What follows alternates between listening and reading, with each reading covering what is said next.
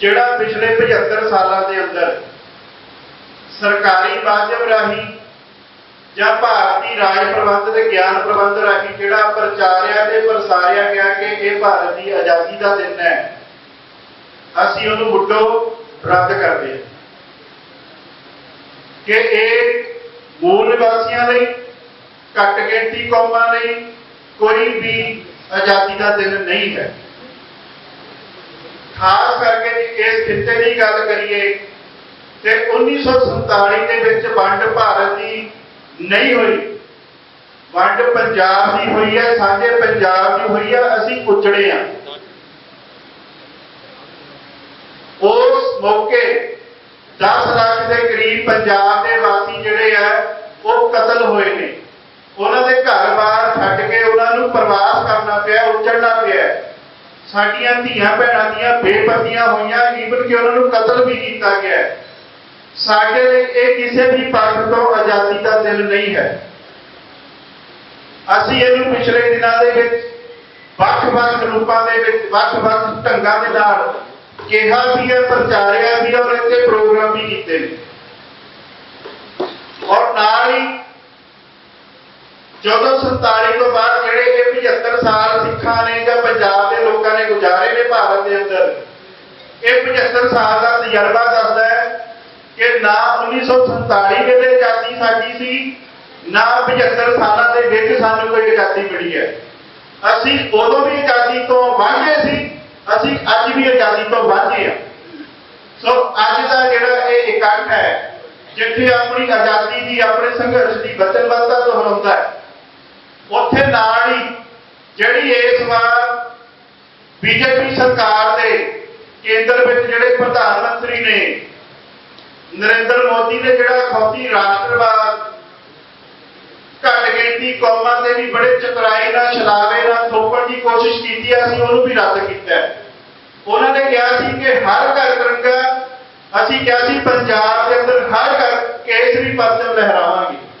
ਸੋ ਤੁਸੀਂ ਸਾਰਿਆਂ ਨੇ ਉਹਦੇ ਵਿੱਚ ਸਾਥ ਵੀ ਦਿੱਤਾ ਹੈ, ਸਾਥ ਨਿਭਾਇਆ ਵੀ ਹੈ, ਤੇ ਤੁਸੀਂ ਆਪਣੇ ਆਪਣੇ ਇਲਾਕੇ ਵਿੱਚ ਕੇਸਰੀ ਪਰਚਮ ਲਹਿਰਾਏ ਵੀ ਆ ਤੇ ਦੁਨੀਆ ਨੂੰ ਵੰਡੇ ਵੀ ਆ। ਤੁਸੀਂ ਸਾਰੇ ਵਧਾਈ ਦੇ ਪਾਤਰ ਹੋ। ਮੈਂ ਦੋਵੇਂ ਜਥੇਬੰਦੀਆਂ ਵੱਲੋਂ ਤੁਹਾਨੂੰ ਸਾਰਿਆਂ ਨੂੰ ਇਸ ਗੱਲ ਦੀ ਵਧਾਈ ਦਿੰਦਾ। ਆਪਣੀ ਅਗਲੀ ਗੱਲ ਅੱਗੇ ਕਰਦੇ ਹੋਏ ਮੈਂ ਜਿੱਥੇ ਇਸ ਇਕੱਠ ਵਿੱਚ ਇਹ ਗੱਲ ਬੜੇ ਭਰਵੇਂ ਰੂਪ ਦੇ ਵਿੱਚ ਕਹਿਣੀ ਚਾਹੁੰਦਾ ਕਿ ਭਾਰਤ ਦੇ 1947 ਦੀ ਜਿਹੜੀ ਇਹ ਆਜ਼ਾਦੀ ਵਾਲਾ ਜਿਹੜਾ ਕਨਸੈਪਟ ਜਾਂ ਜਿਹਨੂੰ ਇਹ ਕਹਿੰਦੇ ਨੇ ਕਿ ਭਾਰਤ 1947 ਚ ਆਜ਼ਾਦ ਹੋਇਆ, ਭਰਾਵੋ ਅਸੀਂ ਕੋਈ ਆਜ਼ਾਦ ਨਹੀਂ ਹੋਏ, ਅਸੀਂ ਅੱਜ ਵੀ ਗੁਲਾਮ ਹੈ। ਅਸੀਂ ਇਸ ਆਜ਼ਾਦੀ ਦੇ ਜਸ਼ਨਾਂ ਤੋਂ ਦੂਰ ਹਾਂ ਤੇ ਦੁਨੀਆ ਨੂੰ ਵੀ, ਆਪਣੇ ਲੋਕਾਂ ਨੂੰ ਵੀ ਇਸ ਤੋਂ ਦੂਰ ਰਹਿਣ ਦੀ ਅਪੀਲ ਕਰਦੇ ਹਾਂ। ਸੋ ਅੱਜ ਦਾ ਜਿਹੜਾ ਇਹ ਪ੍ਰੋਗਰਾਮ ਹੈ, ਇਕੱਲਾ ਸਿੱਖਾਂ ਵੱਲੋਂ ਨਹੀਂ, ਜਿਹੜੇ ਸਾਡੇ ਦੂਜੇ ਸਾਥੀ ਨੇ, ਜਿਹੜੇ ਮੂਲ ਨਿਵਾਸੀ ਨੇ, ਉਹਨਾਂ ਦੀਆਂ ਵੀ ਜਿਹੜੀਆਂ ਇੱਥੇ ਪੰਜਾਬ ਦੇ ਅੰਦਰ ਜਾਂ ਭਾਰਤ ਦੇ ਅੰਦਰ ਪਰੇਸ਼ਾਨੀਆਂ ਨੇ, ਸਮੱਸਿਆਵਾਂ ਨੇ, ਉਹਨਾਂ ਨੇ ਵੀ ਅੱਜ ਤੁਹਾਡੇ ਨਾਲ ਸਾਂਝੀਆਂ ਕਰਨੀਆਂ। ਸੋ ਸਾਡੀ ਦੁੱਖ, ਸਾਡੇ ਪੀੜ ਸਾਂਝੀ ਹੈ। ਸੋ ਅੱਜ ਦਾ ਜਿਹੜਾ ਇਹ ਪ੍ਰੋਗਰਾਮ ਹੈ ਸਾਂਝਾ ਇਸ ਕਰਕੇ ਕਿਉਂਕਿ ਅਸੀਂ ਸਾਰੇ ਗੁਲਾਮੀ ਹੰਢਾ ਰਹੇ ਹਾਂ ਤੇ ਇਸ ਗੁਲਾਮੀ ਤੋਂ ਨਿਜਾਤ ਪਾਉਣ ਲਈ ਸਾਨੂੰ ਇਕੱਠਿਆਂ ਹੋ ਕੇ ਹੰਭਲਾ ਮਾਰਨ ਦੀ ਲੋੜ ਹੈ। ਔਰ ਆਉਣ ਵਾਲੇ ਸਮੇਂ ਦੇ ਵਿੱਚ ਅਸੀਂ ਇਸ ਇਕੱਤਰਤਾ ਨੂੰ, ਇਸ ਆਪਸੀ ਭਾਈਚਾਰਕ ਸਾਂਝ ਨੂੰ ਮਜ਼ਬੂਤ ਕਰਦੇ ਹੋਏ ਪੰਜਾਬ ਦੇ ਅੰਦਰ ਖਾਲਸੇ ਪਰਚਮ ਜਾਂ ਮੂਲ ਨਿਵਾਸੀਆਂ ਦੇ ਜਿਹੜੇ ਪਰਚਮ ਉਹ ਲਹਿਰਾਵਾਂਗੇ। ਜਿਹੜਾ ਹਿੰਦੂਤਵ ਦੀ ਗੁਲਾਮੀ ਆ, ਅਸੀਂ ਉਹਨੂੰ ਗਲੋਂ ਲਾ ਕੇ ਸਮੁੰਦਰਾਂ 'ਚ ਸੁੱਟਾਂਗੇ। ਧੰਨ ਸਾਹਿਬ ਸ੍ਰੀ ਗੁਰੂ ਗ੍ਰੰਥ ਸਾਹਿਬ ਮਹਾਰਾਜ ਜੀ ਦੀ ਪਾਵਨ ਪਵਿੱਤਰ ਹਜ਼ੂਰੀ ਅੰਦਰ ਜੋੜ ਬੈਠੀ ਗੁਰੂ ਰੂਪ ਗੁਰੂ ਸਵਾਰੀ ਖਾਲਸਾ ਸਾਧ ਸੰਗਤ ਜੀ, ਵਾਹਿਗੁਰੂ ਜੀ ਕਾ ਖਾਲਸਾ, ਵਾਹਿਗੁਰੂ ਜੀ ਕੀ ਫਤਿਹ। ਅੱਜ ਜਿਸ ਮਕਸਦ ਲਈ ਅਸੀਂ ਇੱਥੇ ਇਕੱਤਰ ਹੋਏ ਹਾਂ ਉਹਦੇ ਬਾਰੇ ਵਿਸਥਾਰ ਪੂਰਵਕ ਪਰਮਜੀਤ ਸਿੰਘ ਟਾਂਡਾ ਜੀ ਉਹਨਾਂ ਨੇ ਤੁਹਾਨੂੰ ਸਾਰਿਆਂ ਨੂੰ ਦੱਸ ਦਿੱਤਾ। ਜਿਹੜੀ ਇਸ ਪ੍ਰੋਗਰਾਮ ਦੀ ਵਿਲੱਖਣਤਾ ਹੈ ਉਹ ਇਹ ਹੈ ਕਿ ਜਿਹੜਾ ਸਾਡਾ ਸਮਾਜ ਜਿਹਨੂੰ ਇੱਕ ਪਿਛਲੇ ਲੰਬੇ ਸਮੇਂ ਤੋਂ ਟੁੱਟਿਆ ਹੋਇਆ ਮਹਿਸੂਸ ਕਰਦਾ ਸੀ ਕਿ ਕੁਝ ਜਿਹੜੇ ਸਾਡੇ ਮੂਲ ਨਿਵਾਸੀ ਭਾਈਚਾਰੇ ਦੇ ਲੋਕ ਸੀਗੇ ਉਹ ਸਾਡੇ ਸਮਾਜ ਨਾਲੋਂ ਟੁੱਟੇ ਹੋਏ ਮਹਿਸੂਸ ਕਰਦੇ ਸੀ ਆਪਣੇ ਆਪ ਨੂੰ, ਤੇ ਅਸੀਂ ਵੀ ਆਪਣੇ ਆਪ ਨੂੰ ਉਹਨਾਂ ਨਾਲੋਂ ਜਿਹੜੇ ਆ ਉਹ ਵੱਖਰੇ ਜਿਹੇ ਮਹਿਸੂਸ ਕਰਦੇ ਸੀ। ਸੋ ਉਸ ਵੱਖਰੇਵੇਂ ਨੂੰ ਦੂਰ ਕਰਨ ਦੇ ਲਈ एक सांझी पीड़ है जिहड़ी साडी उहने सानूं साझा कीता। जिहड़े मूल निवासी भाईचारे दे उत्ते अत्याचार हुंदे ने, जिहड़े इत्थे धार्मिक घट गिणतियां दे उत्ते अत्याचार हुंदे आ, वो सारे इक्को ही शासकां वल्लों कीते जाते। बेशक उन्हां नूं नाम अलग अलग दे दिया जाता है।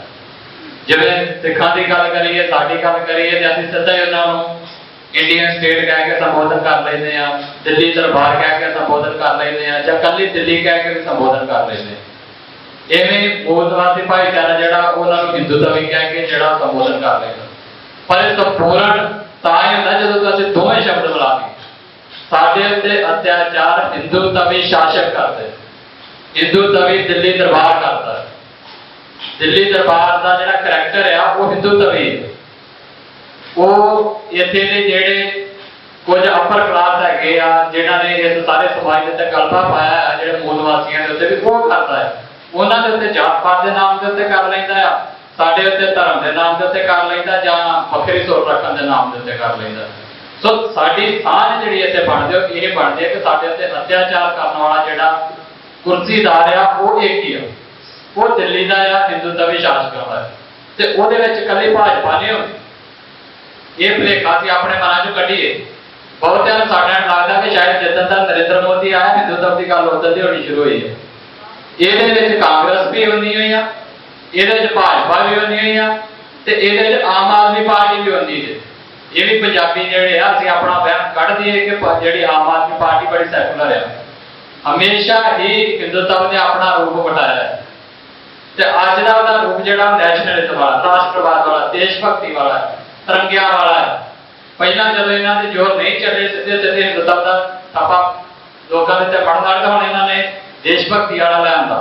जिस तरह के चला लो जां तुसीं जिहड़े उन्हां दे चेले जन गण मन गा लो, सिनेमिਆਂ दे विच वंदे मातरम दे स्लोगन तो इस गा लो, लोकां दे घरां दे झंडे ला लो, ये सारा हिंदुत्वी जिहड़ा इंडिया आ ओहदियां चालां। सो इन्हां पार्टियां नूं कदे भी अलग करके ना वेख्या करो। हाँ तुसीं देख लो हुण पंजाब दा माहौल की आ।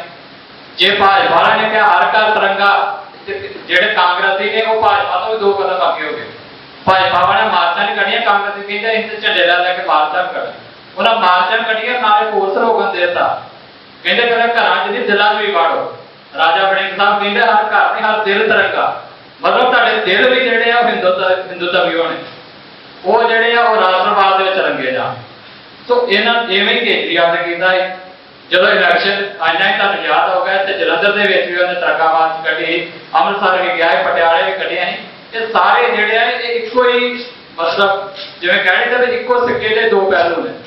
वो कभी अपना रूप जिहड़ा जातिवाद वाला लै लैंदा है, ब्राह्मणवाद वाला लै लैंदा है ते घट गिणतियां दे जुल्म करन लग पैंदा।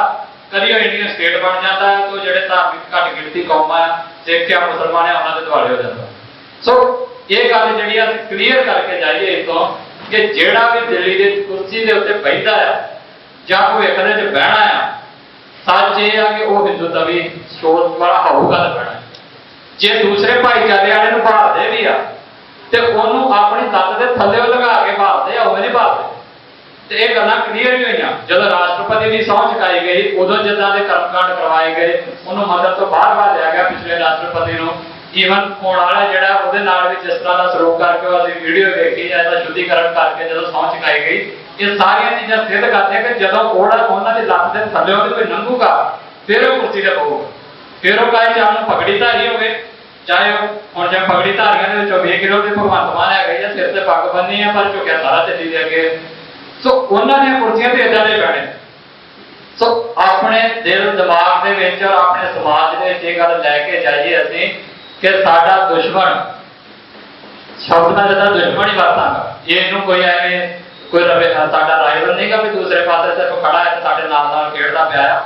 जिहड़ा साडा दुश्मन आ चाहे वो मूल निवासी भाईचारे दा आ, चाहे सिखां दा आ ते चाहे मुसलमानां दा आ, जां ईवन जिहड़े धर्म निरपक्ष की गल करदे ने, जिहड़े कामरेडी सोच दे विच आ जांदे ने, तुसीं उहनां नूं भी वेखो ऑल ओवर इंडिया दे विच जिहड़ा उहनां तों वखरी गल करूगा जो कि जेल੍ਹਾਂ 'ਚ बंदे आ।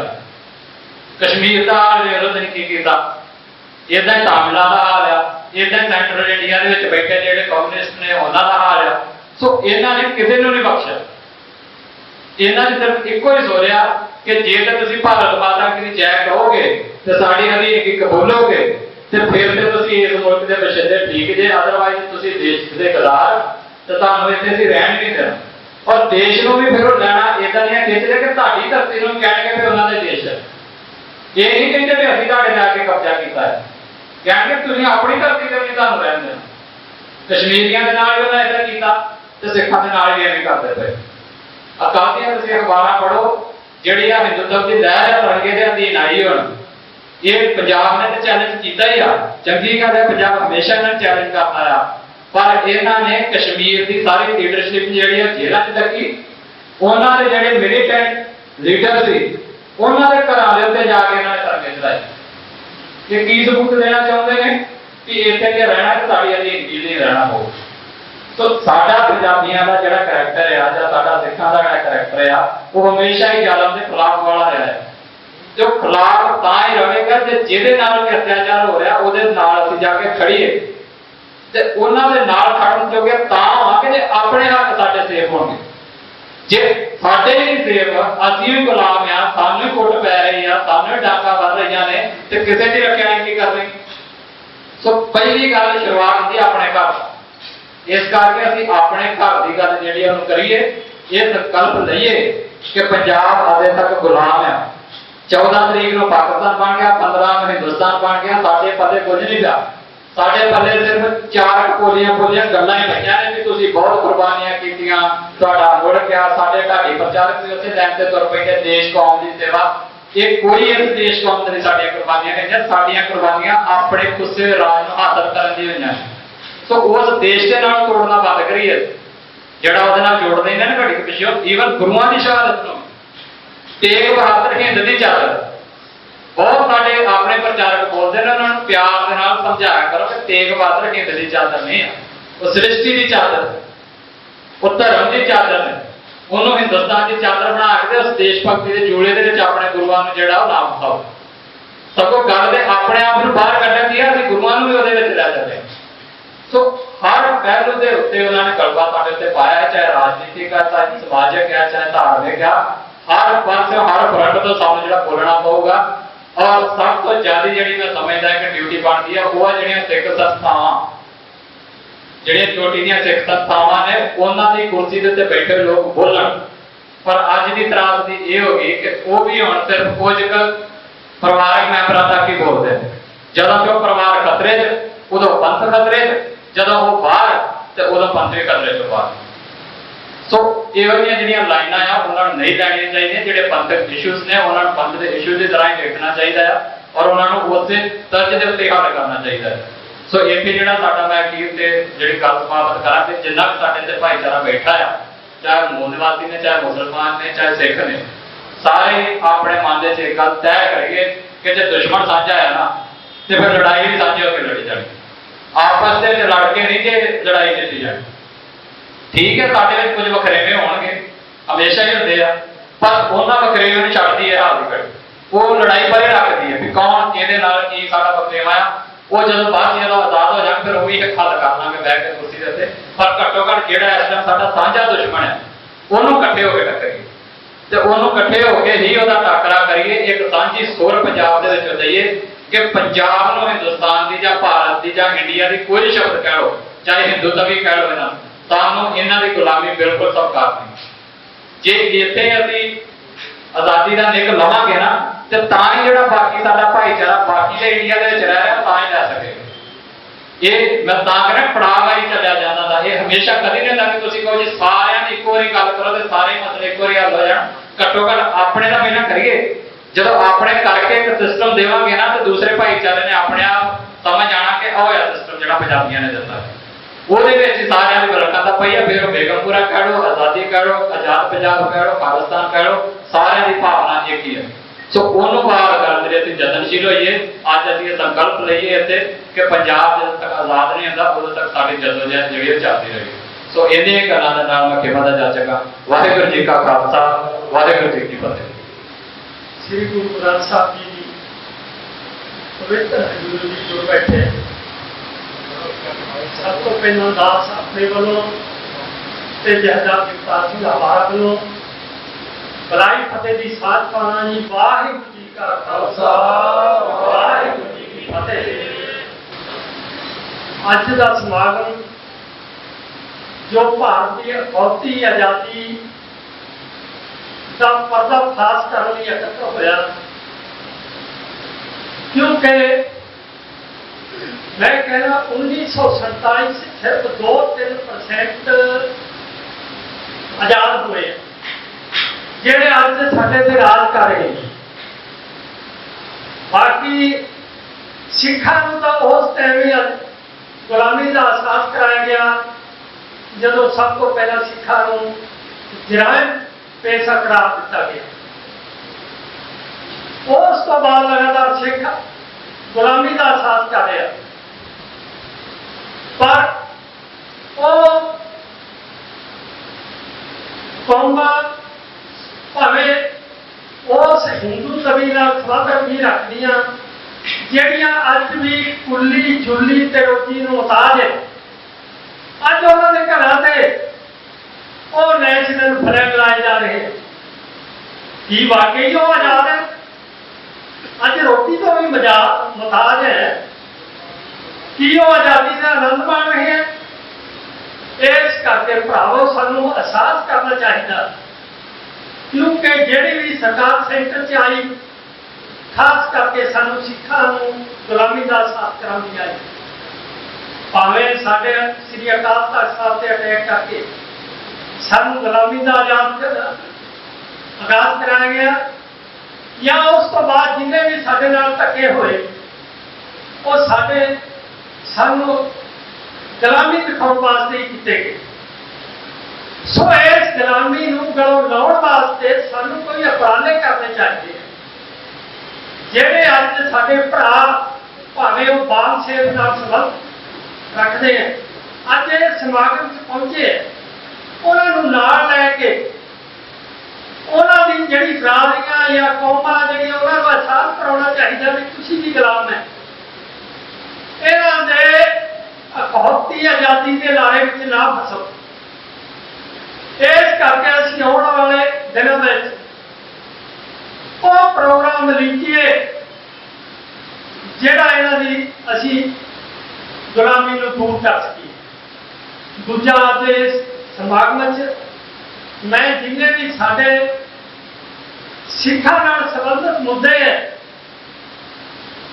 उन्हां च सानू इंसाफ नहीं मिलिया। सरकारां वल्लों उन्हां दे हक्कां लई उन्हां दी प्राप्ति लई सानू धरने दिते जा रहे।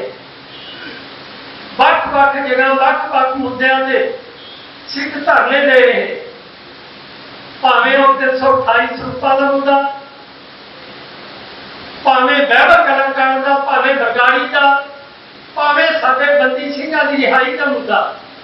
अज मैं एक बेनती जरूर थानू करांगा, खास करके भाई कमर साहब पाल सिंह बिट्टू ने मैनूं सुनेहा लाया सी। मैं जहदार जगतार सिंह से हमारा का सुनेहा लैके थोड़े चरणा पुज्या, इस ते जरूर गौर करियो कि जिन्हें भी साडे मुद्दे उन्हां दी प्राप्ति लई असीं वख-वख थावां ते धरने ला रहे हैं। किसी को 7 साल हो गए, जिस तरह बापू सूरत सिंह वालों लाया गया, बरगाड़ी का मोर्चा चल रहा, बहबर कलां का चल रहा, भावें बंदी सिंघां की रिहाई वास्ते सराबे चल रहा, दिल्ली 31 जुलाई को मोर्चा लाया गया। आने वाले समय च असीं कोशिश करें वो वीर इकट्ठे हो गए उस मोर्चा से जाके उन्होंने प्रबंधकों को जिहड़े उन्होंने मोर्चा की अगवाई कर रहे हैं घट्टो घट्टी उन्होंने इकट्ठा करके वो मोर्चा एक जगह तो लगाया जाए, क्योंकि करारे हत्थों तो बाद सरकारों ने थानू कोई हक नहीं दे। जदों मोर्चा एक जगह तो लगेगा, थोड़ी शक्ति होगी तो सरकार को झुकना पड़ेगा। इस करके जिहड़े वख-वख जगह से मुद्दे मोर्चे लगे उन्होंने सरकारों से कोई असर नहीं हो रहा। इस करके असीं सरकारों को अपने हक लैण लई आउण वाले दिनों इन्हां नूं इकट्ठा करके वो मोर्चे जिन्हें भी साडे पंथक मुद्दे है उन्हां ते ही लगे हुए उन्हां नूं इकट्ठा करके एक जगह तो अगवाई करिए ताकि असीं सरकार नूं झुका सकीए ते अपने हक लै सकीए। सो इन्नी बेनतियां करता होया ये मेरी बेनती से जरूर गौर करना। आने वाले दिन मैं तकरीबन जिन्ने भी धरने या मोर्चे लगे हैं तख्त पन्ना पा के सोहेब का सज्जना नाम लैके उन्होंने याद की कोशिश करेंगे ताकि असं उन्होंने एक जगह इकट्ठा कर सकीए। सो ये मेरी बेनती प्रवान करना जी। वाहिगुरू जी का खालसा वाहिगुरू जी की फतेह। जय गुरु संगत जी, अज सिख जथेबंदियां तो मूल मसीह समाज के माधव तो काउंसिल के भी पूरे भारत के और बहुत देशों के भी अपना उद्देश और विचारधारा अपना कर रही है और उन्होंने माध्यम तो आज कॉन्फ्रेंस रखी गई है। कॉन्फ्रेंस 5-7 मिनट का टाइम मिलता उसमें आप खुद के अपने विचार भी कर सकते। मैं एक रिक्वेस्ट करूँगा साथियों कि सैमीनार अगर लगातार जो हो सका उत्थे आप अपने विचारों की सांझ पा सकीए तो कितने साढ़े उताइयां कितने असी सांझी वार्ता का संदेश असी अपने महापुरखों का संदेश जो सांझी वार्ता का संदेश है वो असी अपने लोगों के क्यों नहीं पहुंचा सकते। अज जिस हालात मूल असी बहुजन समाज गुजर रहा वो तो एको एक कारण है इस देश में जाति व्यवस्था वाली व्यवस्था। साढ़े गुरुआ महापुरखों ने इस देश के जाति व्यवस्था वाली व्यवस्था के लोग खत्म कर दी। 10 गुरुआ ने और जोड़े होर भी साढ़े गुरु सी और राष्ट्रपिता ज्योतिराव फुले तो लैके बाबा साहब डॉक्टर भीमराव अम्बेडकर साहब बख्शी तक अज 5 साल लगातार संघर्ष कर रहे हैं। इस देश जाति व्यवस्था वाली व्यवस्था का खत्म होना चाहिए और भाईचारा निर्माण होना चाहिए और वो भाईचारा निर्माण अज तक किधर दिखाई नहीं दे रहा। 15 अगस्त 1947 की जी आजादी है वो इस देश में SC ST OBC और मिनोरिटी के वोट जो है उन्होंने आजादी नहीं है। ये आजादी 65% ब्राह्मणों की आजादी है। मैं 3-4 मेरे को पहला स्पीकर बोल के गया अगर तुम दुश्मन को टारगेट नहीं करोगे कभी भी सफल नहीं हो सकोगे। 3-4 उसको बुला ले दुश्मन की गल करके गए पर दुश्मन कौन है वो टारगेट नहीं करते पर एक बहुत बड़ा खला है। तुम लड़ाई लड़ना चाहते हो लड़ाई किन्हों लोगों के नाम लड़ना चाहते अगर वह नाम ही लोगों को दसोगे तो लोगों को कितों पता लगू। स्पीकर और एजुकेटर जोड़े होंगे प्रोफेसर जो यूनिवर्सिटी के होंगे वो दसदा तो दुश्मन कौन है। अगर असं वो दुश्मन को नहीं दसा असं ये रौला पाई करते हैं कि इस देश के मूलवासी समाज और सिख जथेबंदियां वो सिख जो पूरा सिख सकते हैं गुलाम है। तो एक पास से गुलाम है तो जी आजाद गुलाम किन्होंने लोगों ने बनाया वो गुलाम बनाने का ढंग की है उन्होंने व्यवस्था का निर्माण किया वन व्यवस्था का निर्माण किया। ब्राह्मण खत्री वैश्य शूद्र जाति शूद्र सिख संगत है वो किस पढ़ा किस सेक्शन के आते हैं वो पता था मैं ये नहीं कहता उन्होंने पता नहीं पर मतलब अपने अपने उस अगर इस देश मूल भागवत कई बार क्या हिंदू सिख मुसलमान जोड़े वो हिंदू घट गिनती हिंदू उन्होंने हिंदू के दायरे में जाके गल करते हैं।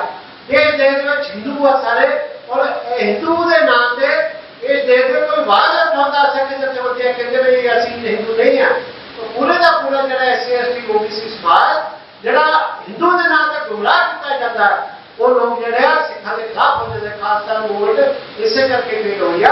खालसा वर्सेस हिंदुस्तान लड़ाई लगी और हिंदुस्तान वर्ड जो मिसलीडिंग वर्ड है।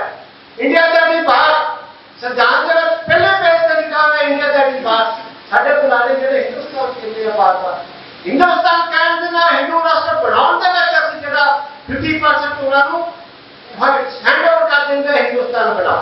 जब तक साड़ी भाषा जी लोग जी अपनी भाषा नहीं होगी अगर असं ब्राह्मणों की भाषा बोलेंगे तो असं ब्राह्मणों के गुलाम रहांगे वो गुलाम है। उन्होंने हिंदू जो वर्ड है मिसलीडिंग वर्ड है डिक्शनरी कट लो फारसी का नाम है हिंदू जो मुगलों के द्वारा किया हुआ वर्ड है वो डिक्शनरी वाडो काफड़ा काला ब्राह्मण निकेरा डिक्शनरी में लिखा हिंदुता के नाम हिंदुता जड़ा मिसलीडिंग वर्ड है ये कहते जड़ा चलो हिंदू की गल होंदी आ ते पूरे दा पूरा जड़ा एससी एसटी ओबीसी समाज उन्होंने आपा एक विरोध विच खड़ा कर दिए क्योंकि वो लोग बड़े जागरूक नहीं है जब मंदिर के विच जाना उदों बोर्ड लग चुका ये शूद्र का इस मंदिर में जाना वर्जित है जब लड़ाई लड़नी होंदी आ एससी एसटी ओबीसी समाज पूरी की पूरी तरह वो अपने हिंदू के नाम को शामिल करता तो हिंदू वर्ड एक पावर को गेन किता करना वो गेम खेलते आ हिंदुओं के नाम के स्टेज में अज तक कोई लोग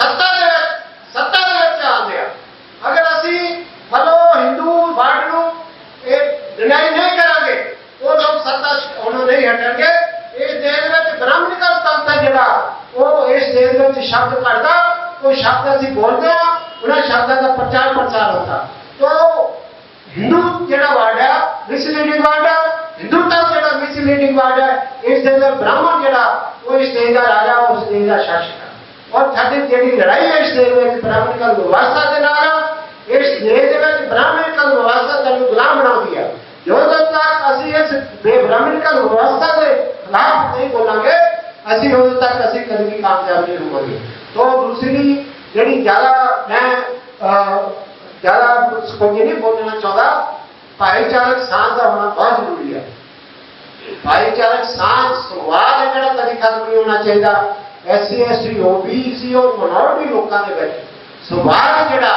वो कभी खत्म नहीं होना चाहिए जो संवाद खत्म हो जाता तो लोग दुश्मन जरा उन्होंने गिरफ्तार करता इन्हों का नाता जरा इस सेक्शन का टुट गया इन्होंने कोशिश करो गिरफ्तार की और एक मैं होर करनी है कि जी क्लैरिटी मैं जितना मेरा व्यू पॉइंट है सिमटी मंगोगे गुलामी ना लाओगी सिमटी मंगोगे गुलामी ना लाओगी दुश्मन कहता लगा लो सिमटी पर साडी आ गल मान लो अस सिमटी दे मैन की खातर गुलामी जी अपने समाज से फोक देने हैं ये लड़ाई जी इस आजादी और गुलामी लड़ाई है सानू दुश्मन ने हजारों सालों को गुलाम बना के रखा हुआ है साडी लड़ाई आजादी दे विच आजादी है और इस देश 15 अगस्त 1947 की आजादी है वो इस देश में ब्राह्मणिकल लोगों की आजादी है बाबा साहब डॉक्टर भीमराव अम्बेडकर कहते हैं कि ये लड़ाई जी आजादी है साडे लोगों की आजादी नहीं है ये तो ब्राह्मणिकल लोगों की आजादी है असीं अज भी इस देश में गुलाम हैं और वो गुलामी जी राष्ट्रपिता ज्योतिराव फुले ने आजादी का आंदोलन चलाया थी वो आंदोलन आज भी अधूरा इस देश में अंग्रेज विदेशी अंग्रेजों के खिलाफ आंदोलन चला अंग्रेज इस देश में छड़ के चले गए इस तरह से ब्राह्मण जरा आर्यन के रूप में ब्राह्मण है वो विदेशी है अगर अस विदेशी से एक्सेप्ट करते हैं अगर उसका ना ही पिन पॉइंट करते असी इस देश को जिन्होंने लोगों ने गुलाम बनाया वो लोगों ने दस नहीं अस क्या कितों बुझांगे तो एक विदेशी तो छुटकारा पाया उन्होंने दूजे विदेशी को जो देश की बागडोर जी संभाल के दे गए और दूजे लोग जो इस देश एससी एसटी ओबीसी माइनॉरिटी के लोगों को बहुत बड़े पैमाने गुलाम बना के रख रहा है अज और जी प्रेजेंट सिनेरियो आ प्रेजेंट सिनेरियो ये कहता भी आने वाले 5-7 साल बीजेपी जी पंजाब रूल करूगी फिर वो पूरे का पूरा सिख बुद्धिजीवी विभाग और पूरे का पूरा एससी जो IAS IPS जो रिटायर होते हैं वो बड़े बड़े पैमाने से बीजेपी बेच जा रहा है और बीजेपी इस वेले कैपेबल है 117 जो कैंडीडेट खड़े करने वक्री गल उन्होंने बी टीम अजे उन्होंने अगे लिया था ताकि जी बीजेपी को वोट देनी पैनी उन्हें बी टीम अगे लिया के वोट जी ट्रांसफर कराई और आम आदमी पार्टी को इस पंजाब सत्ता लिया था आने वाले समय बीजेपी 5-7-10 साल इस देश अगर असी भाईचारा निर्माण नहीं किया असं एक समानता स्वतंत्रता भाईचारा न्याय के तहत समाज की सिरजना नहीं की इस देश में बीजेपी पंजाब के बहुत बड़े पैमाने पर और बहुत जल्द इस देश में ग्रह बन जा रही है तो उन्होंने रोकने वास्ते एको ही मैं कहना भी इस देश में जातिवाद जो जातिवाद है वर्ण व्यवस्था और जातिवाद खत्म करके एक भाईचारा निर्माण किया जाए ताकि असी एक प्लेटफॉर्म से आके इस पंजाब और इस देश की बात को अपने हथों के लेके और लैके जी सत्ता तो बाहर भी जो सानू दिन रात काम करना पऊगा। जी व्यवस्था जो इस व्यवस्था के खिलाफ असं सत्ता के आने सत्ता पहले मिल सकती है पर व्यवस्था जी सामाजिक व्यवस्था खत्म करने वास्ते बहुत बड़े पैमाने से सानू अपने प्रचारक पैदा करने पैणगे।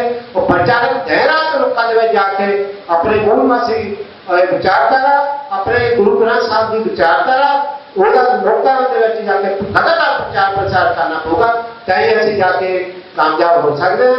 नहीं तो आने वाला समा साढ़े लिए बहुत गंभीर समा है। तो मैं ये गला कहता हुआ अपने बाणी को विराम देना। जय भीम जय भारत जय मूलवासी बहुत वाहिगुरु जी का खालसा वाहिगुरु जी। गुरु ग्रंथ साहब जी की हजूरी में आज तो 75 साल पहला मिली इस हिंदुस्तान इस भारत को आजादी के जश्न जिथे पूरा ये भारत मना रहा है। अज अपने जोर के उपर दम के उपर पंजाब ने उन्होंने चैलेंज कबूल करके अज उस तिरंगे की थां केसरी लहराते ने पंजाब के विच सिख मुसलमान मूल निवासी सारे साझा भाईचारा इकट्ठा होया। तो वाहिगुरु जी का खालसा वाहिगुरु जी की फतेह। दिल्ली तख्त नूं अगर कोई टक्कर दिंदा है हमेशा पंजाब दिंदा है। ताजी घटना जिहड़ी काले कानून आए ने जिस दिल्ली के उस काले कानूनों नूं मोड़िया आ वो तुसीं मोड़िया वो पंजाब की नौजवानी ने मोड़िया। ते अज तो 75 साल पहला पंजाब के जो दो हिस्से होए हजारां लोग लखां लोग घरों बेघर होए परिवारों के परिवार खत्म हो गए। आज उस लाशां के उपर खड़ के 75वीं वर्षगांठ के उपर जिहड़ा इस स्टेट के पीएम ने घर घर तिरंगे का ऐलान किया वो तिरंगा जिहड़ा एक खून के नाल लथपथ होया पिया आ। साडे परिवारां नूं साडे जान तो प्यारे अकाल तख्त साहब नूं ढह ढेरी करन लई वो फोर्सां चढ़ के आंदियां उस तिरंगे की आड़ हेठ आंदियां ने।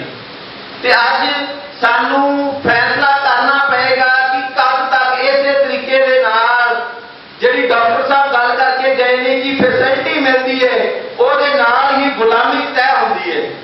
सो ये गल सानू समझनी पएगी जिस दे सिर दे उपर अज एक तरक्कियां जो पंजाब सरकार बनांदा पक्कियां सड़कां दी गल्लां करदा है वो तुहानू सुख सहूलतां देण दीयां गल्लां करदे ने तुहानू फ्री मैडिकल देण दीयां गल्लां करदे ने फ्री एजुकेशन सिस्टम देण दीयां गल्लां करदे ने वो दाड़ा ते तुहानू आटे पी के देण दीयां गल्लां करदे ने। ये तुहानू गुलामी वल लिजा रहे स्टैप ने जिहड़े तुहाडी गुलामी दी जंजीरां नूं होर मजबूत करदे ने।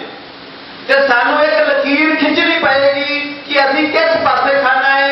एक पासे वो दिल्ली दा तख्त जिहड़ा तुहाडे उपर हर रोज तशद्दुद कर रहा है वो चाहे साडा एजुकेशन सिस्टम होवे साडा चाहे इतिहास होवे जिहड़े साडे गुरु साहिबां नूं भी जिथे अतवादी लिख रहे ने। सो ये राज की ताकत है उस राज नूं बहाल करन दे लई सानू जिथे अपने घर परिवार दे लई असीं बहुत सूझ दे नाल बहुत सियाणप दे नाल दिन रात सोचते हैं परिवार चलाउण लई। सो गुरु प्यारे उस घर लई भी सानू रल के सोचना पएगा जिथे साडा गुरु सिर्फ रह सकता है। जिस तिरंगे नूं अज घर घर पहचान की गल हो रही है जिस देश की आज़ादी की गल हो रही है वो काहदी आज़ादी जिस आजाद देश नूं तुसीं आजाद कह रहे हो उत्थे साडा गुरु सिर्फ नहीं। जिस गुरु ग्रंथ साहिब की बेअदबी हुंदी है वो डेरावार जिन्हां नूं सेंटर ने पालिया होया आ उन्हां नूं जट सिक्योरिटियां दित्तियां जांदियां ने ते गुरु की बेअदबी करन वाले शरेआम घुम रहे ने। ये देश जिहड़ा एक असीं गल्लां सुणदे आ इतिहास इस चीज़ की गवाही भरदा है कि देशां विचों देश पंजाब विच सही है वो पंजाब देश ही साडा अपने हर एक समस्या का इको एक हल है वो है पंजाब की आज़ादी। जिस देश की असीं गल करदे हां खालसा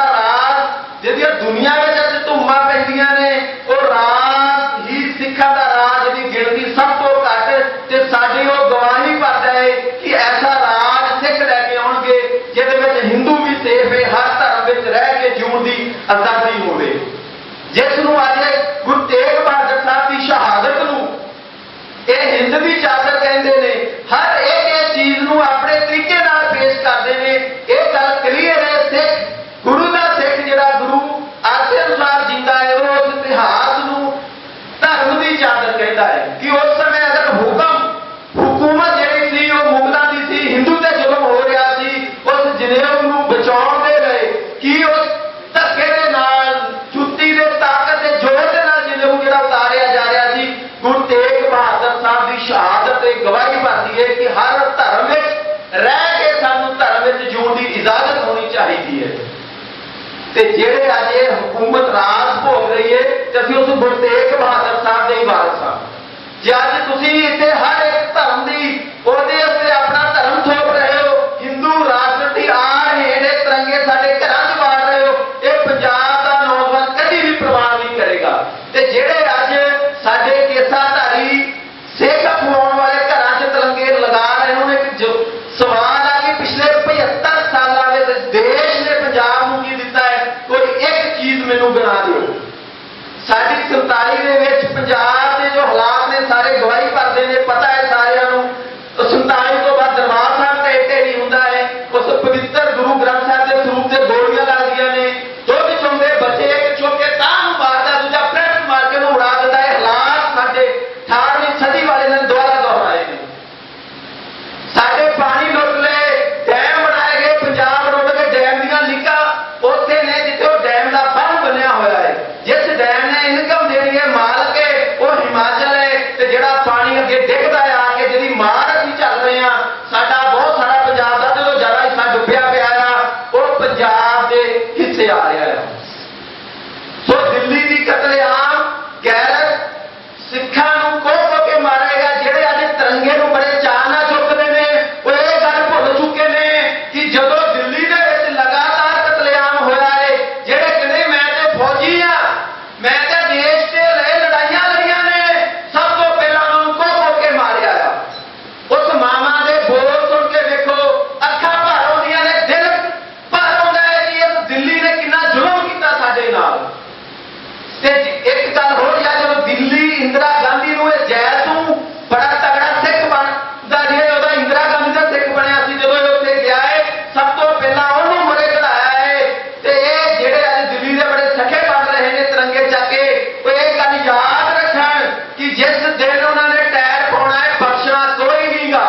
ਉਹ ਚਾਹੇ ਕਾਂਗਰਸ ਦਾ ਹੋਵੇ, ਚਾਹੇ ਉਹ ਬੀਜੇਪੀ ਦਾ ਹੋਵੇ, ਜਿਹੜਾ ਉਹਨਾਂ ਦੇ ਨੱਕੇ ਵਿੱਚ ਨਹੀਂ ਨੱਕਦਾ ਸਾਰੇ ਰਗੜੇ ਜਾਣੇ ਨੇ। ਸੋ ਸਾਨੂੰ ਇੱਕ ਸਟੈਂਡ ਲੈ ਕੇ ਇਸ 15 ਅਗਸਤ ਦਾ ਬਾਈਕਾਟ ਕਰਕੇ ਇਹ ਦਿੱਲੀ ਨੂੰ ਚੈਲੰਜ ਆ ਸਾਡਾ ਕਿ ਜਦ ਤੱਕ ਪੰਜਾਬ ਆਜ਼ਾਦ ਨਹੀਂ ਹੋ ਜਾਂਦਾ ਅਸੀਂ ਇਸ ਤਰੀਕੇ ਨਾਲ ਤੇ ਨਾ ਠਾਏ ਲੈਂਦੇ ਰਹਾਂਗੇ। ਵਾਹਿਗੁਰੂ ਜੀ ਕਾ ਖਾਲਸਾ, ਵਾਹਿਗੁਰੂ ਜੀ ਕੀ ਫਤਿਹ। ਸਾਰੀਆਂ ਦੀ ਜਥੇਬੰਦੀਆਂ ਸੰਗਤੀ ਰੂਪ ਚ ਵਿਰਾਜਮਾਨ ਨੇ। ਫਤਿਹ ਅਰਜ਼ ਕਰਦਾ ਵਾਹਿਗੁਰੂ ਜੀ ਕਾ ਖਾਲਸਾ, ਵਾਹਿਗੁਰੂ ਜੀ ਕੀ ਫਤਿਹ। ਅੱਜ ਜਿਹੜਾ ਸਮਾਗਮ ਆਪਾਂ ਸਾਰਿਆਂ ਨੇ ਰਲ ਕੇ ਤੈਅ ਕੀਤਾ ਹੈ ਤੇ ਹੋ ਰਿਹਾ ਹੈ, ਉਹਦੇ ਵਿੱਚ ਜੇ ਅਸੀਂ ਸਾਡੇ ਨਾਲ ਅੱਡ-ਅੱਡ ਖੇਤਰਾਂ 'ਚ ਹੋਈਆਂ ਬੇਇਨਸਾਫੀਆਂ ਦੀ ਗੱਲ ਕਰੀਏ ਤਾਂ ਉਹ ਲਿਸਟ ਬਹੁਤ ਲੰਬੀ ਹੈ। ਸਾਨੂੰ ਕੀ ਮਿਲਿਆ, ਕੀ ਨਹੀਂ ਮਿਲਿਆ, ਸਾਨੂੰ ਨੌਕਰੀਆਂ ਨਹੀਂ ਮਿਲੀਆਂ, ਸਾਨੂੰ ਰਾਸ਼ਨ ਨਹੀਂ ਮਿਲਿਆ, ਇਹ ਇੱਕ ਵੱਡਾ ਵਿਸ਼ਾ ਹੈ ਪਰ ਅੱਡਰਾ। ਅੱਜ ਅਸੀਂ ਜਿਸ ਮਕਸਦ ਲਈ ਇਕੱਤਰ ਹੋਏ ਹਾਂ ਉਹ ਇਹ ਹੈ ਕਿ ਜਿਹੜਾ ਇਹ 15 ਅਗਸਤ ਦੇ ਨਾਮ ਤੇ ਲਫ਼ਜ਼ ਨਾਲ ਆਜ਼ਾਦੀ ਜੋੜ ਰਹੇ ਨੇ, ਕੀ ਇਹ ਆਜ਼ਾਦੀ ਹੈ ਜਾਂ ਨਹੀਂ। ਅਸੀਂ ਜਿਹੜੇ ਸੰਘਰਸ਼ੀ ਸਿੱਖ ਹਾਂ, ਕਿਉਂਕਿ ਸੰਘਰਸ਼ੀ ਲਫ਼ਜ਼ ਨਾਲ ਤਾਂ ਬੋਲਣਾ ਪੈਂਦਾ ਹੈ ਕਿ 40 ਕੁ ਸਾਲ ਦਾ ਇੱਕ ਸਮਾਂ ਹੈ, 47 ਸਾਲ ਦਾ 1970 ਤੋਂ ਲੈ ਕਰਕੇ ਇੱਥੇ ਬਹੁਤ ਜ਼ਿਆਦਾ ਮੇਰੇ ਭਰਾ ਵੀਰ ਭੈਣਾਂ ਇੱਥੇ ਬੈਠੇ ਨੇ ਜਿਨ੍ਹਾਂ ਨੇ ਇਹ ਸਾਰੇ 45 ਸਾਲ ਪਿੰਡੇ ਤੇ ਕਢਾਈ ਵੀ ਨੇ ਤੇ ਮਨ ਦੇ ਉੱਤੇ ਵੀ ਹਟਾਏ। ਉਹਨਾਂ ਨੂੰ ਜਦੋਂ ਇਹ ਲਫ਼ਜ਼ ਬੋਲਿਆ ਜਾਂਦਾ ਹੈ ਆਜ਼ਾਦੀ, ਤਾਂ ਉਹਨਾਂ ਨੂੰ ਚਿੜ ਹੁੰਦੀ ਹੈ, ਬਹੁਤ ਦੁੱਖ ਹੁੰਦਾ ਹੈ, ਬਹੁਤ ਮਤਲਬ ਕਹਿਣ ਤੋਂ ਉਹਨਾਂ ਦੇ ਸਹਿਣ ਤੋਂ ਦੂਰ ਦੀ ਗੱਲ ਹੋ ਜਾਂਦੀ ਹੈ। ਮੈਂ ਉਹਨਾਂ ਚੋਂ ਇੱਕ ਹਾਂ। ਦੂਸਰੀ ਗੱਲ,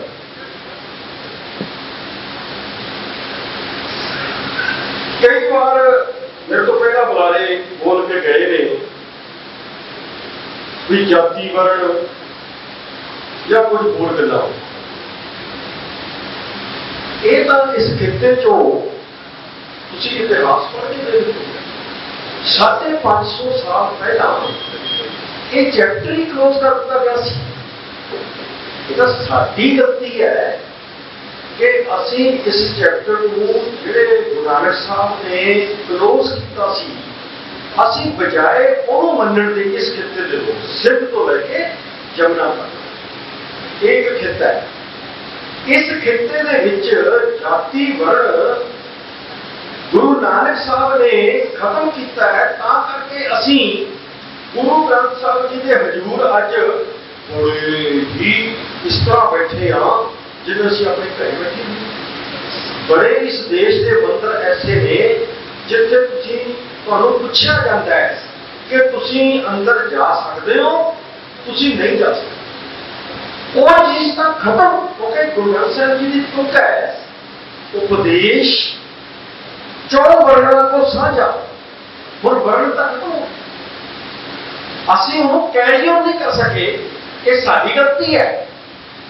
ਉਸ ਫਿਲਾਸਫੀ ਦੀ, ਉਸ ਵਿਚਾਰਧਾਰਾ ਦੀ, ਉਸ ਰੈਵੋਲੂਸ਼ਨ ਦੀ ਇਹ ਗਲਤੀ ਨਹੀਂ ਹੈ। ਅੱਗੇ ਚੱਲੀਏ। 75 ਸਾਲ ਦਾ ਜਿਹੜਾ ਅੱਜ ਜਿਵੇਂ ਕਿ ਆਜ਼ਾਦੀ ਦਾ ਦਿਨ ਮਨਾਉਣ ਜਾ ਰਹੇ ਲੋਕ, ਇਹ ਅਸਲ 'ਚ 75 ਸਾਲ ਤੱਕ ਕੋਈ ਵੀ ਡਾਟਾ ਨਹੀਂ ਹੈ। ਉਹ ਕਿੱਦਾਂ ਨਹੀਂ ਹੈ ਕਿ 75 ਸਾਲ ਪਹਿਲਾਂ ਇੱਕ ਸਮਝੌਤਾ ਹੋਇਆ। ਸਾਨੂੰ ਬਹੁਤ ਕਲੀਅਰ ਹੋ ਜਾਣਾ ਚਾਹੀਦਾ ਇਸ ਗੱਲ ਬਾਰੇ।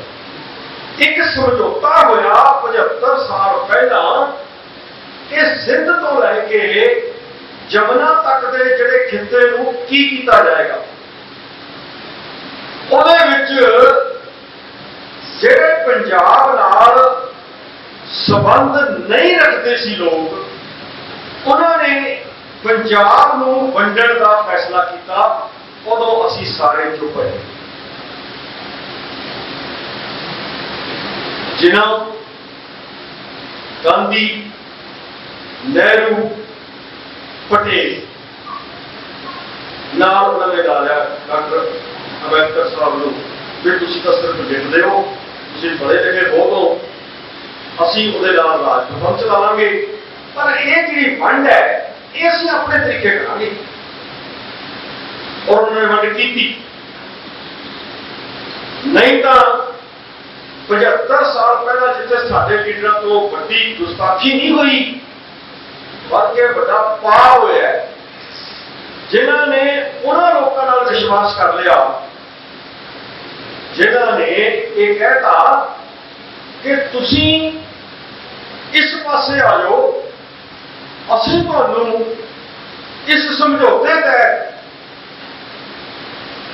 ਇੱਕ ਐਸਾ ਖਿੱਤਾ ਦੇਵਾਂਗੇ। ਉਹ ਖਿੱਤਾ ਕਿਹੜਾ ਸੀ? ਉਹ ਖਿੱਤਾ ਜਮਨਾ ਤੋਂ ਲੈ ਕੇ ਵਾਘੇ ਤੱਕ ਸੀ, ਜਿਹੜਾ ਕਿ ਸਿੰਧ ਤੋਂ ਪਹਿਲਾਂ ਵਾਘੇ ਤੇ ਜਾਂਦਾ। ਉਹ ਖਿੱਤਾ ਸੀ ਜਿਹੜਾ ਅੱਜ ਵੀ ਹੈ, ਉਹਨੂੰ ਫਿਰ ਛਾਪਿਆ ਗਿਆ।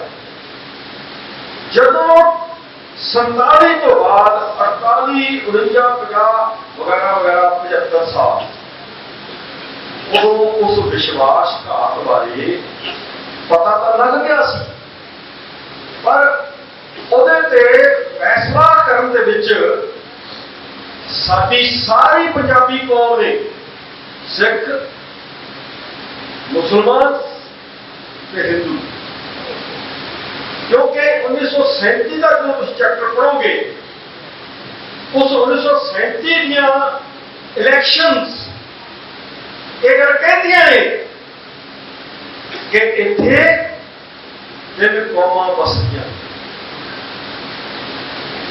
मैं बहुत घट है गल सारे बिल्कुल ठीक है कि ये गल्लां सैमीनारां दे विच कीतियां जा सकदियां, पर मैं हुण गल चली है एक गल कह दिओ, जो ब्रिटिशर राज सी तो उन्होंने कहा इंग्लैंड के विचों हुक्म आया, असिस्टेंट डायरेक्टर क्रिमिनल इंटैलीजेंस, उन्होंने हुक्म आया कि पंजाब की सियासत की सानू रिपोर्ट भेजी जाए। पंजाब सी थे कोई जात पात कुछ नहीं सी। ये तुसी किताबां तो करके डी फैक्ट्री जिहड़ा कि डायरेक्टर सी ਉਹਦੀ ड्यूटी लगी, अज भी ਉਹਦੀ ओरिजिनल रिपोर्ट आर्काइव्स दिल्ली च पई है। Original report by D Petrie assistant director criminal intelligence British government India. So मैं इस गल को छुट्टी कर रहा हूँ कि उन्हें ये लिखा है कि जी पंजाब की पूरे 10 साल लाए उस रिपोर्ट तैयार करने 1901 तो 1911 तक। 10 साल बाद उन्हें एक तत्त करके दिता, बड़ी बड़ी रिपोर्ट है। तत्त यह करिया पंजाब की सियासत आपे अंदाजा ला लो पंजाब उस टाइम कितना सी। पंजाब की सियासत हिंदुओं के सिखों की सियासत है, ये ब्रिटिश ऑफिसर है। ਉਹਦੇ ਵਿੱਚ ਜਿਹੜਾ ਹਿੰਦੂ ਧੜਾ ਹੈ ਉਹ ਵਰਣ ਵੰਡ ਨੂੰ ਆਪਣੀ ਸਭ ਤੋਂ ਮਜ਼ਬੂਤ ਜੜ ਮੰਨਦਾ ਹੈ ਤੇ ਸਿੱਖ ਜਾਤ ਪਾਤ ਨੂੰ ਮੰਨਦਾ ਹੀ ਨਹੀਂ। ਇਹ ਲੜਾਈ ਹੈ ਸਿੱਖ ਸਿਆਸਤ ਦੇ ਵਿੱਚ। ਮੈਂ ਕਿਉਂਕਿ ਮੈਨੂੰ ਲੱਗਦਾ ਹੈ ਇਸ਼ਾਰਾ ਹੋ ਰਿਹਾ ਹੈ, ਮੈਂ ਲਾਸਟ ਗੱਲ ਇਹ ਗੱਲ ਕਹਿਣਾ कि पंजाब के लोगों अपनी सियासत करनी पई। जी 75 साल च सियासत हुई है वो उधारी सियासत सी। कदे वो कांग्रेस के रूप च आई है, कदे वो बादल बीजेपी के रूप च आई है, हुण वो आप के रूप च आई है। वो इस धरती की सियासत नहीं है। संत जरनैल सिंह भिंडरा वाले only one leader in 75 years, only one जिन्हें इस खिते की सियासत की, इस धरती की जिन्होंने जियोपॉलिटिक्स कहने हो, इस धरती की सियासत केवल ते केवल संत जरनैल सिंह ने की। साडा नौजवान लीडर सी वो, इतने बहुत बैठे ने मेरे समेत जिन्होंने उन्होंने दर्शन किए, उन्होंने सुने हैं, दर्शन तो भाव सुने हैं, उन्होंने माने हैं। आ बैठे पौंटा साहब सतनाम सिंह जी जिन्होंने जहाज अगवा करके लै गए भी संतान क्यों गिरफ्तार किया।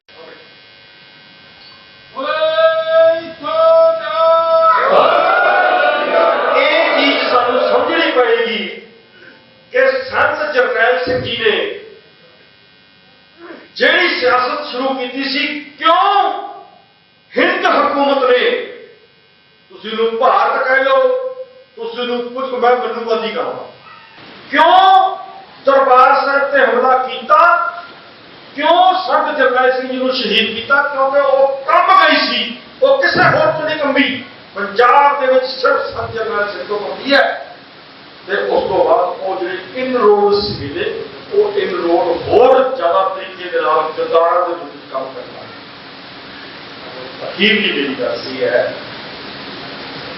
कि इतने 75 साल की गल करते करते असी अपनी सियासत के नाल नहीं जुड़ सकते। मेरा विचार है कोई सहमत हो असी जे इस धरती की सियासत करनी है, जिन्ने असी रह गए हैं, सानू 1849 को अपनी सियासत शुरू करनी पड़ेगी। आज जो 15 अगस्त मना रहे हो ना, रोज के रूप में सियासत महाराजा रणजीत सिंह के राज के खत्म होने तो बाद जे शुरू करोगे फिर तो बच जाओगे, नहीं तो बोल जाओगे। लैक्चर हरेक बंदा कर सकता, हरेक को फंड आ जाता है, किसी को किसी तरीके, किसी को किसी तरीके। ये तो मैं भी देखना 60 साल तो मतलब मेरी भी होगी है, मैं भी तो देख रहा हूं, पर तुसी स्टेबल की कीता है। अज जे किसी की फोटो तो डर लगता है, मेरे सारे साथी थे बैठे ने भिंडरा तो बिना किसी को डर लगता है। हिंदुस्तान की फोटो मनोवादी हुक्मरानों को क्यों नहीं लगता? क्योंकि तुहानू किसी गिनती च गिनते ही नहीं, और गिनते ही केवल संत जरनैल सिद्धू है, इस करके तो बार बार विरोध करते हैं। इस खिते की सियासत में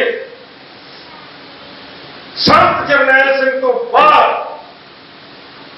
2022 26 जून संगरूर में सिमरनजीत सिंह मान को जिता के, एक सिमरनजीत सिंह मान नहीं जितया, ये इस खिते की सियासत जीती है जिन्हें महाराजा रणजीत सिंह के राज वालों अपना मुंह मोड़िया, वो सियासत जीती है। कृपा करके इन्हां गल्लां नूं समझो, जिन्हें मर्जी मुजाहरे करो, मुबारक करने पैंदे ने गुलाम कौमां नूं, पर ਉਹਦਾ ਜਿਹੜਾ ਸਿੱਧਤ ਹੋਵੋਗੇ ਉਹ ਸਿੱਧਤ ਹੋਵੋ ਮਹਾਰਾਜਾ ਰਣਜੀਤ ਸਿੰਘ ਦੇ ਰਾਜ, ਜਿਹੜਾ ਗੁਰੂ ਨਾਨਕ ਦੇ ਬਾਬਰ ਤੋਂ ਜਾਬਰ ਦੇ ਸੰਦੇਸ਼ ਦਾ ਅਗਲਾ ਪੜਾਅ ਸੀ, ਜੋ ਉਹ ਸਮਝਾ ਕੇ ਗਏ ਸੀ ਮਹਾਰਾਜ ਗੁਰੂ ਨਾਨਕ ਸਾਹਿਬ ਸੇ ਪਾਤਸ਼ਾਹੀਆਂ। ਉਹਦਾ ਅਗਲਾ ਰੂਪ ਇਸ ਧਰਤੀ ਦੀ ਜੀਓਪੋਲਿਟਿਕਸ ਦੇ ਵਿੱਚ ਜਿਹੜਾ ਆਇਆ, ਉਹ ਬੰਦਾ ਸਿੰਘ ਬਹਾਦਰ ਤੋਂ ਬਾਅਦ महाराजा रणजीत सिंह आया, उस तो बाद घाड़ा मारा है। जे तुसी असल में सियासत करना चाहते हो, जी इस खिते की सियासत है, सानू 1849 को कंटिन्यू करना पड़ेगा। जोड़ा अज संगरूर च होया है उन्होंने होर बढ़ाना पड़ेगा, सारा मिल के बढ़ाना पड़ेगा। कोई एक धिर उन्होंने नहीं स्थापित कर सकती। सानू सारे असीं बेनती रूप कहने कि आप मिल बैठिए तो उस सियासत को ਜਿਹੜੀ 1849 एक समझौते तहत खत्म कर दी गई थी, उन्होंने फिर उजागर करिए ते इस देश समेत सारी लुकाई नूं एक असलों ही वेलफेयर स्टेट का नक्शा प्रदान करिए। वाहिगुरू जी का खालसा, वाहिगुरू जी की फतेह। वो मनुवादी समाज सी, जात पात का कोड सी, एक दूए नाल बिल्कुल ਜਿਹੜੀਆਂ ਦਲਿਤ ਜਾਤੀਆਂ ਸਨ, ਕਮਜ਼ੋਰ ਜਾਤੀਆਂ ਸਨ, ਉਹਨਾਂ ਨੂੰ ਬਿਲਕੁਲ ਵੀ ਆਪਣੇ ਘਰਾਂ 'ਚ ਹੀ ਮਾਰਦੇ ਸਨ, ਆਪਣੇ ਖੂਹਾਂ ਦੇ ਪਾਣੀ ਨਹੀਂ ਪੀਣ ਦਿੰਦੇ ਸਨ। ਉਹਨਾਂ ਨਾਲ ਬਹੁਤ ਹੀ ਨੀਚ ਦਾ ਜਿਹੜਾ ਵਿਵਹਾਰ ਕੀਤਾ ਜਾਂਦਾ ਸੀ। ਗੁਰੂ ਨਾਨਕ ਸਾਹਿਬ ਜੀ ਨੇ ਇਸੇ ਵਾਸਤੇ ਕਿਹਾ ਵੀ ਇੱਕੋ ਪੰਗਤ ਵਿੱਚ ਬੈਠ ਕੇ ਸਾਰੇ ਲੰਗਰ ਛਕਣਗੇ। ਕਰਤਾਰਪੁਰ ਸਾਹਿਬ ਦੇ ਵਿੱਚ ਉਹਨਾਂ ਨੇ ਇਹ ਜਿਹੜਾ ਕੰਸੈਪਟ ਸ਼ੁਰੂ ਕੀਤਾ ਸੰਗਤ ਦਾ। ਫਿਰ ਸਭ ਤੋਂ ਵੱਡੀ ਗੱਲ ਜਿਹੜੀ ਆ, गुरु अमरदास जी वेले गुरु अमरदास जी को मिलन के लिए इन्हां जेड़े मनुवादी जेड़े ब्राह्मण सन, इन्हां ने शिकायत की सी अकबर नूं कि गुरु ग्रंथ साहब दे विच बहुत कुछ जिहड़ा है कि लिखिया गया जिहड़ा साडे कानूनां दे खिलाफ है। वो अकबर बादशाह गुरु अमरदास जी को मिलन लई आया गोइंदवाल साहब। उस वेले देखो जिहड़ा पंगत का कंसैप्ट है, कहते जेड़ा भी गुरु साहब के दर्शन करने लिए आएगा पहले लंगर से बैठ के लंगर छके पंगत में बैठ के। अकबर बादशाह खुद पंगत में बैठ के उन्हें लंगर छकया। फिर गुरु अमरदास जी महाराज ने इस मतलब के प्यादा तौर से दर्शन दिते। ये साडा दे भाईचारक साहब जड़ी है गुरु ग्रंथ साहब के विच 15 भगतां दी बाणी है, सारे जातां दी भगतां दी बाणी है, सारे धर्मां के जातां की बाणी है, चाहे मुसलमान हो, चाहे बामन हो, चाहे नीच जात हो, चाहे कबीर हो, चाहे भगत रविदास जी हो, मतलब कि होर जिन्हें भी चाहे सतना कसाई हो, सारिया की बाणी गुरु साहब ने गुरु अर्जन देव जी महाराज ने सत्कार के नाल अपने 6 गुरु साहबाना की बाणी के नाम दर्ज की है। गुरु ग्रंथ साहब सर्व साझा ग्रंथ है। इसनूं गुरु गोबिंद सिंह जी महाराज ने हजूर साहब विखे पर्याई बख्शी है। इस वास्ते अज जो सानू साडे सामने जो चैलेंज है वो अज नहीं दिता गया, अज का बहुत बड़ा चैलेंज है। ये जिहड़ा चैलेंज सानू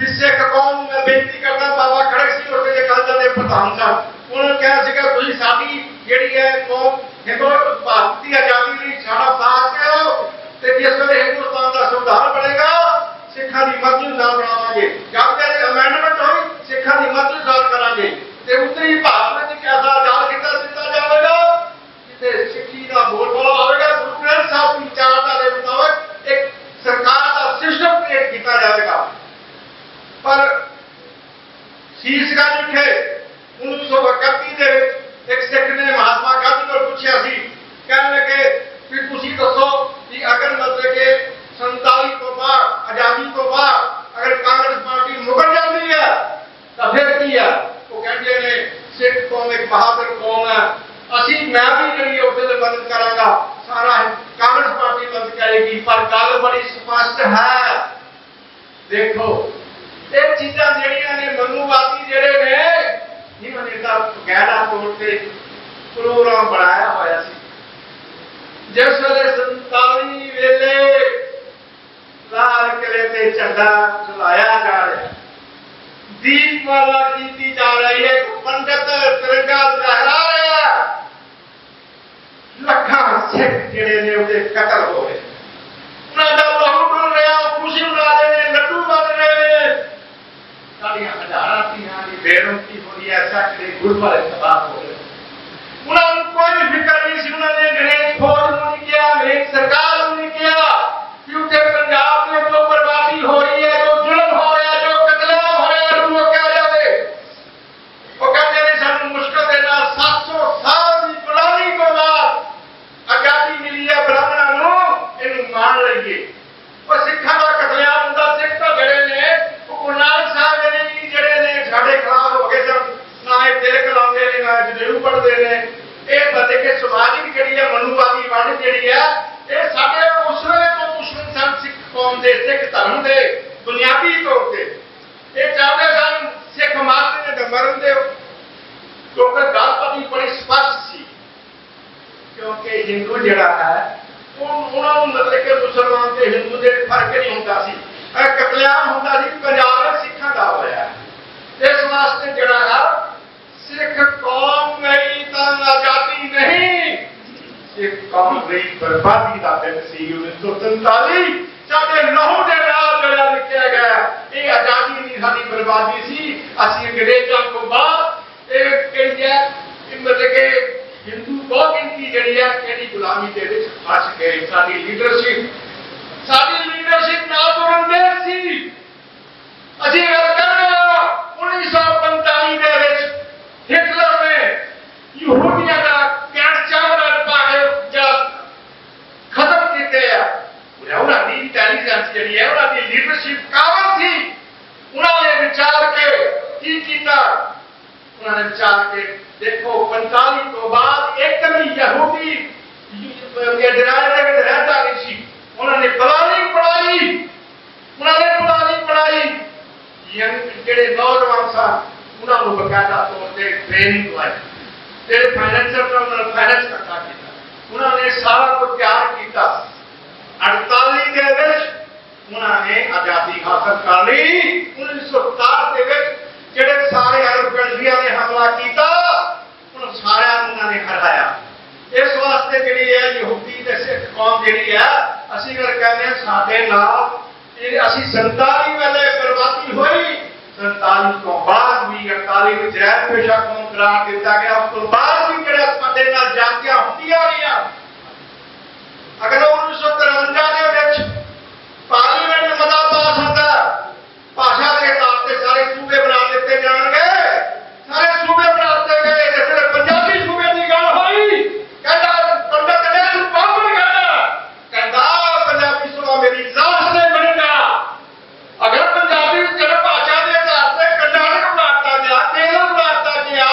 मतलब कि जी तमिलनाडु बनाता गया आंध्र प्रदेश बनाता गया बंबई को कट के महाराष्ट्र बनाता गया गुजरात बनाता गया पर फिर पंजाबी सूबा क्यों नहीं बनाया गया पंजाबी सूबा क्यों नहीं बनाया गया भाई असी हुण बड़ी गल स्पष्ट है असी इस भारत की इस आजादी को नरेंद्र मोदी ने ਹਿੰਦੂਤਵ ਦੇ ਨਾਂ ਦੇ ਉੱਤੇ ਇਹਨੂੰ ਪਿੱਛੇ ਰੱਖ ਕੇ ਇਹ ਤਿਰੰਗੇ ਝੰਡੇ ਜਿਹੜੇ ਨੇ ਜਿਹੜੇ ਚੁਲਾਉਣ ਦੀ ਗੱਲ ਕਰ ਰਹੇ ਨੇ, ਇਸ ਦਾ ਅਸੀਂ ਬਾਈਕਾਟ ਕੀਤਾ। ਕੇਸਰੀ ਪਰਚਮ ਸਰਬ ਸਾਂਝਾ, ਕੇਸਰੀ ਪਰਚਮ ਸਰਬ ਸਾਂਝਾ ਜੇ ਗੁਰਦੁਆਰਿਆਂ 'ਚ ਲੱਗਾ ਹੁੰਦਾ ਹੈ ਤਾਂ ਉਹਦੇ ਸਰਬਤ ਦੇ ਭਲੇ ਦਾ ਕੰਸੈਪਟ, ਉੱਥੇ ਚਾਹੇ ਕੋਈ ਵੀ ਕਿਸੇ ਜਾਤ ਦਾ ਕਿਸੇ ਧਰਮ ਦਾ ਕੋਈ ਵੀ ਆਵੇ, ਕੇਸਰੀ ਪਰਚਮ ਜਿਹੜਾ ਸਰਬਤ ਦੇ ਭਲੇ ਦਾ ਕੰਸੈਪਟ ਹੈ।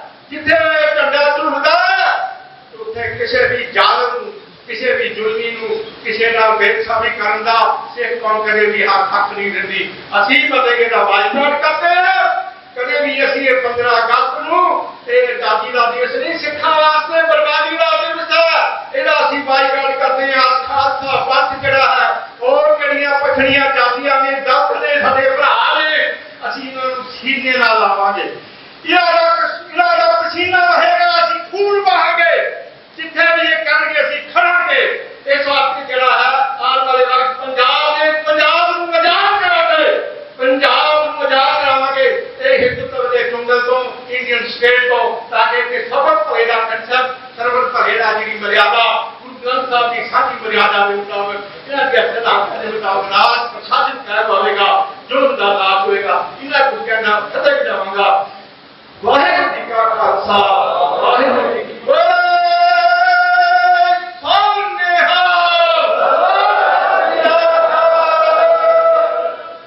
ਵਾਹਿਗੁਰੂ ਦਾ ਖਾਲਸਾ, ਵਾਹਿਗੁਰੂ ਜੀ ਕੀ ਫਤਿਹ। ਜਿੰਨੇ ਮੇਰੇ ਇੱਥੇ ਬਜ਼ੁਰਗ ਨੌਜਵਾਨ ਸਾਥੀ ਆਏ ਨੇ, ਸਾਰੇ ਦੁਖੀ ਨੇ, ਕਿਉਂਕਿ ਤੁਸੀਂ ਏਦਾਂ ਕਿ ਸਰਕਾਰਾਂ ਤੁਹਾਨੂੰ ਡੱਕਦੀਆਂ ਆਈਆਂ, ਅਸੀਂ ਲਾਲਚਾਂ 'ਚ ਆ ਕੇ ਫਸਦੇ ਰਹੇ। ਜੇ ਆਮ ਆਦਮੀ ਪਾਰਟੀ ਦੀ ਗੱਲ ਕਰੀਏ ਤਾਂ ਉਹਨਾਂ ਨੇ ਸਾਡੀਆਂ ਬੀਬੀਆਂ ਨੂੰ 1000 ਰੁਪਏ ਦਾ ਲਾਲਚ ਲਾ ਕੇ, ਚਾਹੇ ਕੁਝ ਸਾਡੇ ਲੋਕ ਜਿਹੜੇ ਪਾਰਟੀਆਂ ਤੋਂ ਲਾਲਚੀ ਸੀ, ਉਹਦੇ ਵਿੱਚ ਜਾ ਕੇ ਜਿਹੜੇ ਕਿ 60 ਦੇ ਕਰੀਬ ਇਦਾਂ ਦੇ ਐਮਐਲਏ, ਇਦਾਂ ਦੇ ਲੀਡਰ ਸੀ ਜਿਹੜੇ ਉਹਨਾਂ ਦੇ ਜਿੱਤ ਕੇ ਤੇ 92 ਐਮਐਲਏ ਬਣੇ। ਇਸ ਕਰਕੇ ਕਾਂਗਰਸ ਸਰਕਾਰ ਆਈ ਤੇ ਸਾਡੇ ਆਪਸੀ ਭਾਈਚਾਰੇ ਨੂੰ ਕੁਝ ਨਹੀਂ ਮਿਲਿਆ। ਜੇ ਬੀਜੇਪੀ ਅਕਾਲੀ ਦਲ ਦੀ ਸਰਕਾਰ ਆਈ ਤਾਂ ਉਹਦੇ ਵਿੱਚ ਵੀ ਸਾਨੂੰ ਠੱਗਿਆ ਗਿਆ, ਤੇ ਹੁਣ ਤੇ ਅਸੀਂ ਸਾਰੇ ਠੱਗੇ ਗਏ ਹਾਂ। ਇਸ ਕਰਕੇ ਜਿਹੜੇ ਲੋਕ ਸੰਘਰਸ਼ ਕਰਦੇ ਨੇ ਤਖਤੋਂ ਤਾਜ ਉਹਨਾਂ ਨੂੰ ਮਿਲਦੇ ਨੇ, ਤੇ ਅਸੀਂ ਚਾਹੁੰਦੇ ਹਾਂ ਕਿ ਸਾਡਾ ਜਿਹੜਾ ਦਲਿਤ ਭਾਈਚਾਰਾ ਉਹਨੂੰ ਤਕਲੀਫ ਹੋਵੇ ਤੇ ਸਿੱਖ ਭਾਈਚਾਰੇ ਨੂੰ ਵੀ ਤਕਲੀਫ ਹੋਵੇ। ਜਿੱਦਾਂ ਤੁਸੀਂ ਠੱਗੇ ਗਏ ਹੋ, ਇਦਾਂ ਸਾਡਾ ਦਲਿਤ ਭਾਈਚਾਰਾ ਵੀ ਠੱਗਿਆ ਗਿਆ।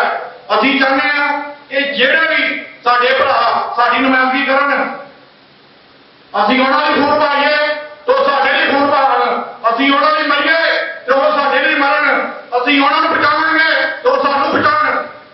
ਬੱਚੇ ਤਾਂ ਹੀ ਜਾਵਾਂਗੇ ਜੇ ਸੱਚ ਦੀ ਰਾਹ ਤੇ ਗੁਰੂ ਮਹਾਰਾਜ ਦੀ ਹਜ਼ੂਰੀ ਦੇ ਵਿੱਚ ਬੈਠੀ ਪਿਆਰੀ ਸਾਧ ਸੰਗਤ ਨੂੰ ਬੇਨਤੀ ਕਰਦੇ ਹਾਂ ਕਿ ਆਓ ਅੱਜ ਇਹ ਜਿਹੜਾ 15 ਅਗਸਤ ਦੇ ਨਾਂ ਤੇ ਜੋ ਉਹਨਾਂ ਨੇ ਨਾਰਾ ਲਾਇਆ, ਇੱਕ ਨਾਰਾ ਉਹਨਾਂ ਨੇ ਜਿਹੜਾ ਤਿਰੰਗੇ ਦੇ ਵਿੱਚ ਕੇਸਰੀ ਨਾਰਾ ਲਾਇਆ ਨਾ, ਤੇ ਮੇਰੇ ਭਰਾ ਵਚਨਬੱਧ ਨੇ ਕੇਸਰੀ ਲੱਗੂਗਾ ਪਰ ਗੁਰੂ ਮਹਾਰਾਜ ਦਾ ਲੱਗੂਗਾ। ਇਸ ਕਰਕੇ ਅਸੀਂ ਸਾਰੇ ਵੀਰਾਂ ਨੂੰ ਬੇਨਤੀ ਕਰਦੇ ਹਾਂ, ਸਾਰੇ ਜਥੇਬੰਦੀਆਂ ਨੂੰ ਬੇਨਤੀ ਕਰਦੇ ਹਾਂ ਕਿ ਆਓ ਅਸੀਂ ਰਲ ਕੇ ਇਸ ਪੰਜਾਬ ਨੂੰ ਇਹਨਾਂ ਡਾਕੂਆਂ ਦੇ ਹੱਥੋਂ ਬਚਾਈਏ, ਕਿਉਂਕਿ ਚਿਹਰੇ ਬਦਲੇ ਨੇ, ਇਹਨਾਂ ਦੀ ਨੀਤੀਆਂ ਨਹੀਂ ਬਦਲੀਆਂ। ਇਸ ਕਰਕੇ ਇਹ ਕਿਤੇ ਨਾ ਕਿਤੇ ਸਾਡੇ ਸਿਧਾਂਤ ਦੇ ਨਾਲ, ਸਾਡੇ ਸਿੱਖ ਭਾਈਚਾਰੇ ਦੇ ਨਾਲ ਸਾਡੇ ਨੌਜਵਾਨ ਸਾਥੀ ਮਰਵਾਈ ਜਾਂਦੇ ਨੇ। ਗੋਲੀਆਂ ਚੱਲ ਰਹੀਆਂ ਨੇ, ਉਹ ਤਾਂ ਨਹੀਂ ਚੱਲ ਰਹੀਆਂ ਕਿ ਇਹਨਾਂ ਲੋਕਾਂ ਨੇ ਸਾਨੂੰ ਲੁੱਟ ਲਿਆ।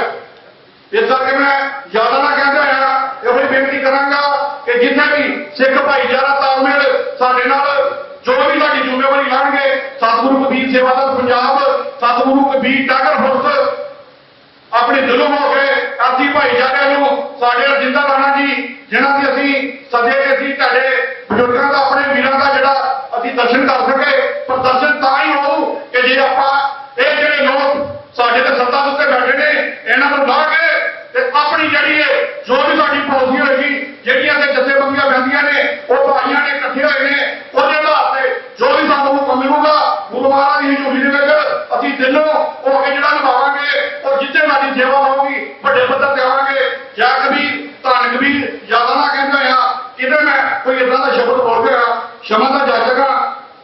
ਵਾਹਿਗੁਰੂ ਜੀ ਕਾ ਖਾਲਸਾ, ਵਾਹਿਗੁਰੂ ਜੀ ਕੀ ਫਤਿਹ। ਅੱਜ ਜਿੱਥੇ ਭਾਰਤ ਦੇਸ਼ ਦੇ ਹੁਕਮਰਾਨ ਇਸ ਦੇਸ਼ ਦੀ ਆਜ਼ਾਦੀ ਦੇ ਜਸ਼ਨ ਮਨਾ ਰਹੇ ਆ, ਉੱਥੇ ਭਾਰਤ ਦੇਸ਼ ਦੇ ਗੁਲਾਮ ਲੋਕ ਇਸ ਦੇਸ਼ ਦੇ ਅੰਦਰ ਆਪਣੇ ਜਾਤੀਆਂ ਦੇ ਜੁਰਮ ਦੇ ਸਹਿੰਦੇ ਹੋਏ ਸਾਡੇ ਗੁਜ਼ਰ ਗਏ 75 ਸਾਲ। ਔਰ ਬਾਹਰੀਆਂ ਗੱਲਾਂ ਮੈਂ ਕਰਦਾ ਹੋਇਆ ਕਿਉਂਕਿ ਅੱਜ ਦੀ ਇਸ ਕਾਨਫਰੰਸ ਦਾ ਕਰਨਾ ਸਾਡਾ ਮਕਸਦ ਸੀ, ਕਿਉਂਕਿ 75 ਸਾਲ ਦਾ ਰੋਣਾ ਜਿਹੜਾ ਉਹ 75 ਮਿੰਟਾਂ ਦੀ ਹੁਣ ਡਿਸਕਸ਼ਨ ਦੇ ਵਿੱਚ ਨਹੀਂ ਧੋਤਾ ਜਾ ਸਕਦਾ। ਇਹਦੇ ਲਈ ਸਾਨੂੰ ਵੱਡੀਆਂ ਲੰਬੀਆਂ ਵਿਚਾਰਾਂ ਕਰਨ ਦੀ ਲੋੜ ਹੈ, ਕਿਉਂਕਿ ਜਦੋਂ ਤੱਕ ਸਾਡੀ ਵਿਚਾਰਕ ਸਾਂਝ ਨਹੀਂ ਪੈਂਦੀ ਔਰ ਵਿਚਾਰਕ ਸਾਂਝ ਤੋਂ ਬਾਅਦ ਸਾਡਾ ਜਿਹੜੇ ਮੁੱਦੇ ਆ ਉਹਨਾਂ 'ਤੇ ਫਾਈਟ ਸਾਂਝੀ ਨਹੀਂ ਹੁੰਦੀ, ਸਾਡਾ ਲੜਾਈ ਦੀ ਰਣਭੂਮੀ ਇੱਕ ਨਹੀਂ ਹੁੰਦੀ, ਉਦੋਂ ਤੱਕ ਇਸ ਦੇਸ਼ ਦੇ ਅੰਦਰ 75 ਸਾਲ ਸਾਨੂੰ ਹੋਰ ਹੰਡੋੜੇ ਪੈ ਸਕਦੇ ਆ। ਲੇਕਿਨ ਅਸੀਂ ਆਪਣੀ ਨਸਲ ਕੁਸ਼ੀ ਹੋਰ ਨਹੀਂ ਕਰਵਾਉਣਾ ਚਾਹੁੰਦੇ।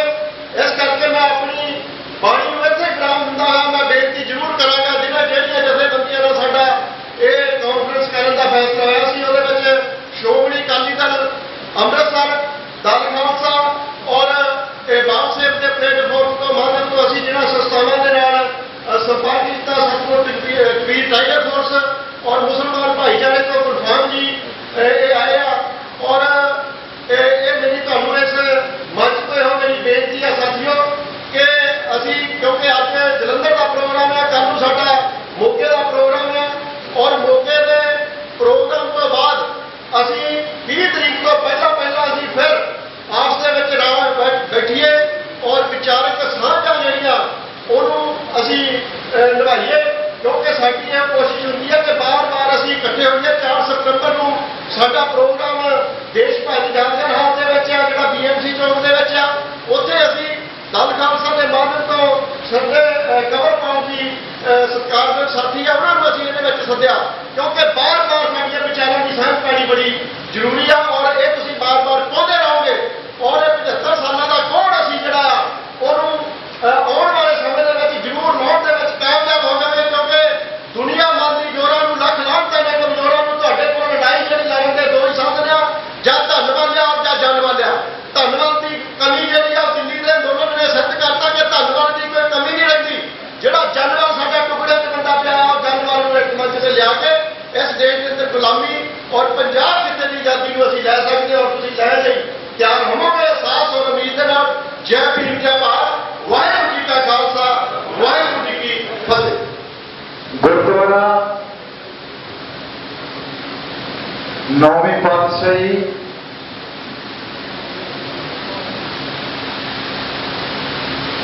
ਦੁਖਪਾਲ ਸਾਹਿਬ ਜਲੰਧਰ ਵਿਖੇ ਅੱਜ ਆਪਾਂ ਦਲ ਖਾਲਸਾ,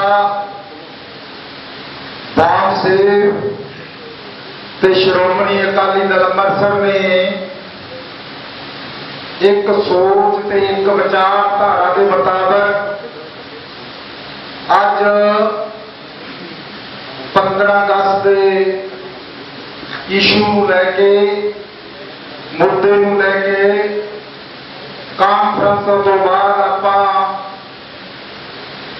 ਖਾਲਸਾ ਮਾਰਚ ਕਰਨਾ ਹੈ। ਉਹਦੇ ਵਿੱਚ ਸਮੁੱਚੀ ਪ੍ਰੈਸ, ਵੱਖ-ਵੱਖ ਜ਼ਿਲ੍ਹਿਆਂ ਤੋਂ ਆਏ ਜਥੇਦਾਰ ਸਾਹਿਬਾਨ, ਗੁਰੂ ਘਰ ਦੇ ਵਜ਼ੀਰ ਤੇ ਗੁਰੂ ਘਰ ਦੇ ਕੀਰਤਨੀਏ, ਦਲ ਖਾਲਸਾ ਦੇ ਪ੍ਰਧਾਨ ਸਰਦਾਰ ਹਰਪਾਲ ਸਿੰਘ ਜੀ ਚੀਮਾ ਸਾਹਿਬ, ਖਡੂਰ ਸਾਹਿਬ, ਮੇਰੇ ਸਤਿਕਾਰਯੋਗ ਕਵਰਪਾਲ ਸਿੰਘ ਜੀ ਬਿੱਟੂ ਸਾਹਿਬ, ਰਾਣਾ ਜੀ ਡਰੌਲੀ ਸਾਹਿਬ, ਮੈਂ ਕਿਹਦਾ ਨਾਮ ਲਵਾਂ, ਸਾਰੇ ਯੋਧੇ ਤੇ ਜਰਨੈਲ ਨੇ, ਬਾਪੂ ਜੀ ਗੁਰਚਰਨ ਸਿੰਘ ਤੇ ਪੌਟਾ ਸਾਹਿਬ। ਵਾਹਿਗੁਰੂ ਜੀ ਕਾ ਖਾਲਸਾ, ਵਾਹਿਗੁਰੂ ਜੀ ਕੀ ਫਤਿਹ। ਗੱਲ ਕੋਈ ਲੰਮੀ ਚੌੜੀ ਨਹੀਂ ਹੈ। ਅੱਜ ਆਪਾਂ ਆਜ਼ਾਦ ਹਸਤੀ ਦੇ ਮਾਲਕ, ਇੰਡੀਅਨ ਸਟੇਟ ਦੇ ਅੰਦਰ ਗੁਲਾਮਾਂ ਵਾਲੀ ਜ਼ਿੰਦਗੀ ਬਤੀਤ ਕਰ ਰਹੇ ਹਾਂ। ਕਦੇ ਸਾਡਾ ਦਰਬਾਰ ਸਾਹਿਬ ਢਾਹ ਦਿੰਦੇ ਨੇ, ਕਦੇ ਸਾਡੇ ਗਲਾਂ 'ਚ ਟਾਇਰ ਪਾ ਦਿੰਦੇ ਨੇ, ਕਦੇ ਸਾਡੀ ਦਿੱਲੀ ਦੇ ਵਿੱਚ ਪੱਗ ਲਾ ਦਿੰਦੇ ਨੇ, ਕਦੇ 700 ਕਿਸਾਨਾਂ ਨੂੰ ਮਾਰ ਕੇ ਸਿੱਧੀਆਂ ਗੋਲੀਆਂ ਤੇ ਵਿਸ਼ੇ ਵਰਗੇ ਨੂੰ ਜ਼ਮਾਨਤਾਂ ਦੇ ਦਿੰਦੇ ਨੇ। ਕਦੇ ਸਾਡੇ ਗੁਰੂ ਗ੍ਰੰਥ ਸਾਹਿਬ ਦੀ ਭੀੜ ਨੂੰ ਚੋਰੀ ਕਰਕੇ ਸਿਰ ਸਿਆਣਾ ਸਾਧ ਕਹਿੰਦਾ ਮੇਰੇ ਕੋਲੇ ਹੈ, ਤੇ ਭਨਿਆਰੇ ਵਾਲਾ ਕਹਿੰਦਾ ਮੈਂ ਗੁਰੂ ਦਾ ਵਿਰੋਧੀ ਹੈ, ਤੇ ਉਧਰ ਨੂਰ ਪਹਿਲੀਆ ਮਰਿਆ ਗਿਆ ਤੇ ਉਹਦੇ ਅੱਗੇ ਡਡੌਤ ਕਰ ਰਹੇ ਨੇ। ਤੇ ਕਦੇ ਸਾਡਾ ਤੋਸ਼ਾਖਾਨਾ ਲੁੱਟ ਲੈਂਦੇ ਨੇ, ਸੰਤ ਜਰਨੈਲ ਸਿੰਘ ਭਿੰਡਰਾਂ ਵਾਲਿਆਂ ਨੂੰ ਸ਼ਹੀਦ ਕਰਕੇ ਨੱਚਦੇ ਨੇ, ਭੰਗੜੇ ਪਾਉਂਦੇ ਨੇ। ਸਾਡੇ 32 ਸਿੰਘਾਂ ਨੂੰ 25-25 ਸਾਲ ਜੇਲ੍ਹਾਂ 'ਚ ਬੰਦ ਕਰਕੇ ਅਸੀਂ ਕੋਈ ਭੀਖ ਥੋੜੀ ਮੰਗਦੇ ਆ, ਸਾਡਾ ਰਾਈਟਾਂ ਨੂੰ ਛੱਡਦੇ ਹੀ ਨਹੀਂ ਗਏ। ਤੇ ਫਿਰ ਆਹ ਜਿਹੜਾ ਧਰੰਗੇ ਦਾ ਰੌਲਾ ਪਿਆ ਹੋਇਆ ਬਈ, ਇਹ ਕਾਹਦਾ ਰੌਲਾ ਸੀ? ਝੰਡਾ ਮੈਨੂੰ ਦੱਸੋ, ਪਹਿਲਾਂ ਖਾਲਸੇ ਦਾ ਝੰਡਾ ਸੀਗਾ, ਤਿਰੰਗਾ ਵੀ ਦੱਸੋ ਮੈਨੂੰ। ਆਹ ਜਿਹੜਾ ਤਿਰੰਗੇ ਦਾ ਝੰਡਾ ਇਹਨੂੰ ਤਾਂ ਮਾੜਾ ਮੋਟਾ ਵਿਸ਼ਵਾਸ ਸਾਡੇ ਮੀਟਰ ਕਰਕੇ ਜੇ ਅਸੀਂ ਨਾਲ ਨਾ ਖੜਦੇ ਇਹ ਤਿਰੰਗਾ ਨਹੀਂ ਸੀ ਹੋਣਾ। ਕਿਸੇ ਨੇ ਮੁਹੰਮਦ ਖਾਨ ਹੋਣਾ ਸੀ ਤੇ ਕਿਸੇ ਨੇ ਮੋਦੀ ਖਾਨ ਹੋਣਾ ਸੀਗਾ, ਕਿਸੇ ਨੇ ਮਿਸਟਰ ਮੁਹੰਮਦ ਹੋਣਾ ਸੀਗਾ। ਇਸ ਕਰਕੇ ਉਹ ਤੁਸੀਂ ਸਾਨ ਫਰਾਮੋਸ਼ ਹੋ ਗਏ ਹੋ। ਇਹ ਝੰਡਾ ਇਹ ਦਲ ਖਾਲਸਾ ਦਾ ਨਹੀਂ ਹੈ, ਨਾ ਇਹ ਅਕਾਲੀ ਦਲ ਅੰਮ੍ਰਿਤਸਰ ਦਾ, ਨਾ ਇਹ ਵਾਮ ਸੇਵ ਦਾ ਹੈ। ਇਹ ਝੰਡਾ ਸਾਡੇ ਗੁਰੂ ਦਾ ਗੁਰੂ ਗੋਬਿੰਦ ਸਿੰਘ ਨੇ ਦਿੱਤਾ ਸਾਨੂੰ। ਇਹ ਝੰਡਾ ਉਹਦਾ ਜਿਹੜਾ ਵੀ ਉਸ ਝੰਡੇ ਵੱਲ ਵੇਖੂਗਾ ਉਹਦੀ ਕੁੱਲ ਨਾਸ ਹੋ ਜਾਣੀ ਹੈ, ਉਹਦੀ ਕੁੱਲ ਨਾਸ ਹੋ ਜਾਣੀ ਹੈ। ਨਾ ਇਹ ਝੰਡਾ ਬੰਬ ਚਲਾਉਂਦਾ, ਨਾ ਇਹ ਝੰਡਾ ਗੋਲੀ ਮਾਰਦਾ, ਨਾ ਇਹ ਝੰਡਾ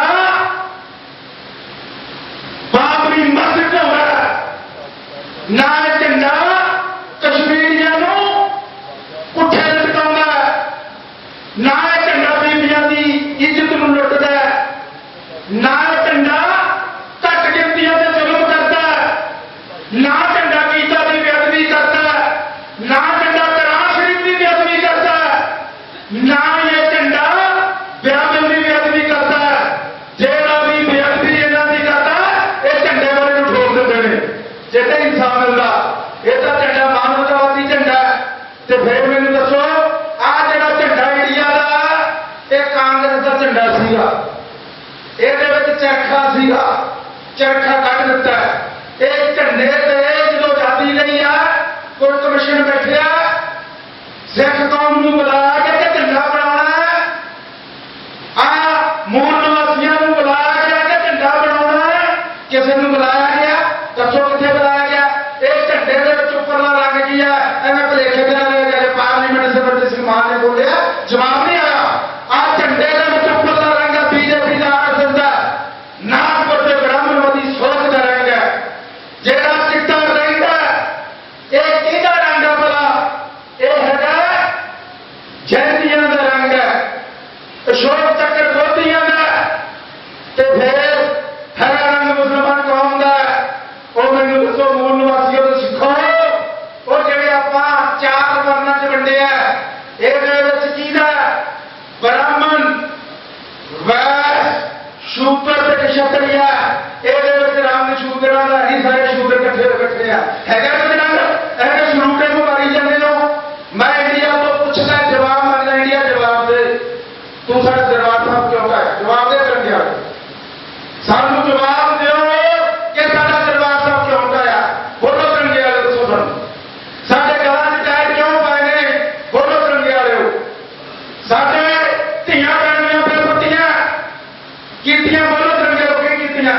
ਸੰਤ ਜਰਨੈਲ ਸਿੰਘ ਭਿੰਡਰਾਂ ਵਾਲਿਆਂ ਨੂੰ ਸ਼ਹੀਦ ਕੀਤਾ, ਉਹਦਾ ਕਿੱਥਾ ਪ੍ਰਸਤਾਵ? ਉਹਦਾ ਕਿੱਥੇ ਆ ਆਪਣਾ ਤੀਰ? ਕਿੱਥੇ ਸੰਸਕਾਰ ਕੀਤਾ ਗਿਆ? ਦੱਸੋ ਉਹ ਤਿਰੰਗੇ ਵਾਲੇ, ਦੱਸੋ। ਸਾਡਾ ਤੋਸ਼ਾਖਾਨਾ ਕਿੱਥੇ ਆ? ਸਾਡੀ ਸਿੱਖ ਰੈਫਰੈਂਸ ਲਾਇਬ੍ਰੇਰੀ ਕਿੱਥੇ ਆ? ਦੱਸੋ ਝੰਡੇ ਵਾਲਿਓ। ਆਹ ਦੱਸੋ ਸਾਡੇ ਗੁਰੂ ਗ੍ਰੰਥ ਸਾਹਿਬ ਦੀ ਬੇਅਦਬੀ ਹੋਈ ਆ, ਸਿਰ ਸਿਆਣੇ ਸਾਨੂੰ ਕਿਉਂ ਸੰਭਾਲ ਕੇ ਰੱਖਿਆ? ਦੱਸੋ ਤਿਰੰਗੇ ਵਾਲਿਓ। ਜਦੋਂ ਮਰਜ਼ੀ ਸਾਡੇ ਗੁਰੂ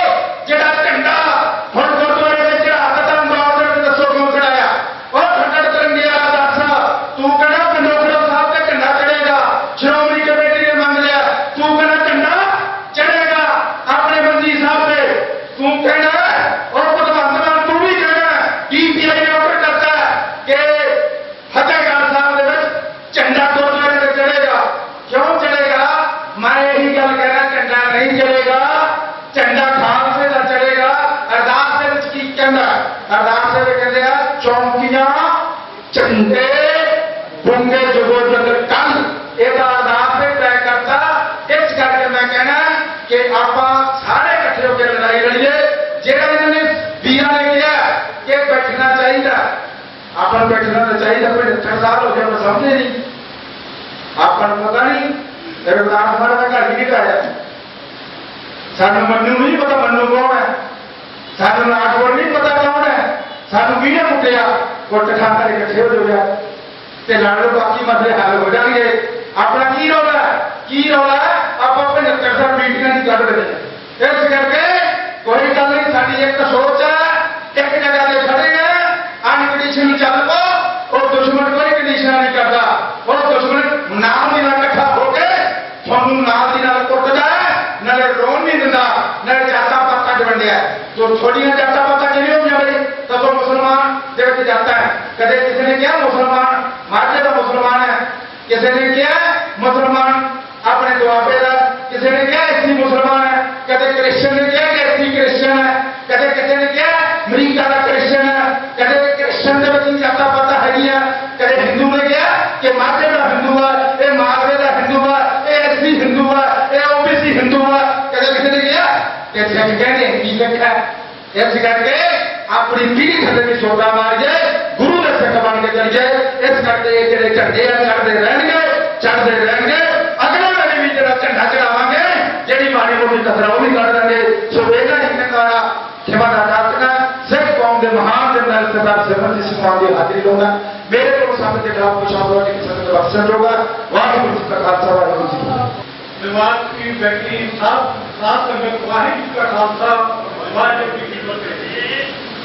कल फिर प्रसादी करनी है, होनी तो नहीं, पर मौजूदा जो ये ब्राह्मणवाद की हुकूमत है, जो मनुवाद की हुकूमत है, इन्हें भरमंड की है, ये 75 साल को साढ़े से राज करते आ रहे हैं।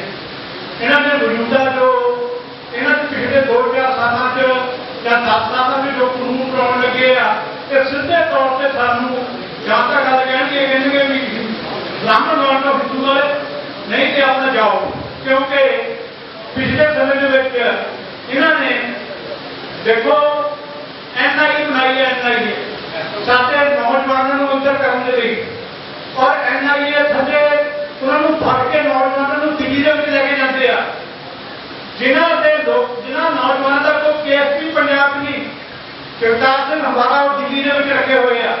जिन्हें नौजवान इन्होंने ऐसा लगते हैं कि वो अपने देश की गल करते हैं, अपनी गैरत की अंत की गल करते हैं, उन्होंने सारे उत्ते केस पा के UAP के सारे दिल्ली ले जाते हैं।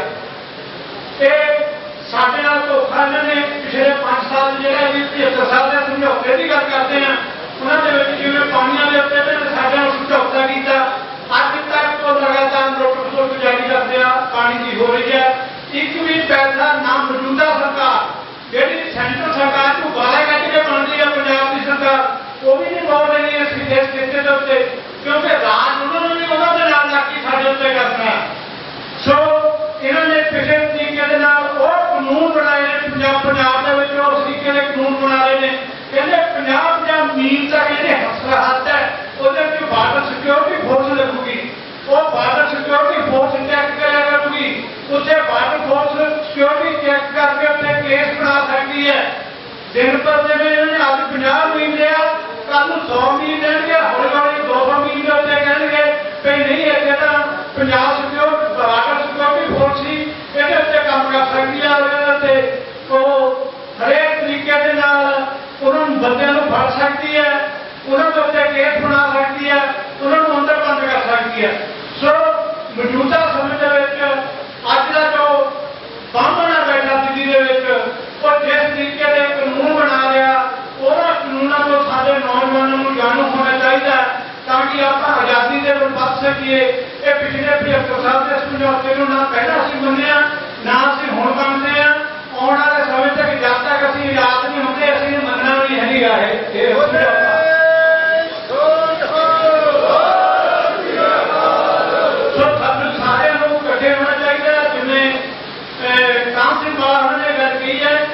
सानू सारे बिना किसी भी समझौतिया तो बिना किसी एक दूजे के गल्लां बातां करन तो सीधे एक दूजे के साझे गल्लां छड्ड के खड़े होना चाहिए, और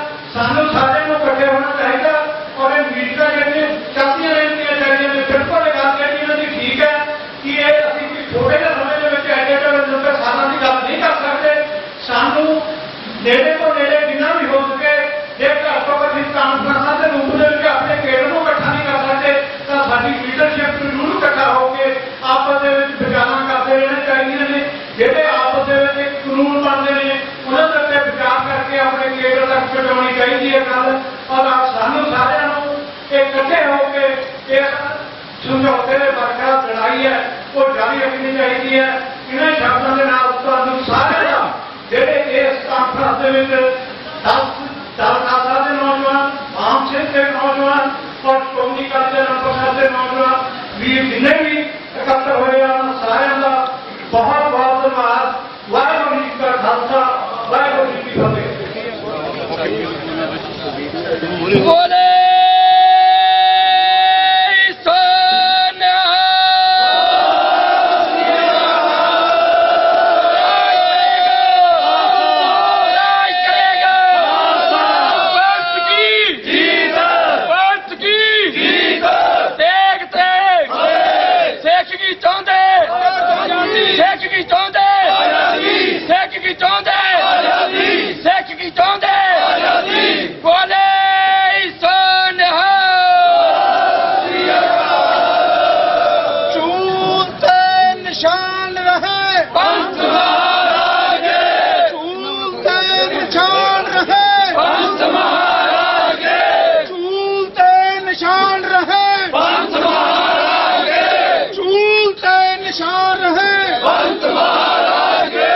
TV84 ਇੰਡੀਆ ਦੇ ਨਾਲ ਜੁੜੇ ਹੋ। ਮੈਂ ਰਜਿੰਦਰ ਸਿੰਘ ਸਵਰਾਜ ਜਲੰਧਰ ਦੇ ਗੁਰਦੁਆਰਾ ਸ੍ਰੀ ਗੁਰੂ ਤੇਗ ਬਹਾਦਰ ਸਾਹਿਬ ਨਗਰ ਦੇ ਵਿੱਚ ਸ੍ਰੀ ਗੁਰੂ ਤੇਗ ਬਹਾਦਰ ਸਾਹਿਬ ਗੁਰਦੁਆਰਾ ਦੇ ਵਿੱਚ ਖੜੇ ਹਾਂ। ਤਾਂ ਇੱਥੇ ਜਿਹੜਾ 15 ਅਗਸਤ 1947 ਨੂੰ ਮੁੱਖ ਰੱਖਦਿਆਂ ਹੋਇਆਂ ਜਿਸ ਨੂੰ ਭਾਰਤ ਦੇ ਵੱਲੋਂ ਆਜ਼ਾਦੀ ਦੇ ਦਿਨ ਵਜੋਂ ਖੁਸ਼ੀ ਵਜੋਂ ਮਨਾਇਆ ਜਾ ਰਿਹਾ, ਤਾਂ ਪਰ ਕਿਤੇ ਨਾ ਕਿਤੇ ਜਿਹੜੀਆਂ ਸਿੱਖ ਜਥੇਬੰਦੀਆਂ ਦੀ ਗੱਲ ਕਰੀਏ, ਮੁੱਖ ਤੌਰ ਤੇ ਦਲ ਖਾਲਸਾ, ਸ਼੍ਰੋਮਣੀ ਅਕਾਲੀ ਦਲ ਅੰਮ੍ਰਿਤਸਰ ਦੇ ਨਾਲ ਜਿਹੜਾ ਇੱਕ ਵੱਡਾ ਸਮਰਥਨ ਬਾਮ ਸੇਫ ਨੇ ਵੀ ਦਿੱਤਾ ਹੈ, ਤਾਂ ਉਹਨਾਂ ਦੇ ਵੱਲੋਂ ਵੀ ਇੱਕ ਤਰ੍ਹਾਂ ਦੇ ਨਾਲ ਜਿਹੜਾ 15 ਅਗਸਤ ਦਾ ਦਿਨ ਹੈ ਉਸ ਨੂੰ ਕਾਲੇ ਦਿਨ ਵਜੋਂ, ਰੋਸ ਵਜੋਂ ਮਨਾਇਆ ਜਾ ਰਿਹਾ। ਤਾਂ ਇਹ ਆਮ ਕਰਕੇ ਤਰਕ ਦਿੱਤਾ ਜਾ ਰਿਹਾ ਕਿ ਜਿਹੜਾ 15 ਅਗਸਤ ਦਾ ਦਿਨ ਹੈ ਉਹ ਭਾਰਤ ਵਾਸਤੇ, ਭਾਰਤ ਦੇ ਵਿੱਚ ਵਸਣ ਵਾਲੇ ਜਿਹੜੇ ਲੋਕ ਨੇ, ਜਿਹੜੇ ਘੱਟ ਗਿਣਤੀਆਂ ਨੇ ਜਾਂ ਸਿੱਖਾਂ ਦੀ ਗੱਲ ਕੀਤੀ ਜਾਂਦੀ ਹੈ, ਤਾਂ ਉਹਨਾਂ ਵਾਸਤੇ ਸੱਚਮੁੱਚ ਗੁਲਾਮੀ ਵਾਲਾ ਦਿਨ ਹੈ। ਇਹ ਵੀ ਗੱਲ ਕਹੀ ਜਾਂਦੀ ਹੈ ਕਿ ਇੱਕ ਗੁਲਾਮੀ ਦੇ ਵਿੱਚੋਂ ਨਿਕਲ ਕੇ ਦੂਜੀ ਗੁਲਾਮੀ ਦੇ ਵਿੱਚ ਜਾਇਆ ਜਾ ਰਿਹਾ। ਤਾਂ ਇਸੇ ਦੇ ਉੱਪਰ ਤੁਸੀਂ ਇੱਧਰ ਤਸਵੀਰਾਂ ਦੇ ਵਿੱਚ ਦੇਖ ਸਕਦੇ ਹੋ ਕਿ ਖਾਲਸਾਈ ਕੇਸਰੀ ਨਿਸ਼ਾਨ ਲੈ ਕੇ ਜਿਹੜਾ ਸਿੱਖ ਜਥੇਬੰਦੀਆਂ ਦੇ ਵੱਲੋਂ ਰੋਸ ਪ੍ਰਦਰਸ਼ਨ ਕੀਤਾ ਜਾ ਰਿਹਾ। ਇਸ ਤੋਂ ਪਹਿਲਾਂ ਇੱਕ ਕਾਨਫਰੰਸ ਕੀਤੀ ਗਈ ਹੈ, ਤਾਂ ਇਸ ਤੋਂ ਬਾਅਦ ਜਿਹੜਾ ਇਹ ਰੋਸ ਮਾਰਚ ਕੀਤਾ ਜਾ ਰਿਹਾ ਜੋ ਜਲੰਧਰ ਦੇ ਵਿੱਚ ਕੁਝ ਸਮੇਂ ਵਾਸਤੇ ਸੜਕਾਂ ਦੇ ਉੱਪਰ ਕੱਢਿਆ ਜਾਵੇਗਾ, ਤਾਂ ਜਿਹਦੇ ਵਿੱਚ ਖਾਸ ਕਰਕੇ ਨੌਜਵਾਨਾਂ ਦੇ ਨਾਲ ਜਿਹੜੀਆਂ ਸਿੱਖ ਜਥੇਬੰਦੀਆਂ ਨੇ ਉਹਨਾਂ ਦਾ ਵੀ ਵੱਡਾ ਸਮਰਥਨ ਹੈ। ਜਿੱਥੇ ਭਾਰਤ ਦੇ ਲੋਕਾਂ ਦੇ ਵੱਲੋਂ ਕੁਝ ਜਿਹੜੀਆਂ ਧਿਰਾਂ ਨੇ ਪੋਲੀਟੀਕਲੀ ਲਾ ਲਈਏ, ਚਾਹੇ ਉਹ ਹੋਰਨਾਂ ਧਿਰਾਂ ਦੀ ਗੱਲ ਕੀਤੀ ਜਾਵੇ, ਤਾਂ ਉਹਨਾਂ ਦੇ ਵੱਲੋਂ ਤਿਰੰਗਾ ਲੈ ਕੇ ਜਿਹੜਾ ਵੱਖ-ਵੱਖ ਤਰੀਕੇ ਦੇ ਨਾਲ ਮਾਰਚ ਕੱਢੇ ਜਾ ਰਹੇ ਨੇ। ਤਾਂ ਇੱਥੇ ਜਿਹੜੀਆਂ ਸਿੱਖ ਜਥੇਬੰਦੀਆਂ ਨੇ ਉਹਨਾਂ ਦੇ ਵੱਲੋਂ ਕਹਿ ਸਕਦੇ ਹਾਂ ਕਿ ਰੋਸ ਵਜੋਂ 15 ਅਗਸਤ ਦਾ ਦਿਨ ਜਿਸ ਨੂੰ ਭਾਰਤ ਦੇ ਜਿਹੜਾ ਭਾਰਤ ਸਰਕਾਰ ਹੈ ਉਸ ਦੇ ਵੱਲੋਂ ਆਜ਼ਾਦੀ ਦਾ ਨਾਮ ਦਿੱਤਾ ਜਾ ਰਿਹਾ, ਤਾਂ ਇੱਥੇ ਸਿੱਖ ਜਥੇਬੰਦੀਆਂ ਦੇ ਵੱਲੋਂ 15 ਅਗਸਤ ਨੂੰ ਕਾਲੇ ਦਿਨ ਦੇ ਰੋਸ ਵਜੋਂ ਮਨਾਇਆ ਜਾ ਰਿਹਾ ਹੈ। ਤਾਂ ਇੱਧਰ ਬੰਦੀ ਸਿੰਘਾਂ ਦੀਆਂ ਤਸਵੀਰਾਂ ਨੇ। ਸਭ ਤੋਂ ਪਹਿਲਾਂ ਬੰਦੀ ਸਿੰਘਾਂ ਦੀ ਗੱਲ ਕਰੀਏ ਤਾਂ ਇਹ ਉਹ ਨੌਜਵਾਨ ਨੇ ਜਿਹੜੀ ਭਾਰਤ ਸਰਕਾਰ ਦੇ ਵੱਲੋਂ ਦਿੱਤੀਆਂ ਹੋਈਆਂ ਸਜ਼ਾਵਾਂ ਨੂੰ ਪੂਰੀਆਂ ਕਰ ਚੁੱਕੇ ਨੇ, ਪਰ ਕਿਤੇ ਨਾ ਕਿਤੇ ਜਿਹੜਾ ਭਾਰਤ ਸਰਕਾਰ ਦਾ ਰਵੱਈਆ ਹੈ ਤਾਂ ਉਹ ਇੱਕ ਬੜਾ ਕੁੜੱਤਨਮਈ ਰਿਹਾ ਹੈ। ਬੰਦੀ ਸਿੰਘਾਂ ਦੀ ਰਿਹਾਈ ਅਜੇ ਤੱਕ ਨਹੀਂ ਹੋ ਸਕੀ। ਉਹਦੇ ਕਾਰਨ ਕੀ ਰਹੇ ਨੇ, ਕਿਉਂ ਜਿਹੜੀਆਂ ਘੱਟ ਗਿਣਤੀਆਂ ਨੇ ਉਹਨਾਂ ਲੋਕਾਂ ਨੂੰ ਜਾਣਬੁੱਝ ਕੇ ਟਾਰਗੇਟ ਕੀਤਾ ਜਾਂਦਾ ਹੈ। ਤਾਂ ਸਿੱਖ ਜਥੇਬੰਦੀਆਂ ਦੇ ਕੁਝ ਨੁਮਾਇੰਦੇ ਨੇ, ਉਹਨਾਂ ਦੇ ਨਾਲ ਗੱਲਬਾਤ ਕਰਾਂਗੇ। ਭਾਈ ਸਾਹਿਬ, ਵਾਹਿਗੁਰੂ ਜੀ ਕਾ ਖਾਲਸਾ, ਵਾਹਿਗੁਰੂ ਜੀ ਕੀ ਫਤਿਹ। ਭਾਈ ਸਾਹਿਬ ਜੀ, ਸਭ ਤੋਂ ਪਹਿਲਾਂ ਵੱਡਾ ਸਵਾਲ ਹੈ, ਇੱਕ ਪਾਸੇ ਜੱਗੀ ਜੋਲ ਦੀ ਫੋਟੋ ਲਗਾਈ ਹੋਈ ਹੈ, ਦੂਜੇ ਪਾਸੇ ਪ੍ਰਗਿਆ ਠਾਕੁਰ ਪਾਰਲੀਮੈਂਟ ਵਿੱਚ, ਇਹ ਤਸਵੀਰ ਲਗਾਉਣ ਦਾ ਕਾਰਨ ਕੀ ਹੈ ਬਰਾਬਰ ਦੇ ਵਿੱਚ ਤੁਲਨਾਤਮਕ ਕਰਕੇ? ਇਹ ਉਹਨਾਂ ਲੋਕਾਂ ਦੇ ਲਈ ਲਗਾਈ ਗਈ ਹੈ ਜਿਹੜੇ ਲੋਕ ਸੋਚਦੇ ਆ ਕਿ ਸ਼ਾਇਦ ਇਸ ਮੁਲਕ ਸਾਰਿਆਂ ਦੀ ਬਰਾਬਰ ਹੈ। ਇਹ ਇੱਕ ਰਿਪਰੈਜ਼ੈਂਟੇਸ਼ਨ ਕਰਦੀ ਪਈ ਆ ਤਸਵੀਰ ਕਿ ਜਿਨ੍ਹਾਂ ਦੇ ਉੱਤੇ ਲੱਖੋ ਦੇ ਕੇਸ ਉਹਨਾਂ ਨੂੰ ਇੱਕ ਦੇ ਜੇਲ੍ਹਾਂ ਦੇ ਵਿੱਚ ਜਿਹੜਾ ਘੱਟ ਗਿਣਤੀ ਕੌਮਾਂ ਦੇ ਪ੍ਰਤੀਨਿਧਤਾ ਕਰਦਾ ਤੇ ਜਿਹੜਾ ਮੈਜੋਰਟੀ ਨਹੀਂ ਕਰਦਾ ਪਾਰਲੀਮੈਂਟ ਦੇ। ਇਹ ਇੰਡੀਆ ਦਾ ਦੋਹਰਾ ਮਾਪਦੰਡ ਆ, ਉਹਨੂੰ ਵਿਖਾਉਣ ਦੀ ਤਸਵੀਰ ਹੈ ਜਦੋਂ ਸਾਨੂੰ ਸਮਝ ਲੈਣਾ ਚਾਹੀਦਾ ਕਿ ਅਸੀਂ ਅੱਜ ਵੀ ਗੁਲਾਮ ਹਾਂ। ਤਾਂ ਜੇ ਆਪਾਂ ਦੂਜੇ ਪਾਸੇ ਦੇਖੀਏ ਤਾਂ ਜਿਹੜੀਆਂ ਸਿੱਖ ਜਥੇਬੰਦੀਆਂ ਨੇ ਵੱਡੇ ਪੱਧਰ ਦੇ ਉੱਪਰ ਰੋਸ ਪ੍ਰਦਰਸ਼ਨ ਕੀਤਾ ਜਾ ਰਿਹਾ ਹੈ। ਤਾਂ ਜਿਹੜੀਆਂ ਰਾਜਸੀ ਧਿਰਾਂ ਦੀ ਗੱਲ ਕਰਦੇ ਆ, ਜਿਹੜੀਆਂ ਇੱਕ ਦੂਜੇ ਦੇ ਵਿਰੋਧ ਵਿੱਚ ਬਿਆਨ ਦਿੰਦੀਆਂ ਨੇ, ਕਾਂਗਰਸ ਦੀ ਗੱਲ ਕਰੀਏ, ਰਾਜਾ ਵੜਿੰਗ ਬਹੁਤ ਵੱਡਾ ਬਿਆਨ ਦਿੰਦੇ ਨੇ, ਤਾਂ ਕਿਤੇ ਨਾ ਕਿਤੇ ਸਮਝਿਆ ਜਾਵੇ ਕਿ ਜਿਹੜਾ ਉਹ ਅੰਦਰ ਤੋਂ ਇੱਕ ਨੇ ਆਪਸ ਦੇ ਵਿੱਚ ਜਦੋਂ ਗੱਲ ਇੰਡੀਅਨ ਨੈਸ਼ਨਲਿਜ਼ਮ ਦੀ ਆਉਂਦੀ ਆ ਨਾ, ਤੇ ਜਾਂ ਸਾਡੇ ਵਰਗਿਆਂ ਨੂੰ ਗੁਲਾਮ ਬਣਾ ਕੇ ਰੱਖਣ ਦੇ ਹੁੰਦੇ, ਫਿਰ ਇਹ ਸਾਰੇ ਇੱਕ ਹੀ ਨੇ।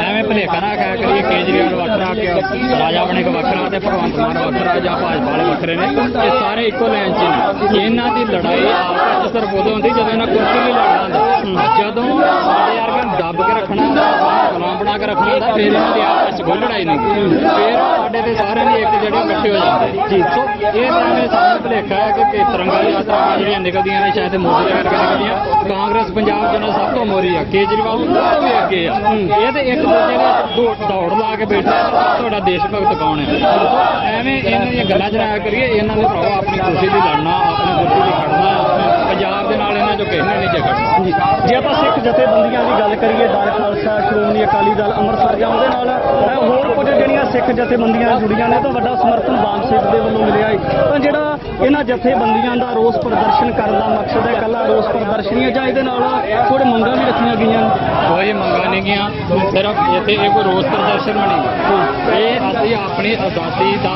ਜਿਹੜਾ ਸੰਕਲਪ ਆ ਉਹਨੂੰ ਦੁਹਰਾਉਂਦੇ ਆ ਇਹੋ ਜਿਹੀਆਂ ਮਾਰਚਾਂ ਦੇ ਰਾਹੀਂ ਲੋਕਾਂ ਨੂੰ ਆਪਣੇ ਲੋਕਾਂ ਨੂੰ ਦੱਸਣ ਦੇ ਲਈ ਆ ਕੋਈ ਸਾਡਾ ਕਿਸੇ ਨਾਲ ਕੋਈ ਰੋਸ ਨਹੀਂਗਾ ਉਹਨਾਂ ਨੂੰ ਉਹਨਾਂ ਦੀ ਆਜ਼ਾਦੀ ਮਿਲ ਗਈ ਉਹਨਾਂ ਨੂੰ ਉਹਨਾਂ ਦੀ ਮੁਬਾਰਕ ਅਸੀਂ ਆਪਣੀ ਆਜ਼ਾਦੀ ਲਈ ਜੇ ਲੜ ਰਹੇ ਹਾਂ ਉਹਦੇ ਲਈ ਜਦੋਜਹਿਦ ਕਰਨ ਲਈ ਸੜਕਾਂ ਦੇ ਉੱਤੇ ਉਤਰਦੇ ਹਾਂ ਤਾਂ ਕਿ ਆਪਣੇ ਲੋਕਾਂ ਨੂੰ ਇਹ ਦੱਸ ਸਕੀਏ ਕਿ ਭਰਾਵੋ ਪੰਜਾਬ ਅਜੇ ਗੁਲਾਮ ਆ ਇਹਨੂੰ ਆਜ਼ਾਦ ਕਰਾਉਣ ਦੇ ਲਈ ਅਸੀਂ ਜਿਹੜੀ ਆਪਣੀ ਜਦੋਜਹਿਦ ਛੇੜੀਏ ਤਾਂ ਕਿ ਪੰਜਾਬ ਦੇ ਜਿਹੜਾ ਪ੍ਰਭੂ ਸੱਤਾ ਸੰਪੰਨ ਜਿਹੜਾ ਕੰਪਲੀਟ ਖਾਲਸਾ ਰਾਜ ਆ ਉਹ ਰੂਪਮਾਨ ਹੋ ਸਕੇ ਉਹ ਤੋਂ ਬਿਨਾਂ ਸਾਡਾ ਨਾ ਪੰਜਾਬ ਦਾ ਗੁਜ਼ਾਰਾ ਹੈ ਨਾ ਸੀ ਤੇ ਨਾ ਹੋਣਾ ਇਹਦੇ ਵਿੱਚ ਜ਼ਿਕਰਯੋਗ ਇਹ ਵੀ ਹੈ ਕਿ ਜਿਸ ਤਰੀਕੇ ਦੇ ਨਾਲ ਇਸ ਤੋਂ ਪਹਿਲਾਂ ਪ੍ਰੈਸ ਵਾਰਤਾਲਾਪ ਕੀਤਾ ਗਿਆ ਤਾਂ ਉਹਦੇ ਵਿੱਚ ਆਮ ਕਰਕੇ ਇੱਕ ਜ਼ਿਕਰ ਵੀ ਕੀਤਾ ਗਿਆ ਕਿ ਇਹ ਭਾਰਤ ਦੇ ਲੋਕਾਂ ਨੂੰ ਆਜ਼ਾਦੀ ਦਾ ਅਹਿਸਾਸ ਕਰਵਾਇਆ ਜਾ ਰਿਹਾ ਕਿ ਆਜ਼ਾਦੀ ਹੈ ਆਪਣੇ ਘਰਾਂ ਦੇ ਉੱਪਰ ਤਿਰੰਗੇ ਲਗਾਏ ਜਾਣ ਤਿਰੰਗੇ ਲੈ ਕੇ ਵੱਖ-ਵੱਖ ਚਾਹੇ ਉਹ ਜਿੰਨੇ ਵੀ ਅਦਾਰੇ ਨੇ ਉਹਨਾਂ ਦੇ ਉੱਪਰ ਤਿਰੰਗੇ ਲਹਿਰਾ ਕੇ ਆਪਣੇ ਆਪ ਨੂੰ ਭਾਰਤ ਦੇ ਜਿਹੜਾ ਵਾਸੀ ਦੱਸਣ ਦਾ ਯਤਨ ਕੀਤਾ ਜਾਵੇ ਤਾਂ ਬਹੁਤ ਵੱਡਾ ਇੱਥੇ ਸਵਾਲੀਆ ਚਿੰਨ੍ਹ ਲੱਗ ਜਾਂਦਾ ਹੈ। ਇੱਕ ਤਾਂ ਆਮ ਕਰਕੇ ਜਿਹੜੀਆਂ ਸਿੱਖ ਜਥੇਬੰਦੀਆਂ ਜਾਂ ਜਿਹੜੇ ਸਿੱਖ ਕਾਰਕੁਨ ਨੇ ਉਹ ਵੀ ਤਰਕ ਦਿੰਦੇ ਨੇ ਕਿ ਬੰਦੀ ਸਿੰਘਾਂ ਦੀ ਅਜੇ ਤੱਕ ਰਿਹਾਈ ਨਹੀਂ ਹੋ ਸਕੀ ਪੰਜਾਬ ਦੇ ਅੰਦਰ ਜਿਹੜੀਆਂ ਗੁਰੂ ਗ੍ਰੰਥ ਸਾਹਿਬ ਦੀਆਂ ਬੇਅਦਬੀਆਂ ਲਗਾਤਾਰ ਵਾਪਰਦੀਆਂ ਨੇ ਤਾਂ ਇੱਕ ਬਹੁਤ ਵੱਡੀ ਤਰਾਸਦੀ ਵਾਲੀ ਗੱਲ ਹੈ। ਆਜ਼ਾਦੀ ਕਿਹੜੀ ਗੱਲ ਦੀ ਸਾਡੇ ਨਾਲ ਸ਼੍ਰੋਮਣੀ ਅਕਾਲੀ ਦਲ ਅੰਮ੍ਰਿਤਸਰ ਦੇ ਮੁੱਖ ਨੁਮਾਇੰਦੇ ਨੇ ਸਰਦਾਰ ਜਸਕਰਨ ਸਿੰਘ ਕਾਹਨਵਾਲਾ ਉਹਨਾਂ ਦੇ ਨਾਲ ਗੱਲਬਾਤ ਕਰਦੇ ਭਾਈ ਸਾਹਿਬ ਸਵਾਲ ਤੋਂ ਵਾਹਿਗੁਰੂ ਜੀ ਕਾ ਖਾਲਸਾ ਵਾਹਿਗੁਰੂ ਜੀ ਕਾ ਖਾਲਸਾ ਵਾਹਿਗੁਰੂ ਜੀ ਕੀ ਫਤਿਹ। ਭਾਈ ਸਾਹਿਬ ਜੀ ਜਿਹੜਾ ਅੱਜ ਮਾਰਚ ਕੀਤਾ ਜਾ ਰਿਹਾ ਇਹਦਾ ਮੁੱਖ ਮੰਤਵ ਕੀ ਹੈ? ਹਾਂਜੀ ਮੁੱਖ ਮੰਤਵ ਕੀ ਹੈ ਕਿ ਪੂਰੀ ਇੰਡੀਆ ਦੇ ਵਿੱਚ ਪੂਰਾ ਹੱਲਾ ਗੁੱਲਾ ਮੱਚਿਆ ਪਿਆ ਜਿਹੜਾ ਕੇਸਰੀ ਝੰਡੇ ਨੂੰ ਲੈ ਕੇ ਤੇ ਪੂਰਾ ਇੰਡੀਆ ਤੜਫਿਆ ਚੁੱਕਿਆ ਪੂਰਾ ਨਾਗਪੁਰ ਤੇ ਨਾਗਪੁਰ ਦੇ ਯਾਰ ਦਿੱਲੀ ਦੇ ਯਾਰ ਉਹ ਭਾਵੇਂ ਕਾਂਗਰਸ ਹੋਵੇ ਭਾਵੇਂ ਬੀਜੇਪੀ ਹੋਵੇ ਰਾਜਾ ਵੜਿੰਗ ਹੋਵੇ ਤੇ ਭਾਵੇਂ ਅਮਿਤ ਸ਼ਾਹ ਹੋਵੇ ਤੇ ਭਾਵੇਂ ਕੇਜਰੀਵਾਲ ਹੋਵੇ ਇਹ ਤੜਪੇ ਪੈ ਜਾਣ ਗੱਲ ਸਾਫ਼ ਤੁਹਾਡੀ ਇੱਕ ਪਾਸੇ ਦਿੱਲੀ ਦੇ ਯਾਰ ਨੇ ਇੱਕ ਪਾਸੇ ਪੰਜਾਬ ਦੇ ਲੋਕ ਜਿਹੜੇ ਪੰਜਾਬ ਨੂੰ ਆਜ਼ਾਦੀ ਦਿਵਾਉਣਾ ਚਾਹੁੰਦੇ ਆ ਅਸਲ ਦੇ ਵਿੱਚ ਇਹ ਗੱਲ ਸੋਚੀਏ ਮੁਸਲਮਾਨ ਕੌਮ ਨੂੰ ਆਪਣਾ ਘਰ ਪਾਕਿਸਤਾਨ 'ਚ ਮਿਲ ਗਿਆ ਹਿੰਦੂ ਵੀਰਾਂ ਨੂੰ ਘਰ ਆਪਣਾ ਇੰਡੀਆ ਮਿਲ ਗਿਆ ਤੇ ਸਿੱਖ ਕੌਮ ਜਿਹੜੀ ਹੈ ਉਹ ਗੁਲਾਮ ਹੋ ਕੇ ਰਹਿ ਗਈ।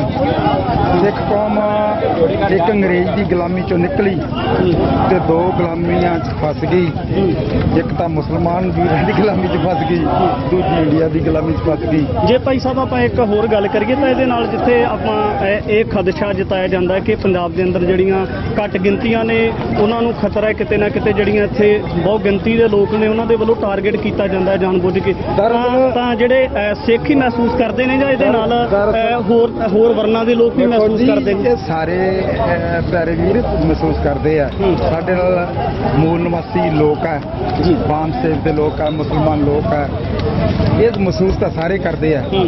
ਇੱਕ ਪਹਾੜਾ ਪੁੱਠਾ ਪੜਿਆ ਜਾ ਰਿਹਾ ਕਹਿੰਦੇ ਜੀ ਅਸੀਂ ਘੱਟ ਗਿਣਤੀ ਆ ਅਸੀਂ ਘੱਟ ਗਿਣਤੀ ਕਿੱਥੇ ਆ ਜੀ ਨੰਬਰ 1 3% ਦਾ ਬ੍ਰਾਹਮਣ ਠੀਕ ਤੇ 12% ਛਤਰੀ ਆ ਉਹ ਕਦੇ ਸਾਡੇ ਨਾਲ ਚੱਲ ਪੈਂਦਾ ਕਿ ਉਧਰ ਚੱਲ ਪੈਂਦਾ ਕਿ ਅਸੀਂ 85% ਲੋਕ ਆ ਸਾਰੇ ਹੁਣ 85% ਲੋਕ ਕਈ ਜਾਣੇ ਅਸੀਂ ਘੱਟ ਗਿਣਤੀ ਪਹਿਲਾਂ ਤਾਂ ਅਸੀਂ ਕਲੀਅਰ ਹੀ ਨਹੀਂ ਹੋਏ ਮੈਨੂੰ ਦੱਸੋ ਵੀ 85% ਲੋਕ ਐਡੇ ਮਹਿਮਾ ਚ ਕਹਿੰਦੇ ਨੇ ਅਸੀਂ ਘੱਟ ਗਿਣਤੀ ਆ ਅਸੀਂ ਦਰਅਸਲ ਆਪਣੀ ਪਛਾਣ ਨਹੀਂ ਸਕੇ ਵੀ ਅਸੀਂ ਜ਼ਿਆਦਾ ਹਾਂ।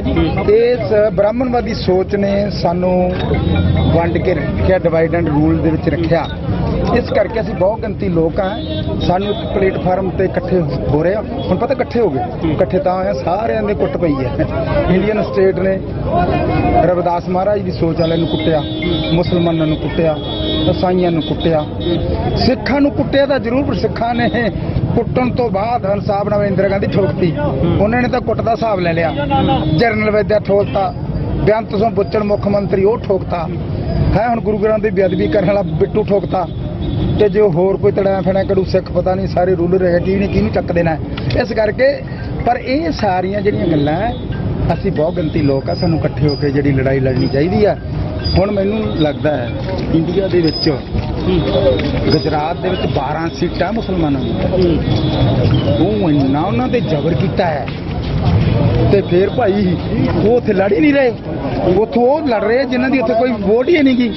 ਇਸ ਕਰਕੇ ਤੁਸੀਂ ਜਿੰਨਾ ਚਿਰ ਆਪਾਂ ਸੋਚਦੇ ਨਹੀਂ ਗਏ, ਹੁਣ ਅਸੀਂ 2 ਕਰੋੜ ਆ ਤੇ 25 ਕਰੋੜ ਮੁਸਲਮਾਨਾਂ ਦੀ ਗਿਣਤੀ ਹੈ, ਟੋਟਲ ਅਸੀਂ 5 ਕਰੋੜ ਆ। 2 ਕਰੋੜ ਦੇ ਵਿੱਚੋਂ 50 ਲੱਖ ਬੰਦਾ ਜਾਗਿਆ ਹੋਇਆ ਹੈ ਤੇ 50 ਲੱਖ ਦੇ ਵਿੱਚੋਂ ਲੱਖ ਕੁ ਬੰਦਾ ਹੈ ਜਿਹੜਾ ਇੱਟ ਖੜਕਾ ਲੈਂਦਾ, ਬਾਕੀ ਅੰਦਰ ਖਾਤੇ ਨਾਲ ਚੱਲਦੇ ਸਿੱਖਾਂ ਦੇ। ਤੇ ਅਸੀਂ ਐਡੀ ਬਾਪ ਦੇ ਯੂਥ ਆਜ਼ਾਦ, ਤੁਸੀਂ ਇਸ ਸਦੀ 'ਚ ਸਿੱਖਾਂ ਦੀ ਸ਼ਕਤੀ ਬਹੁਤ ਵਧੀਆ। ਸੁੱਖ ਤੇ ਜਿੰਦੇ ਨੂੰ ਫਾਂਸੀ ਹੋ ਗਈ, ਅਸੀਂ ਧਰਨੇ ਮੁਜ਼ਾਹਰੇ ਲਾਏ ਸਫਲ ਨਹੀਂ ਹੋਏ। ਫਿਰ ਬੇਅੰਤ ਸੁਲਤਾਨ ਨੂੰ ਫਾਂਸੀ ਹੋ ਗਈ, ਅਸੀਂ ਧਰਨੇ ਲਾਏ ਮੁਜ਼ਾਹਰੇ ਸਫਲ ਨਹੀਂ ਹੋਏ।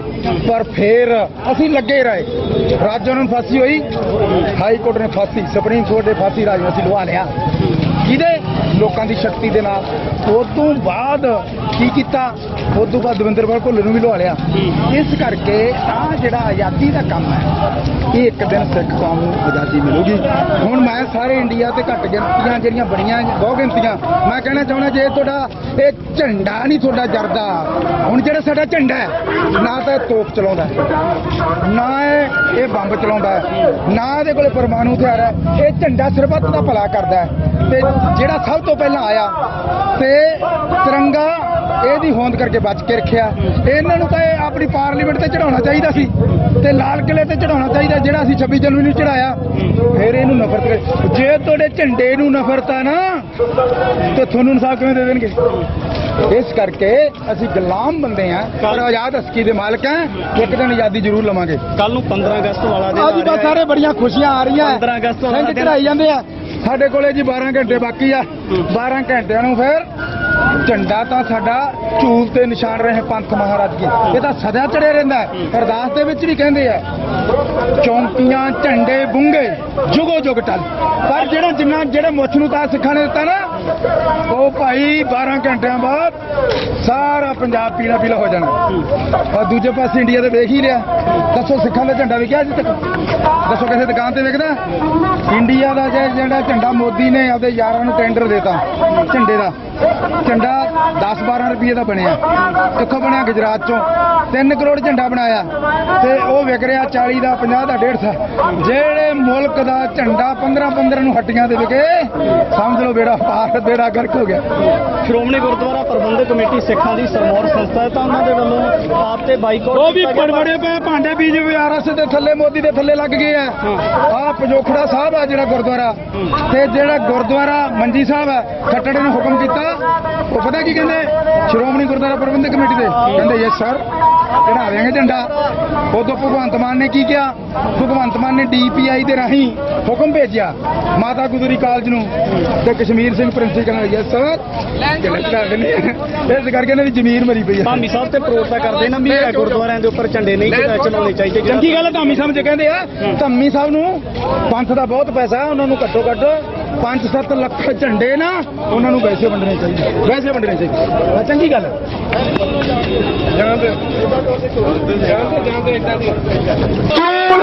ਪਾਕਿਸਤਾਨ ਦੇ ਬਟਵਾਰੇ ਨੂੰ ਲੈ ਕੇ ਜਿੱਥੇ ਭਾਰਤ ਸਰਕਾਰ ਦੇ ਵੱਲੋਂ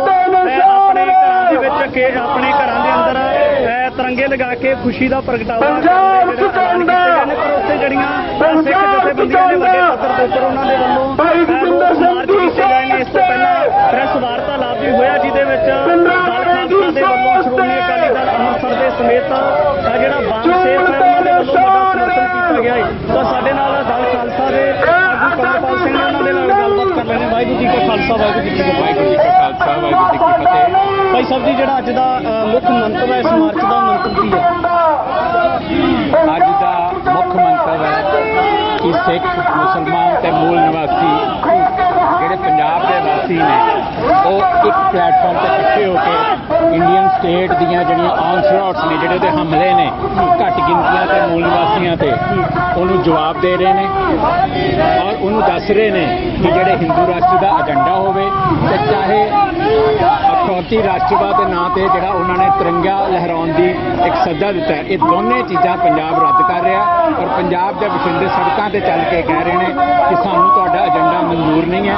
ਅਸੀਂ ਤਿਰੰਗੇ ਨੂੰ ਵੀ ਰੱਦ ਕਰਦੇ ਹਾਂ, ਅਸੀਂ ਇਸ ਅਖੌਤੀ 1947 ਨੂੰ ਮਿਲੀ ਸੋ ਕਾਲਡ ਆਜ਼ਾਦੀ ਨੂੰ ਵੀ ਰੱਦ ਕਰਦੇ ਹਾਂ ਔਰ ਅਸੀਂ ਆਪਣੀ ਆਜ਼ਾਦੀ ਲਈ ਪੰਜਾਬ ਦੀ ਪ੍ਰਭੂਸੱਤਾ ਲਈ ਲੜ ਰਹੇ ਹਾਂ, ਲੜਦੇ ਰਹਾਂਗੇ ਔਰ ਇਸ ਧਰਤੀ ਤੇ ਅਗਰ ਝੂਲੇਗਾ ਤੇ ਖਾਲਸਾ ਹੀ ਪਰਚਮ ਝੂਲੇਗਾ ਔਰ ਉਹ ਜਿਹੜਾ ਅੱਜ ਹਰ ਜਿਹੜਾ ਇਸ ਪ੍ਰੋਟੈਸਟ ਦੇ ਵਿੱਚ ਸ਼ਾਮਲ ਹੈ, ਜਿਹੜਾ ਇਸ ਮਾਰਚ ਦੇ ਵਿੱਚ ਸ਼ਾਮਲ ਹੈ, ਉਹਦੇ ਹੱਥਾਂ ਦੇ ਵਿੱਚ ਫੜਿਆ ਹੋਇਆ ਔਰ ਅਸੀਂ ਮੈਸੇਜ ਦੇ ਰਹੇ ਹਾਂ ਨਰਿੰਦਰ ਮੋਦੀ ਨੂੰ ਕਿ ਤੁਹਾਡੇ ਤਿਰੰਗੇ ਦੇ ਮੁਕਾਬਲੇ ਪੰਜਾਬ ਦੇ ਵਿੱਚ ਇਹੀ ਨਿਸ਼ਾਨ ਜਿਹੜਾ ਝੂਲੇ। ਕੁਝ ਲੋਕ ਜਿਹੜੇ ਭਾਰਤ ਦੇ ਵਿੱਚ ਵਸਣ ਵਾਲੇ ਨੇ, ਚਾਹੇ ਉਹ ਘੱਟ ਗਿਣਤੀਆਂ ਹੋਣ, ਉਹ ਮਹਿਸੂਸ ਕਰਦੀਆਂ ਨੇ ਕਿ ਅੱਜ ਵੀ ਜਿਹੜਾ ਉਸ ਤਰੀਕੇ ਦਾ ਇਨਸਾਫ ਨਹੀਂ, ਜਿਸ ਤਰੀਕੇ ਦੀ ਆਜ਼ਾਦੀ ਦੀ ਗੱਲ ਕੀਤੀ ਜਾਂਦੀ ਹੈ ਉਸ ਤਰੀਕੇ ਦੀ ਆਜ਼ਾਦੀ ਨਹੀਂ ਮਿਲ ਸਕੀ। ਤਾਂ ਫਿਰ ਕੀ ਲੱਗਦਾ ਕਿ ਜਿਸ ਤਰੀਕੇ ਦੇ ਨਾਲ 1947 ਦੇ ਵਿੱਚ 10 ਲੱਖ ਦੇ ਕਰੀਬ ਜਿਹੜੇ ਲੋਕ ਸੀ ਉਹਨਾਂ ਦੀ ਕਤਲੋਗਾਰਦ ਹੋਈ, ਮਨਾਉਣਾ ਤੇ ਚਾਹੀਦਾ ਸੀ ਕਿ ਉਹ ਜਿਹੜੇ ਲੋਕ ਵਿਛੜ ਚੁੱਕੇ ਨੇ ਉਹਨਾਂ ਨੂੰ ਸ਼ਰਧਾਂਜਲੀ ਅਰਪਣ ਕਰਨੀ ਚਾਹੀਦੀ ਸੀ, ਪਰ ਇਹ ਕਿਉਂ ਹੋ ਰਿਹਾ ਕਿ ਇੰਨੇ ਲੰਮੇ ਸਮੇਂ ਬਾਅਦ ਜਿਹੜੇ ਲੋਕ ਹੈ ਉਹ ਸਰਕਾਰਾਂ ਦੇ ਹੁਕਮ ਦੇ ਉੱਪਰ ਵੱਡੇ ਪੱਧਰ ਦੇ ਉੱਪਰ ਖੁਸ਼ੀਆਂ ਮਨਾਉਂਦੇ ਨਜ਼ਰ ਆਉਂਦੇ ਨੇ? ਐਕਚੁਅਲੀ ਮਨਾਉਣ ਵਾਲੇ ਹੋਰ ਨੇ ਤੇ ਜਿਨ੍ਹਾਂ ਦਾ ਕਤਲੋਗਾਰਦ ਹੋਇਆ, ਜਿਹੜੇ ਕਤਲ ਹੋਏ ਉਹ ਲੋਕ ਹੋਰ ਨੇ। ਜਿਹੜੇ ਕਾਓ ਬੈਲਟ 'ਚ ਬੈਠੇ ਲੋਕ ਨੇ ਉਹ ਸ਼ਾਸਕ ਨੇ, ਹਿੰਦੂਤਵੀ ਨੇ, ਉਹ ਰਾਜ ਕਰ ਰਹੇ ਨੇ ਤੇ ਜਿਹੜਾ ਦਾ ਨੁਕਸਾਨ ਹੋਇਆ, ਬਹੁਤ ਵੱਡੀ ਗਿਣਤੀ ਨੁਕਸਾਨ ਹੋਇਆ, ਉਹ ਪੰਜਾਬ ਤੇ ਬੰਗਾਲ ਹੈ ਔਰ ਸਭ ਤੋਂ ਜ਼ਿਆਦਾ ਪੰਜਾਬ ਦਾ ਹੋਇਆ। ਇਸ ਪਾਸੇ ਦੇ ਪੰਜਾਬ ਦਾ ਵੀ ਤੇ ਦੂਜੇ ਪਾਸੇ ਦੇ ਵੀ ਪੰਜਾਬ ਦਾ ਵੀ। ਤੇ ਦਿੱਲੀ 'ਚ ਬੈਠਾ ਜਿਹੜਾ ਸ਼ਾਸਕ ਹੈ, ਜਿਹੜਾ ਹਿੰਦੂਤਵੀ ਹੈ, ਉਹਨੂੰ ਪੰਜਾਬ ਦੀਆਂ ਜ਼ਿੰਦਗੀਆਂ ਜਿਹੜੀਆਂ ਨੇ, ਉਹਨਾਂ ਨੂੰ ਪੰਜਾਬ ਦੀ ਜ਼ਿੰਦਗੀਆਂ ਨਾਲ ਕੋਈ ਲੈਣ ਦੇਣ ਨਹੀਂ ਹੈ, ਉਹਨਾਂ ਨੂੰ ਕੋਈ ਪਿਆਰ ਨਹੀਂ ਹੈ। ਉਹਨਾਂ ਨੂੰ ਤੇ ਪਿਆਰ ਹੈ ਆਪਣੇ ਨਾਲ, ਆਪਣੇ ਹਿੱਤਾਂ ਨਾਲ ਔਰ ਉਹ ਆਪਣੇ ਹਿੱਤਾਂ ਦੇ ਨਾਲ ਕਰਕੇ ਪੰਜਾਬ ਦੇ ਜਿਹੜੀਆਂ ਲੋਕਾਂ ਦੀਆਂ ਜ਼ਿੰਦਗੀਆਂ ਗੁਆਚੀਆਂ ਨੇ, ਉਹਨਾਂ ਨੂੰ ਉਹਨਾਂ ਦੇ ਨਾਲ ਕੋਈ ਸਰੋਕਾਰ ਨਹੀਂ ਹੈ। ਇਸ ਕਰਕੇ ਇਹ ਸਾਡਾ ਸੋਚਣਾ ਕਿ ਦਿੱਲੀ ਵਾਲੇ ਇਸ 10 ਲੱਖ ਲੋਕਾਂ ਦੀ ਜਿਹੜੀ ਸ਼ਹਾਦਤ ਹੋਈ ਹੈ, ਜਿਹੜਾ ਕਤਲੋਗਾਰਦ ਹੋਇਆ, ਉਹਨੂੰ ਸ਼ਰਧਾਂਜਲੀ ਦੇਣ, ਨਹੀਂ, ਉਹਨਾਂ ਨੇ ਇਸ ਤਰ੍ਹਾਂ ਨਹੀਂ ਕਰਨਾ। ਉਹ ਤਾਂ ਆਪਣੀ ਖੁਸ਼ੀਆਂ ਮਨਾ ਰਹੇ ਨੇ ਕਿ ਬੜੀ ਮੁਸ਼ਕਲ ਨਾਲ ਹਿੰਦੂ ਨੂੰ, ਬ੍ਰਾਹਮਣ ਨੂੰ ਸੱਤਾ ਮਿਲੀ ਹੈ, ਤਾਕਤ ਮਿਲੀ ਹੈ, ਜਿਹਦੇ ਨਾਲ ਉਹ ਸਾਰੀਆਂ ਘੱਟ ਗਿਣਤੀਆਂ ਦਾ ਗਲਾ ਦਬਾ ਕੇ ਉਸ ਨੂੰ ਆਪਣਾ ਗੁਲਾਮ ਬਣਾ ਕੇ ਰੱਖ ਲਿਆ। ਸ੍ਰੀ ਅਕਾਲ ਤਖਤ ਸਾਹਿਬ ਦੀ ਬਹੁਤ ਵੱਡੀ ਸਿੱਖ ਦੇ ਜੀਵਨ ਦੇ ਅੰਦਰ ਮਹਾਨਤਾ ਹੈ, ਤਾਂ ਲੰਮੇ ਸਮੇਂ ਬਾਅਦ ਅਕਾਲ ਤਖਤ ਸਾਹਿਬ ਤੋਂ ਇਹ ਆਵਾਜ਼ ਆਈ ਹੈ ਕਿ ਜਿਹੜਾ ਆਜ਼ਾਦੀ ਦਾ ਦਿਹਾੜਾ ਮਨਾਇਆ ਜਾ ਰਿਹਾ ਤਾਂ ਉਹਨੂੰ ਸ਼ਰਧਾਂਜਲੀ ਦੇ ਰੂਪ ਦੇ ਵਿੱਚ ਮਨਾਇਆ ਜਾਣਾ ਚਾਹੀਦਾ ਹੈ। ਉਸ ਫੈਸਲੇ ਨੂੰ ਕਿਵੇਂ ਦੇਖਿਆ ਜਾਊਗਾ? ਦੇਖੋ, ਆਜ਼ਾਦੀ ਦਾ ਤੇ ਇਹ ਦਿਹਾੜਾ ਹੈ ਹੀ ਨਹੀਂ ਨਾ, ਬੜੀ ਗੱਲ ਕਲੀਅਰ ਹੈ। ਨੋ ਆਜ਼ਾਦੀ ਕਾਹਦੀ ਹੈ? ਇਹ ਤਾਂ 10 ਲੱਖ ਲੋਕਾਂ ਦੀ ਜਿਹੜੀ ਤਾਂ ਕਤਲੇਆਮ ਹੋਇਆ, ਜਿਹੜਾ ਹਿਊਮਨ ਟ੍ਰੈਜਡੀ ਹੈ, ਹਿਊਮਨ ਲਾਸ ਹੈ, ਇਹ ਤਾਂ ਉਹਦਾ ਸਾਨੂੰ ਅਫਸੋਸ ਹੈ ਕਿ ਜਿਹੜੇ ਲੋਕ ਮਾਰੇ ਗਏ ਨੇ। ਸੋ ਸਾਨੂੰ ਤਾਂ ਦੇਖੋ, ਗੱਲ ਇਹ ਹੈ ਕਿ 75 ਵਰੇ ਬੀਤ ਗਏ ਨੇ, ਜੋ ਕੁਝ ਹੋਇਆ ਇਤਿਹਾਸ ਹੈ, ਸਾਡੇ ਸਾਰਿਆਂ ਦੇ ਸਾਹਮਣੇ ਹੈ। ਹੁਣ ਸਾਡਾ ਮੰਤਵ ਇਹ ਹੋਣਾ ਚਾਹੀਦਾ ਕਿ ਅਸੀਂ ਪੰਜਾਬ ਨੂੰ ਆਜ਼ਾਦ ਕਰਵਾਈਏ, ਇੱਕ ਆਜ਼ਾਦ ਮੁਲਕ ਦੇ ਤੌਰ ਤੇ ਅਸੀਂ ਇਸ ਦੇ ਸਾਡਾ ਫਰਜ਼ ਹੈ ਇੱਕ ਵਸਿੰਦੇ ਹੋਣ ਦੇ ਨਾਤੇ ਕਿ ਅਸੀਂ ਇਸ ਨੂੰ ਆਜ਼ਾਦ ਕਰਾਈਏ ਤੇ ਇਸ ਦੀ ਆਜ਼ਾਦੀ ਲਈ ਜੋ ਕੁਝ ਸਾਡੇ ਕੋਲ ਹੋ ਸਕਦਾ ਅਸੀਂ ਕਰੀਏ। ਆਜ਼ਾਦੀ ਵਾਸਤੇ ਜਿਹੜੀ ਪੋਲੀਟੀਕਲ ਪੰਜਾਬ ਦੇ ਅੰਦਰ 13 ਪੰਜਾਬ ਦੀ ਖੇਤਰੀ ਪਾਰਟੀ ਦੀ ਗੱਲ ਕੀਤੀ ਜਾਂਦੀ ਹੈ, ਉਹਦੇ ਪਿਛਲੇ ਸਮੇਂ ਦੇ ਦਰਮਿਆਨ ਬਹੁਤ ਵੱਡੀ ਭੂਮਿਕਾ ਰਹੀ, ਪਰ ਕੁਝ ਸਮੇਂ ਤੋਂ ਜਿਹੜਾ ਸੀ ਉਹਦੇ ਵਿੱਚ ਇੱਕ ਵੈਕੂਮ ਭਰ ਗਿਆ। ਜਿਹੜੀ ਪੰਜਾਬ ਦੇ ਅੰਦਰ ਖੇਤਰੀ ਪਾਰਟੀ ਸੀ, ਕਿਤੇ ਨਾ ਕਿਤੇ ਉਹਦੇ ਅੰਦਰ ਕਮਜ਼ੋਰੀਆਂ ਨਜ਼ਰ ਆਈਆਂ। ਖੇਤਰੀ ਪਾਰਟੀ ਜਿਹੜੀ ਸੀ ਨਾ, ਜਿਸ ਤੁਸੀਂ ਅਕਾਲੀ ਦਲ ਦੀ ਗੱਲ ਕਰ ਰਹੇ ਹੋ, ਅਕਾਲੀ ਦਲ ਨੇ ਆਪਣਾ ਜਿਹੜਾ ਖਾਸਾ ਸੀ, ਕਰੈਕਟਰ ਸੀ, ਉਹ ਹੌਲੀ ਹੌਲੀ ਡਿਲੂਟ ਕਰ ਲਿਆ ਸੀ। ਉਹ ਇੱਕ ਤਰੀਕੇ ਦੇ ਨਾਲ ਹਿੰਦੂਤਵੀਆਂ ਦੇ ਨਾਲ ਮਿਲ ਗਿਆ ਸੀ ਔਰ ਉਹਦੀ ਜਿਹੜੀ ਹਾਂ ਮਿਲਾਉਣ ਲੱਗ ਪਿਆ ਸੀ। ਜਦੋਂ ਡਿਲੂਜਨ ਹੋ ਜਾਂਦੀ ਹੈ ਫਿਰ ਉਹਦੇ ਤੋਂ ਆਸ ਨਹੀਂ ਹੁੰਦੀ, ਫਿਰ ਉਹ ਤੋਂ ਆਸ ਲਾਈ ਵੀ ਨਹੀਂ ਜਾ ਸਕਦੀ। ਜੇ ਉਹ ਪੁਨਰ ਰਿਵਾਈਵ ਹੋ ਵੀ ਜਾਂਦੇ ਨੇ ਤੇ ਤੁਸੀਂ ਉਹਨਾਂ ਕੋਲ ਆਸ ਨਹੀਂ ਲਾ ਸਕਦੇ ਕਿ ਉਹ ਪੰਜਾਬ ਦੀ ਆਜ਼ਾਦੀ ਲਈ ਲੜਨਗੇ। ਕੀ ਲੱਗਦਾ ਕਿ ਹੁਣ ਵੈਕਿਊਮ ਪੂਰਿਆ ਜਾ ਸਕਦਾ? ਵੈਕਿਊਮ ਕੋਈ ਹੋਰ ਪੂਰਾ ਕਰੇਗਾ ਪਰ ਉਹ ਨਹੀਂ ਪੂਰਾ ਕਰ ਸਕਦਾ। ਤਾਂ ਕਿਤੇ ਨਾ ਕਿਤੇ ਜਿਹੜੀਆਂ ਸਿੱਖ ਜਥੇਬੰਦੀਆਂ ਦੇ ਵੱਲੋਂ ਜਾਂ ਜਿਹੜੀਆਂ ਹੋਰ ਪੰਜਾਬ ਦੇ ਅੰਦਰ ਜਿਹੜੀਆਂ ਧਿਰਾਂ ਨੇ ਵੱਡੇ ਪੱਧਰ ਦੇ ਉੱਪਰ ਰੋਸ ਪ੍ਰਦਰਸ਼ਨ ਕੀਤਾ ਜਾ ਰਿਹਾ ਹੈ, ਤਾਂ ਇਹ ਲਾਈਵ ਤਸਵੀਰਾਂ ਤੁਹਾਡੇ ਨਾਲ ਸਾਂਝੀਆਂ ਕੀਤੀਆਂ ਨੇ, ਗੱਲਬਾਤ ਸਾਂਝੀ ਕੀਤੀ ਹੈ। 15 ਅਗਸਤ ਨੂੰ ਮੁੱਖ ਰੱਖਦਿਆਂ ਹੋਇਆਂ ਜਿਹੜੀਆਂ ਸਿੱਖ ਜਥੇਬੰਦੀਆਂ ਨੇ ਉਹਨਾਂ ਦੇ ਵੱਲੋਂ ਵੱਡਾ ਰੋਸ ਪ੍ਰਦਰਸ਼ਨ ਕੀਤਾ ਜਾ ਰਿਹਾ, ਮਾਰਚ ਕੀਤਾ ਜਾ ਰਿਹਾ। ਇਸ ਤੋਂ ਪਹਿਲਾਂ ਪ੍ਰੈਸ ਵਾਰਤਾਲਾਪ ਵੀ ਕੀਤਾ ਗਿਆ ਸੀ ਔਰ ਮੀਡੀਆ ਦੇ ਨਾਲ ਗੱਲਬਾਤ ਵੀ ਕੀਤੀ ਗਈ ਸੀ। ਤਾਂ ਜਿੱਥੇ ਸਿੱਖ ਜਥੇਬੰਦੀਆਂ ਦੇ ਮਨਾਂ ਦੇ ਵਿੱਚ ਕਿਤੇ ਨਾ ਕਿਤੇ ਰੋਸ ਦਾ ਪ੍ਰਗਟਾਵਾ, ਤਾਂ ਉੱਥੇ ਬਾਮ ਸੇਵ ਦੇ ਵੱਲੋਂ ਵੱਡਾ ਸਮਰਥਨ ਕੀਤਾ ਗਿਆ। ਸਾਡੇ ਨਾਲ ਬਾਮ ਸੇਵ ਦੇ ਮੁੱਖ ਨੁਮਾਇੰਦੇ ਨੇ, ਉਹਨਾਂ ਦੇ ਨਾਲ ਗੱਲਬਾਤ ਕਰ ਲੈਂਦੇ ਹਾਂ। ਕਿਵੇਂ ਦੇਖਦੇ ਹੋ ਜੀ ਅੱਜ ਦੇ ਦਿਨ? ਸਭ ਤੋਂ ਪਹਿਲਾਂ ਸਾਰਿਆਂ ਨੂੰ ਜੈ ਭੀਮ, ਜੈ ਭਾਰਤ।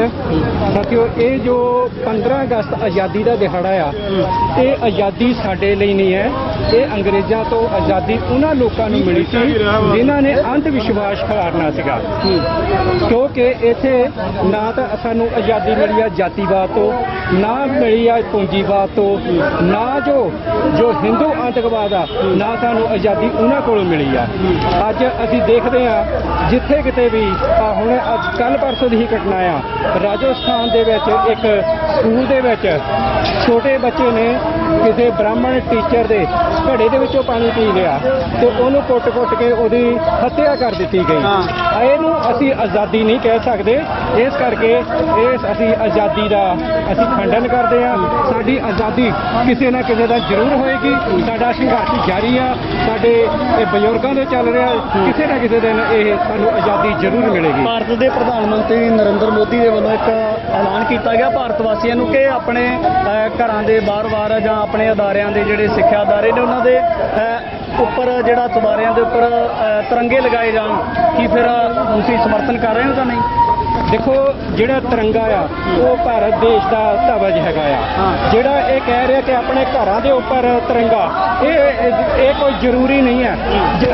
ਜਿਹੜਾ ਤਿਰੰਗਾ ਹੁੰਦਾ ਨਾ, ਜੇ ਸਾਨੂੰ ਆਜ਼ਾਦੀ ਮਿਲੀ ਹੁੰਦੀ ਤਾਂ ਅਸੀਂ ਜ਼ਰੂਰ ਲਗਾਉਂਦੇ। ਅਸੀਂ ਆਪਣੇ ਧਰਮ ਦਾ ਝੰਡਾ, ਹੁਣ ਜਿਵੇਂ ਮੇਰੇ ਨਾਲ ਸਿੱਖ ਭਾਈਚਾਰਾ ਆ, ਉਹ ਆਪਣਾ ਝੰਡਾ ਲੈ ਕੇ ਚੱਲ ਰਿਹਾ ਆ। ਅਸੀਂ ਆਪਣੇ ਬਾਬਾ ਸਾਹਿਬ ਦਾ ਜੋ ਝੰਡਾ ਆ ਅਸੀਂ ਉਹ ਲੈ ਕੇ ਚੱਲ ਰਹੇ ਆ। ਤੋਂ ਅਸੀਂ ਸਾਡੇ ਲਈ ਇਹੀ ਧਵਜ ਹੈਗੇ ਆ। ਜੇ ਤੁਹਾਡੀ ਆਪਾਂ ਕਮਿਊਨਿਟੀ ਦੀ ਗੱਲ ਕਰੀਏ ਤਾਂ ਕਿੰਨੇ ਕੁ ਲੋਕ ਤੁਹਾਡੇ ਸਮਰਥਨ ਦੇ ਵਿੱਚ ਨੇ? ਦੇਖੋ, ਸਾਡਾ ਜੋ ਕਮਿਊਨਿਟੀ ਹੈਗੀ ਆ ਉਹ ਥੋੜਾ ਗਰੀਬ ਤਬਕਾ ਹੋਣ ਦੇ ਕਰਕੇ ਦੱਬਿਆ ਕੁਚਲਿਆ ਤਬਕਾ ਹੈਗਾ ਆ। ਇਸ ਕਰਕੇ ਉਹ ਸਾਰੇ ਹੀ ਮਤਲਬ ਨਾਲ ਹੈਗੇ ਆ। ਮਤਲਬ ਇਹ ਹੁੰਦਾ ਹੈ ਕਿ ਹਰੇਕ ਨੂੰ ਰੋਜੀ ਰੋਟੀ ਹੋਣ ਕਰਕੇ ਉਹ ਇੱਦਾਂ ਕਈ ਵਾਰ ਸੰਘਰਸ਼ਾਂ ਦੇ ਵਿੱਚ ਨਹੀਂ ਸ਼ਾਮਲ ਹੁੰਦੇ। ਜਿਹੜੇ ਤੁਹਾਡੇ ਭਾਈਚਾਰੇ ਦੇ ਜਿਹੜੇ ਕਹਿ ਸਕਦੇ ਆ ਕਿ ਦਰਪੇਸ਼ ਚੁਣੌਤੀਆਂ ਨੇ, ਉਹਨਾਂ ਮਸਲਿਆਂ ਨੂੰ ਸਮਝਦੇ ਨੇ? ਬਿਲਕੁਲ ਸਮਝਦੇ ਆ, ਸਾਰੇ ਹੀ ਲੀਡਰ ਸਮਝਦੇ ਆ। ਬਹੁਤ ਸਾਰੇ ਲੀਡਰ ਵਿੱਚ ਸ਼ਾਮਲ ਹੈਗੇ ਆ। ਜਿੰਦਰ ਰਾਣਾ ਜੀ ਆ, ਸਤਪਾਲ, ਡਾਕਟਰ ਸਤਪਾਲ ਜੀ ਆ, ਗੋਲਡੀ ਜੀ ਆ, ਬਹੁਤ ਸਾਰੇ ਲੀਡਰ ਐਸੇ ਵੀ ਰੈਲੀ ਦੇ ਵਿੱਚ ਸ਼ਾਮਲ ਹੋਏ ਆ। ਕਦੇ ਜਿਹੜੇ ਤੁਹਾਨੂੰ ਲੱਗਦਾ ਕਿ ਤੁਹਾਡੀਆਂ ਦਰਪੇਸ਼ ਚੁਣੌਤੀਆਂ ਨੇ ਜਾਂ ਜਿਹੜੇ ਮੁੱਖ ਮੁੱਦੇ ਨੇ, ਉਹਨਾਂ ਮੁੱਦਿਆਂ ਨੂੰ ਲੈ ਕੇ ਕਦੇ ਚਾਹੇ ਆਪਣੇ ਆਪ ਨੂੰ ਮਹਿਸੂਸ ਤਾਂ ਚਾਹੇ ਜੋ ਕਰਦੇ ਹੋ, ਤੁਹਾਡੇ ਆਪਣੇ ਨਿੱਜੀ ਵਿਚਾਰ ਨੇ, ਕਦੇ ਸਰਕਾਰ ਦੇ ਨੁਮਾਇੰਦੇ ਨੂੰ ਮਿਲੇ ਹੋ, ਕਦੇ ਕਿਸੇ ਦੇ ਨਾਲ ਗੱਲਬਾਤ ਕੀਤੀ ਹੈ, ਕੋਈ ਸਮਰਥਨ ਮਿਲਿਆ? ਦੇਖੋ, ਸਰਕਾਰੀ ਨੁਮਾਇੰਦੇ ਜਿਹੜੇ ਆ ਉਹ ਜੋ ਹਿੰਦੂ ਤਾਕਤਾਂ ਆ ਉਹਨਾਂ ਦੇ ਹੱਕ 'ਚ ਚੱਲਦੀਆਂ। ਸਾਡੇ ਹੱਕ 'ਚ ਤਾਂ ਉਹ ਕਦੇ ਚੱਲ ਨਹੀਂ ਸਕਦੀਆਂ। ਸਾਡੇ ਨੂੰ ਤਾਂ ਮਿੱਠੀ ਗੋਲੀ ਦੇ ਕੇ ਵਾਪਸ ਭੇਜ ਦਿੱਤਾ ਜਾਂਦਾ। ਸਾਡੇ ਬਹੁਤ ਸਾਰੇ ਮਸਲੇ ਆ ਜਿਹੜੇ ਥਾਣਿਆਂ ਦੇ ਵਿੱਚ ਉੱਦਾਂ ਹੀ ਰੁਲਦੇ ਫਿਰਦੇ ਆ। ਜਦ ਕਿ ਕ੍ਰਾਈਮ ਦੀ ਜੋ ਰਿਪੋਰਟ ਹੈ, ਜਿੱਦਾਂ ਮੰਨ ਲਓ ਕਿ ਕਈ ਕ੍ਰਾਈਮ ਮੀਡੀਆ ਦੇ ਸਾਹਮਣੇ, ਪੁਲਿਸ ਦੇ ਸਾਹਮਣੇ ਹੋਏ ਆ, ਉਹਨਾਂ ਦੀਆਂ ਵੀ ਉਹ FIR ਨਹੀਂ ਦਰਜ ਹੋ ਰਹੀਆਂ। ਤਾਂ ਅਸੀਂ ਇਹਨੂੰ ਆਜ਼ਾਦੀ ਨਹੀਂ ਕਹਿ ਸਕਦੇ।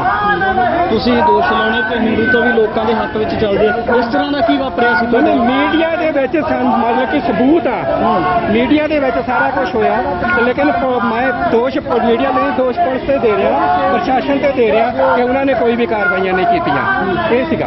ਆਪਣੀ ਕਮਿਊਨਿਟੀ ਨੂੰ ਕੀ ਸੁਨੇਹਾ ਦੇ ਕੇ ਜਾ ਰਹੇ ਹੋ? ਕਮਿਊਨਿਟੀ ਨੂੰ ਦੇਖੋ, ਰੋਟੀ ਰਾਜੀ ਤਾਂ ਇੱਦਾਂ ਹੀ ਚੱਲਦੀ ਰਹਿਣੀ ਆ। ਕਮਿਊਨਿਟੀ ਨੂੰ ਇਹ ਚਾਹੀਦਾ ਕਿ ਕੁਝ ਸਮਾਂ ਸਮਾਜ ਦੇ ਲਈ ਜਾਗਰੂਕ ਹੋਣ ਦੇ ਲਈ ਜ਼ਰੂਰ ਕੱਢੋ, ਕਿਉਂਕਿ ਜਾਗਰੂਕਤਾ ਹੋਏਗੀ ਤਾਂ ਹੀ ਅਸੀਂ ਮਤਲਬ ਸਾਨੂੰ ਹੱਕ ਮਿਲ ਸਕਦੇ ਆ। ਜੇ ਅਸੀਂ ਘਰਾਂ ਵਿੱਚ ਹੀ ਸੁੱਤੇ ਰਹੀਏ ਤਾਂ ਸਾਨੂੰ ਕੁਝ ਵੀ ਪ੍ਰਾਪਤ ਨਹੀਂ ਹੋਣਾ। ਕਿਤੇ ਨਾ ਕਿਤੇ ਇਹ ਨਹੀਂ ਲੱਗਾ ਕਿ ਜਿਸ ਤਰੀਕੇ ਦੇ ਨਾਲ ਜਿਹੜੇ ਸ਼ਰਾਰਤੀ ਅੰਸਰ ਨੇ, ਚਾਹੇ ਉਹ ਤੁਹਾਡੇ ਭਾਈਚਾਰੇ ਦੇ ਨਾਲ ਸੰਬੰਧ ਰੱਖਦੇ ਹੋਣ, ਚਾਹੇ ਉਹ ਹੋਰ ਫਿਰਕਿਆਂ ਦੇ ਨਾਲ ਸੰਬੰਧਿਤ ਹੋਣ, ਤਾਂ ਉਹਨਾਂ ਦੇ ਵੱਲੋਂ ਕਿਤੇ ਨਾ ਕਿਤੇ ਧਰਮਾਂ ਨੂੰ ਲੈ ਕੇ ਬਾਜ਼ੋਵਾਦ ਵਾਲੀਆਂ ਟਿੱਪਣੀਆਂ ਕੀਤੀਆਂ ਜਾਂਦੀਆਂ, ਜਿਹਨੂੰ ਲੈ ਕੇ ਜਿਹੜੀਆਂ ਘੱਟ ਗਿਣਤੀਆਂ ਨੇ ਉਹਨਾਂ ਦੇ ਆਪਸ ਦੇ ਵਿੱਚ ਦਰਾੜ ਪੈਂਦੀ ਆ।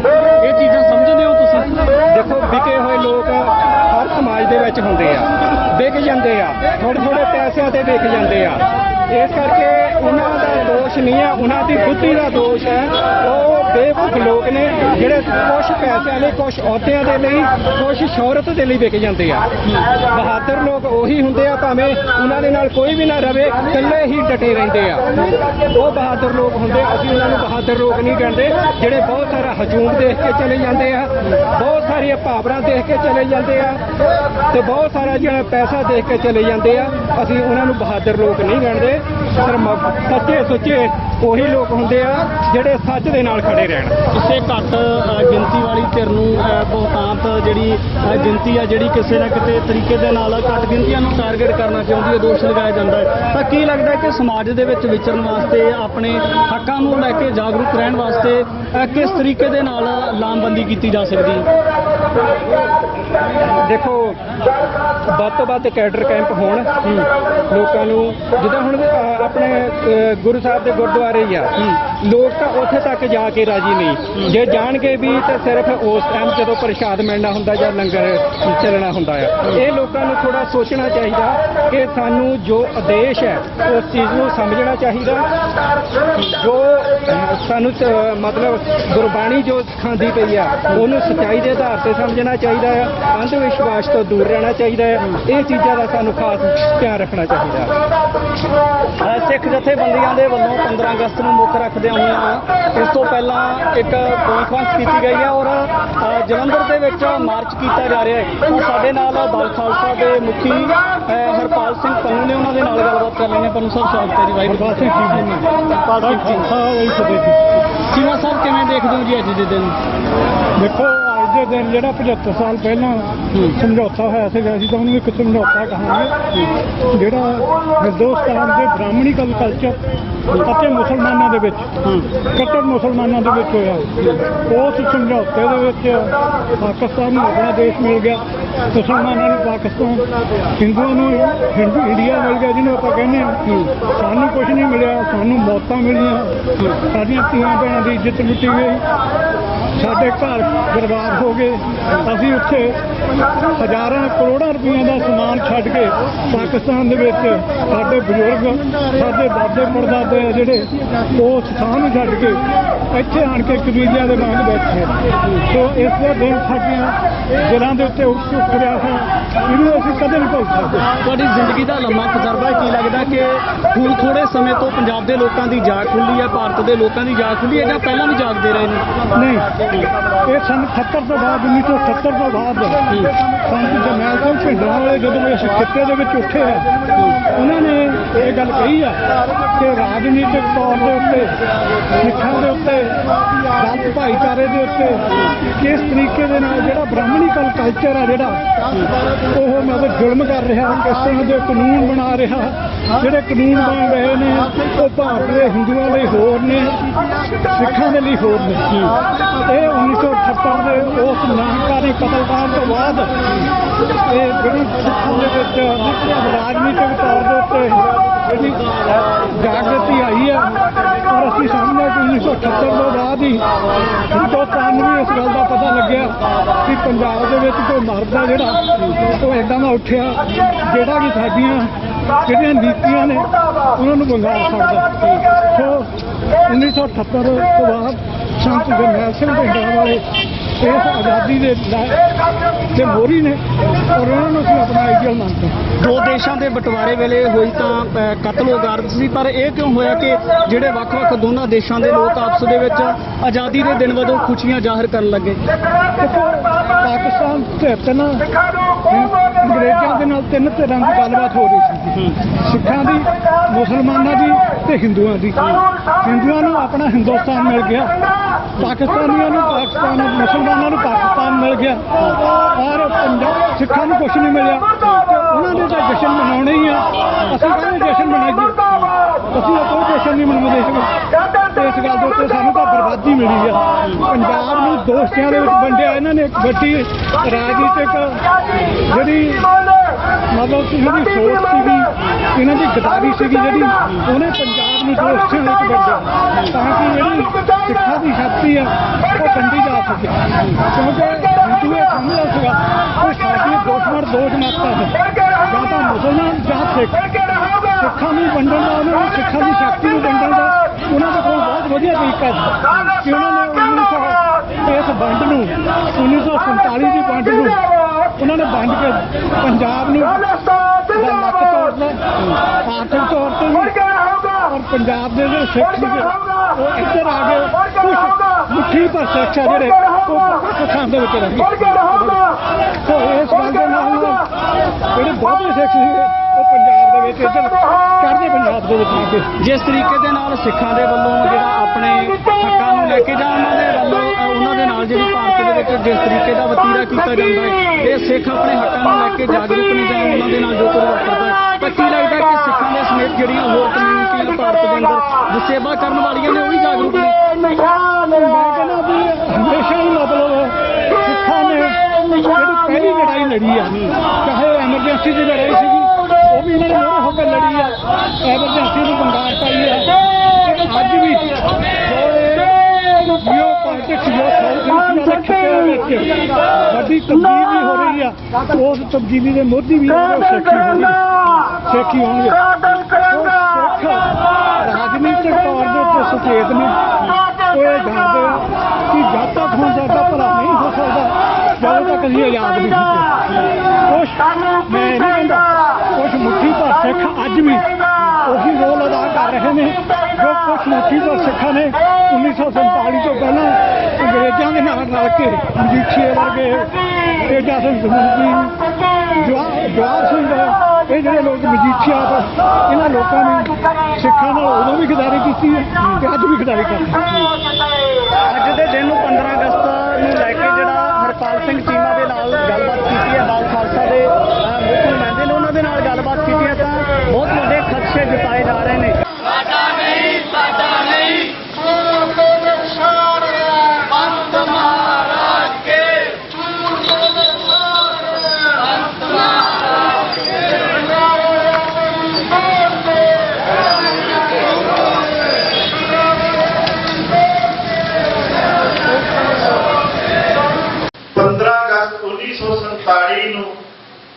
ਜਿਹੜਾ ਪਿਛਲੇ 75 ਸਾਲਾਂ ਦੇ ਅੰਦਰ ਸਰਕਾਰੀ ਮਾਧਿਅਮ ਰਾਹੀਂ ਜਾਂ ਭਾਰਤੀ ਰਾਜ ਪ੍ਰਬੰਧ ਤੇ ਗਿਆਨ ਪ੍ਰਬੰਧ ਰਾਹੀਂ ਜਿਹੜਾ ਪ੍ਰਚਾਰਿਆ ਤੇ ਪ੍ਰਸਾਰਿਆ ਗਿਆ ਕਿ ਇਹ ਭਾਰਤ ਦੀ ਆਜ਼ਾਦੀ ਦਾ ਦਿਨ ਹੈ, ਅਸੀਂ ਉਹਨੂੰ ਮੁੱਢੋਂ ਰੱਦ ਕਰਦੇ ਹਾਂ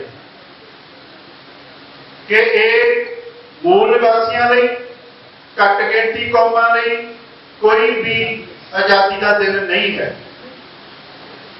ਖਾਸ ਕਰਕੇ ਇਸ ਖਿੱਤੇ ਦੀ ਗੱਲ ਕਰੀਏ ਤੇ 1947 ਦੇ ਵਿੱਚ ਵੰਡ ਭਾਰਤ ਦੀ ਨਹੀਂ ਹੋਈ, ਵੰਡ ਪੰਜਾਬ ਦੀ ਹੋਈ ਹੈ, ਸਾਡੇ ਪੰਜਾਬ ਦੀ ਹੋਈ ਹੈ, ਅਸੀਂ ਉਜੜੇ ਹਾਂ।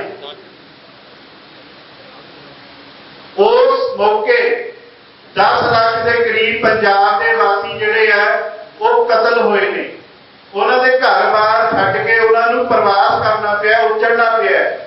ਸਾਡੀਆਂ ਧੀਆਂ ਭੈਣਾਂ ਦੀਆਂ ਬੇਪਤੀਆਂ ਹੋਈਆਂ, ਈਵਨ ਕਿ ਉਹਨਾਂ ਨੂੰ ਕਤਲ ਵੀ ਕੀਤਾ ਗਿਆ। ਸਾਡੇ ਲਈ ਇਹ ਕਿਸੇ ਵੀ ਪੱਖ ਤੋਂ ਆਜ਼ਾਦੀ ਦਾ ਦਿਨ ਨਹੀਂ ਹੈ। ਅਸੀਂ ਇਹਨੂੰ ਪਿਛਲੇ ਦਿਨਾਂ ਦੇ ਵਿੱਚ ਵੱਖ-ਵੱਖ ਰੂਪਾਂ ਦੇ ਵਿੱਚ ਵੱਖ-ਵੱਖ ਢੰਗਾਂ ਦੇ ਨਾਲ ਕਿਹਾ ਵੀ ਹੈ, ਪ੍ਰਚਾਰਿਆ ਵੀ, ਔਰ ਇੱਥੇ ਪ੍ਰੋਗਰਾਮ ਵੀ ਕੀਤੇ ਨੇ।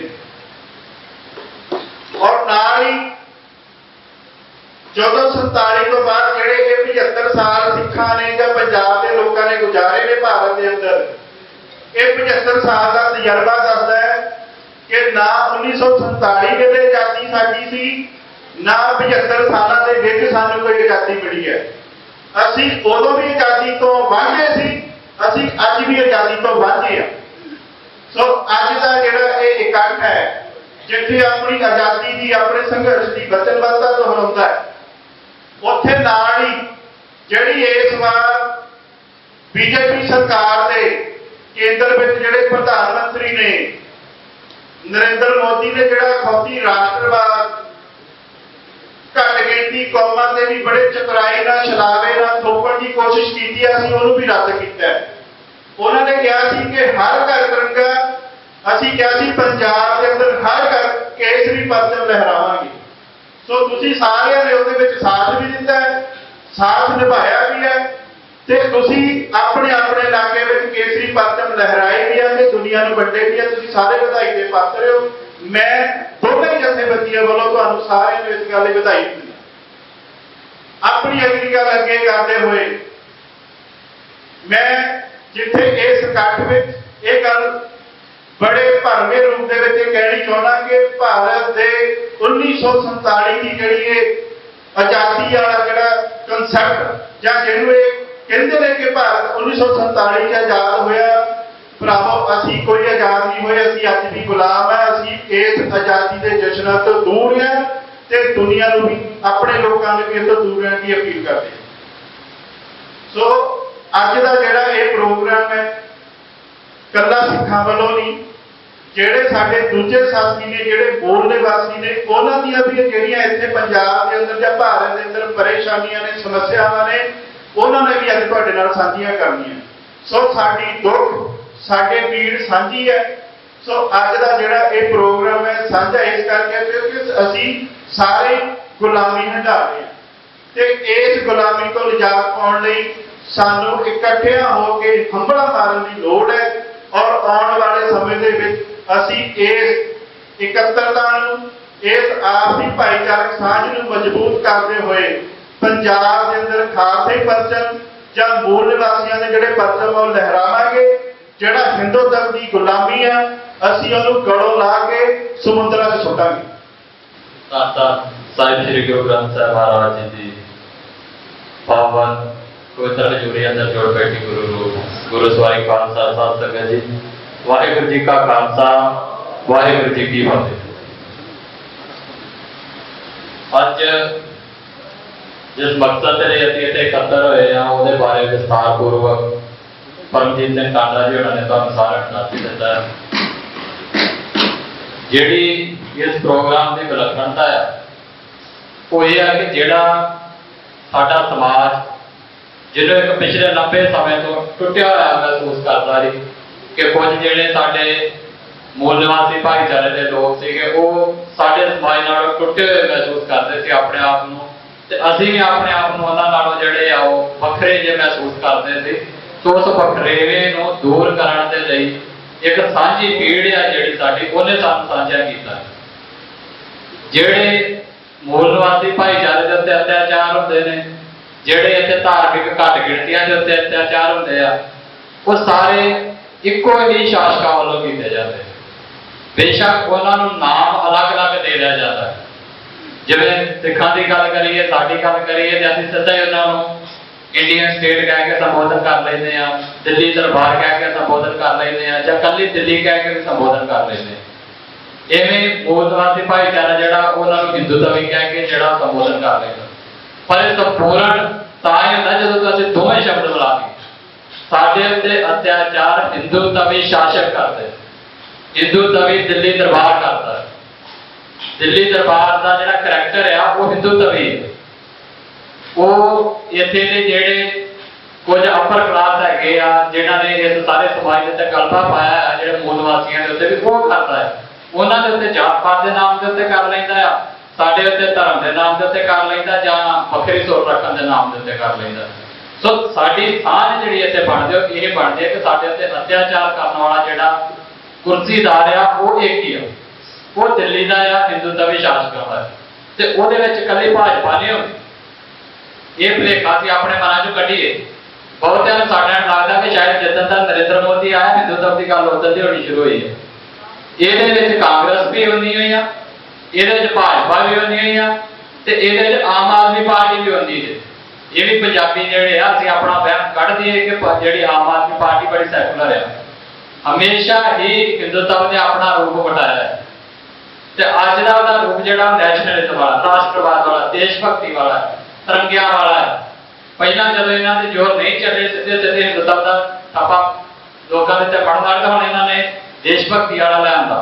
जिस तिरंगे चला लो जां तुसीं जिहड़े उन्हां दे चेहरे जनगण मन गा लो, सिनेमिਆਂ दे विच वंदे मातरम दे स्लोगन तुसीं गा लो, लोकां दे घरां दे झंडे ला लो। ये सारा हिंदुत्वी जिहड़ा इंडिया आ ओहदियां चालां। सो इन्हां पार्टियां नूं कदे भी ला करके ना वेख्या करो। हाँ तुसीं वेख लो हुण पंजाब दा माहौल की है। जे भाजपा वाले ने कहा हर घर तिरंगा, जिहड़े कांग्रेसी ने वो भाजपा तो भी दो कदम अगे हो गए। भाजपा वाले मार्चां नहीं कढ़ियां, कांग्रेसी कहंदे इत्थे झंडे ला लैके मार्चां कर। उन्हां मार्चां कढ़ियां नाल एक होर स्लोगन देता, कहंदे कदे घरां 'च नहीं दिलां 'च भी वाड़ो। राजा वड़िंग साहब कहंदे हर घर नहीं हर दिल तिरंगा। मतलब तुहाडे दिल भी जिहड़े आ हिंदुत्वी होने, वो जिहड़े आ वो राष्ट्रवाद दे विच रंगे जाण। तो इन्हां इवें केजरीवाल ने कीता है। जदों इलैक्शन आइया ही तुहानूं याद हो गया, जलंधर दे विच भी उहने तिरंगा मार्च कढी, अमृतसर भी गया, पटियाले भी कढिया है। ये सारे जिहड़े आ इक्को ही मतलब जिवें कहणे ते इक्को सिक्के दे दो पहलू ने। वो कदी अपना रूप जिहड़ा जातिवाद वाला लै लैंदा है, ब्राह्मणवाद वाला लै लैंदा है, घट गिणती दे जुल्म करन लग पैंदा। कदी इंडियन स्टेट बन जाता है तो जिहड़े धार्मिक घट गिणती कौमां आ, सिख आ, मुसलमान आ, उन्हां दे दुआले हो जांदा। सो ये गल जिहड़ी आ क्लीयर करके जाइए इतों कि जिहड़ा भी दिल्ली की कुर्सी के उत्ते बैठदा है जां भविख दे विच बहना है, सच ये है कि वो हिंदुत्वी सोच वाला होगा तो बहना। ਜੇ ਦੂਸਰੇ ਭਾਈਚਾਰੇ ਵਾਲੇ ਨੂੰ ਭਾਲਦੇ ਵੀ ਆ ਤੇ ਉਹਨੂੰ ਆਪਣੀ ਲੱਤ ਦੇ ਥੱਲੇ ਲਗਾ ਕੇ ਭਾਲਦੇ ਆ, ਉਹ ਨਹੀਂ ਭਾਲਦੇ। ਤੇ ਇਹ ਗੱਲਾਂ ਕਲੀਅਰ ਵੀ ਹੋਈਆਂ ਜਦੋਂ ਰਾਸ਼ਟਰਪਤੀ ਦੀ ਸਹੁੰ ਚੁਕਾਈ ਗਈ, ਉਦੋਂ ਜਿੱਦਾਂ ਦੇ ਕਰਮਕਾਂਡ ਕਰਵਾਏ ਗਏ, ਉਹਨੂੰ ਮਦਦ ਤੋਂ ਬਾਹਰ ਲਿਆ ਗਿਆ ਪਿਛਲੇ ਰਾਸ਼ਟਰਪਤੀ ਨੂੰ। ਈਵਨ ਹੋਣ ਵਾਲਾ ਜਿਹੜਾ ਉਹਦੇ ਨਾਲ ਵੀ ਜਿਸ ਤਰ੍ਹਾਂ ਦਾ ਸਲੂਕ ਕਰਕੇ ਉਹ ਅਸੀਂ ਵੀਡੀਓ ਦੇਖੀ ਜਾਂ ਇਹਦਾ ਸ਼ੁੱਧੀਕਰਨ ਕਰਕੇ ਜਦੋਂ ਸਹੁੰ ਚੁਕਾਈ ਗਈ, ਇਹ ਸਾਰੀਆਂ ਚੀਜ਼ਾਂ ਸਿੱਧ ਕਰਦੀਆਂ ਕਿ ਜਦੋਂ ਉਹਨਾਂ ਦੀ ਲੱਤ ਦੇ ਥੱਲੇ ਉਹਦੇ ਕੋਈ ਲੰਘੂਗਾ ਫਿਰ ਉਹ ਕੁਰਸੀ ਤੇ ਬਹੂਗਾ। ਫਿਰ ਉਹ ਚਾਹੇ ਨੂੰ ਪਗੜੀਧਾਰੀ ਹੋਵੇ, ਚਾਹੇ ਹੁਣ ਜਿਵੇਂ ਪਗੜੀਧਾਰੀਆਂ ਦੇ ਵਿੱਚੋਂ 20 ਕਿਲੋ ਦੇ ਭਗਵੰਤ ਮਾਨ ਹੈਗਾ ਜਾਂ ਸਿਰ ਤੇ ਪੱਗ ਬੰਨੀ ਆ ਪਰ ਝੁਕਿਆ ਸਾਰਾ ਚੱਲੀ ਦੇ ਅੱਗੇ। ਸੋ ਉਹਨਾਂ ਦੀਆਂ ਕੁਰਸੀਆਂ ਤੇ ਇਦਾਂ ਦੇ ਪੈਣੇ। ਸੋ ਆਪਣੇ ਦਿਲ ਦਿਮਾਗ ਦੇ ਵਿੱਚ ਔਰ ਆਪਣੇ ਸਮਾਜ ਦੇ ਵਿੱਚ ਇਹ ਗੱਲ ਲੈ ਕੇ ਜਾਈਏ ਅਸੀਂ ਕਿ ਸਾਡਾ ਦੁਸ਼ਮਣ ਸ਼ਬਦ ਨਾਲ ਜਿਹੜਾ ਦੁਸ਼ਮਣ ਹੀ ਵਰਤਾਂਗਾ, ਇਹਨੂੰ ਕੋਈ ਐਵੇਂ ਕੋਈ ਰਵੇ ਸਾਡਾ ਰਾਈਵਲ ਨਹੀਂਗਾ ਵੀ ਦੂਸਰੇ ਪਾਸੇ ਸਿਰਫ ਖੜਾ ਹੈ ਤੇ ਸਾਡੇ ਨਾਲ ਖੇਡਦਾ ਪਿਆ ਆ। ਜਿਹੜਾ ਸਾਡਾ ਦੁਸ਼ਮਣ ਆ, ਚਾਹੇ ਉਹ ਮੂਲ ਨਿਵਾਸੀ ਭਾਈਚਾਰੇ ਦਾ ਆ, ਚਾਹੇ ਸਿੱਖਾਂ ਦਾ ਆ ਤੇ ਚਾਹੇ ਮੁਸਲਮਾਨਾਂ ਦਾ ਆ, ਜਾਂ ਈਵਨ ਜਿਹੜੇ ਧਰਮ ਨਿਰਪੱਖ ਦੀ ਗੱਲ ਕਰਦੇ ਨੇ, ਜਿਹੜੇ ਕਾਮਰੇਡੀ ਸੋਚ ਦੇ ਵਿੱਚ ਆ ਜਾਂਦੇ ਨੇ, ਤੁਸੀਂ ਉਹਨਾਂ ਨੂੰ ਵੀ ਵੇਖੋ ਆਲ ਓਵਰ ਇੰਡੀਆ ਦੇ ਵਿੱਚ। ਜਿਹੜਾ ਉਹਨਾਂ ਤੋਂ ਵੱਖਰੀ ਗੱਲ ਕਰੂਗਾ ਕਿਉਂਕਿ ਜੇਲ੍ਹਾਂ 'ਚ ਦਬੱਦੇ ਆ। ਕਸ਼ਮੀਰ ਦਾ ਹਾਲ ਵੇਖ ਲਓ ਤੁਸੀਂ ਕੀ ਕੀਤਾ, ਇਦਾਂ ਹੀ ਤਾਮਿਲਾਂ ਦਾ ਹਾਲ ਆ, ਇਦਾਂ ਹੀ ਸੈਂਟਰਲ ਇੰਡੀਆ ਦੇ ਵਿੱਚ ਬੈਠੇ ਜਿਹੜੇ ਕਮਿਊਨਿਸਟ ਨੇ ਉਹਨਾਂ ਦਾ ਹਾਲ ਆ। ਸੋ ਇਹਨਾਂ ਨੇ ਕਿਸੇ ਨੂੰ ਨਹੀਂ ਬਖਸ਼ਿਆ।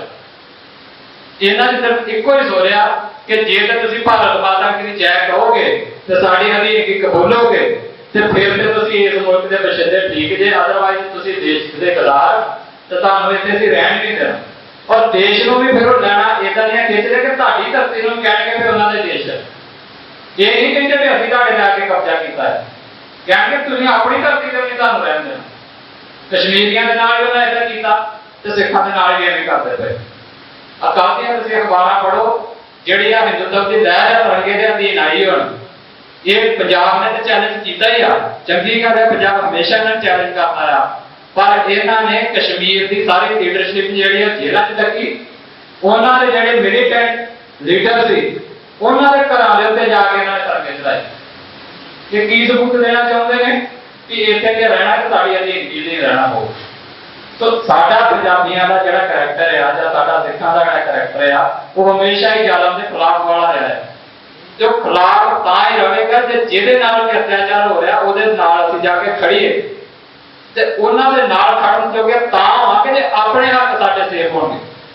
ਜੇ ਸਾਡੇ ਹੀ ਸੇਫ ਅਸੀਂ ਵੀ ਗੁਲਾਮ ਆ, ਸਾਨੂੰ ਹੀ ਕੁੱਟ ਪੈ ਰਹੀ ਆ, ਸਾਨੂੰ ਹੀ ਡਾਕਾ ਵੱਧ ਰਹੀਆਂ ਨੇ ਤੇ ਕਿਸੇ ਦੀ ਰੱਖਿਆ ਨਹੀਂ ਕੀ ਕਰਨੀ। ਸੋ ਪਹਿਲੀ ਗੱਲ ਸ਼ੁਰੂਆਤ ਹੁੰਦੀ ਆਪਣੇ ਘਰ।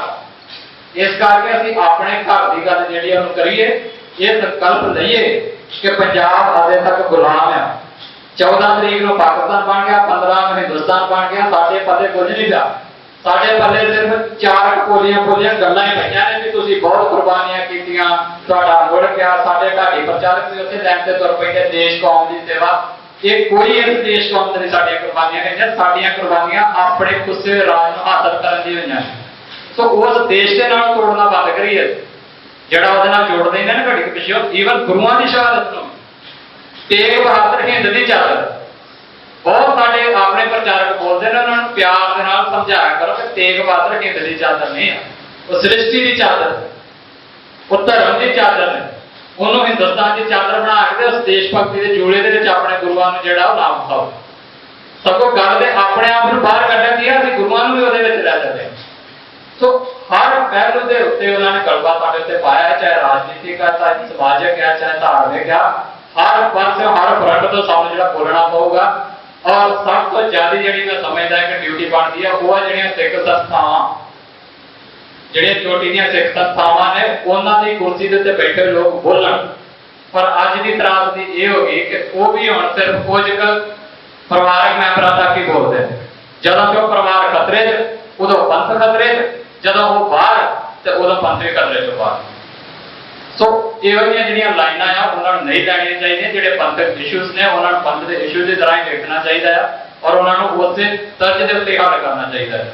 ਸੋ ਇੱਥੇ ਜਿਹੜਾ ਸਾਡਾ ਮੈਂ ਅਖੀਰ ਤੇ ਜਿਹੜੀ ਗੱਲ ਸਮਾਪਤ ਕਰਾਂ ਕਿ ਜਿੰਨਾ ਵੀ ਸਾਡੇ ਤੇ ਭਾਈਚਾਰਾ ਬੈਠਾ ਆ, ਚਾਹੇ ਮੂਲ ਨਿਵਾਸੀ ਨੇ, ਚਾਹੇ ਮੁਸਲਮਾਨ ਨੇ, ਚਾਹੇ ਸਿੱਖ ਨੇ, ਸਾਰੇ ਆਪਣੇ ਮਨ ਦੇ 'ਚ ਇੱਕ ਗੱਲ ਤੈਅ ਕਰੀਏ ਕਿ ਜੇ ਦੁਸ਼ਮਣ ਸਾਂਝਾ ਆ ਨਾ ਤੇ ਫਿਰ ਲੜਾਈ ਵੀ ਸਾਂਝੀ ਹੋ ਕੇ ਲੜੀ ਜਾਣੀ।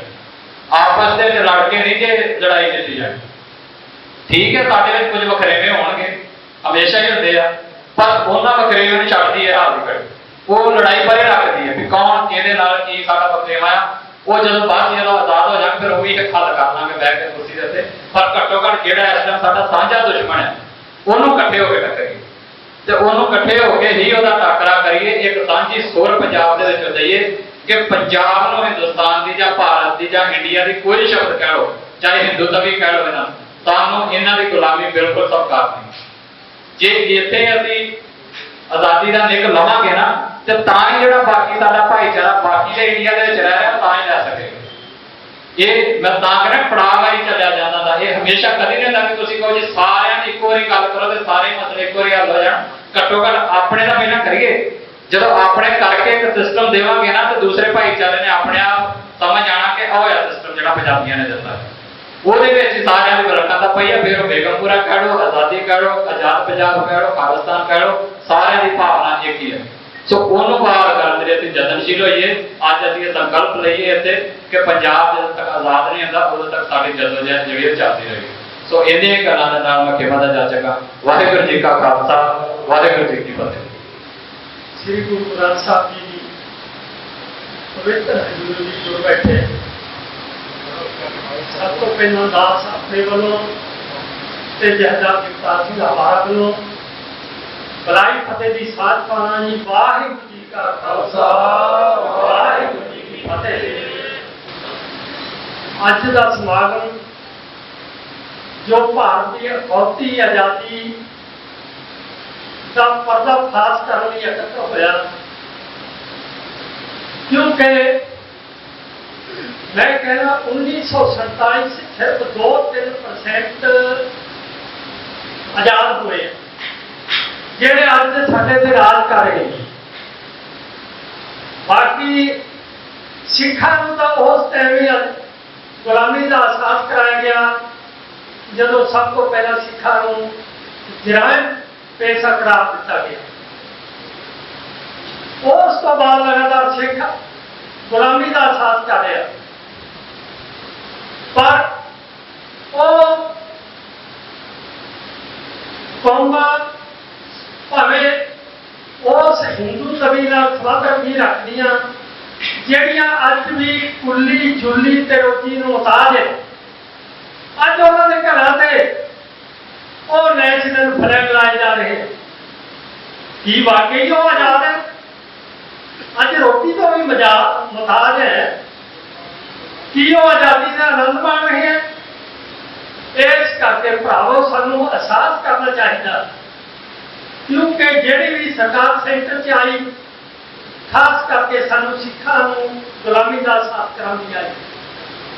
ਭਾਵੇਂ ਸਾਡੇ ਸ੍ਰੀ ਅਕਾਲ ਤਖ਼ਤ ਸਾਹਿਬ ਤੇ ਅਟੈਕ ਕਰਕੇ ਸਾਨੂੰ ਗੁਲਾਮੀ ਦਾ ਆਗਾਜ਼ ਕਰਾਇਆ ਗਿਆ, ਜਾਂ ਉਸ ਤੋਂ ਬਾਅਦ ਜਿੰਨੇ ਵੀ ਸਾਡੇ ਨਾਲ ਧੱਕੇ ਹੋਏ ਉਹ ਸਾਨੂੰ ਗੁਲਾਮੀ ਦਿਖਾਉਣ ਵਾਸਤੇ ਹੀ ਕੀਤੇ ਗਏ। ਸੋ ਇਸ ਗੁਲਾਮੀ ਨੂੰ ਗਲੋਂ ਲਾਉਣ ਵਾਸਤੇ ਸਾਨੂੰ ਕੋਈ ਉਪਰਾਲੇ ਕਰਨੇ ਚਾਹੀਦੇ ਆ।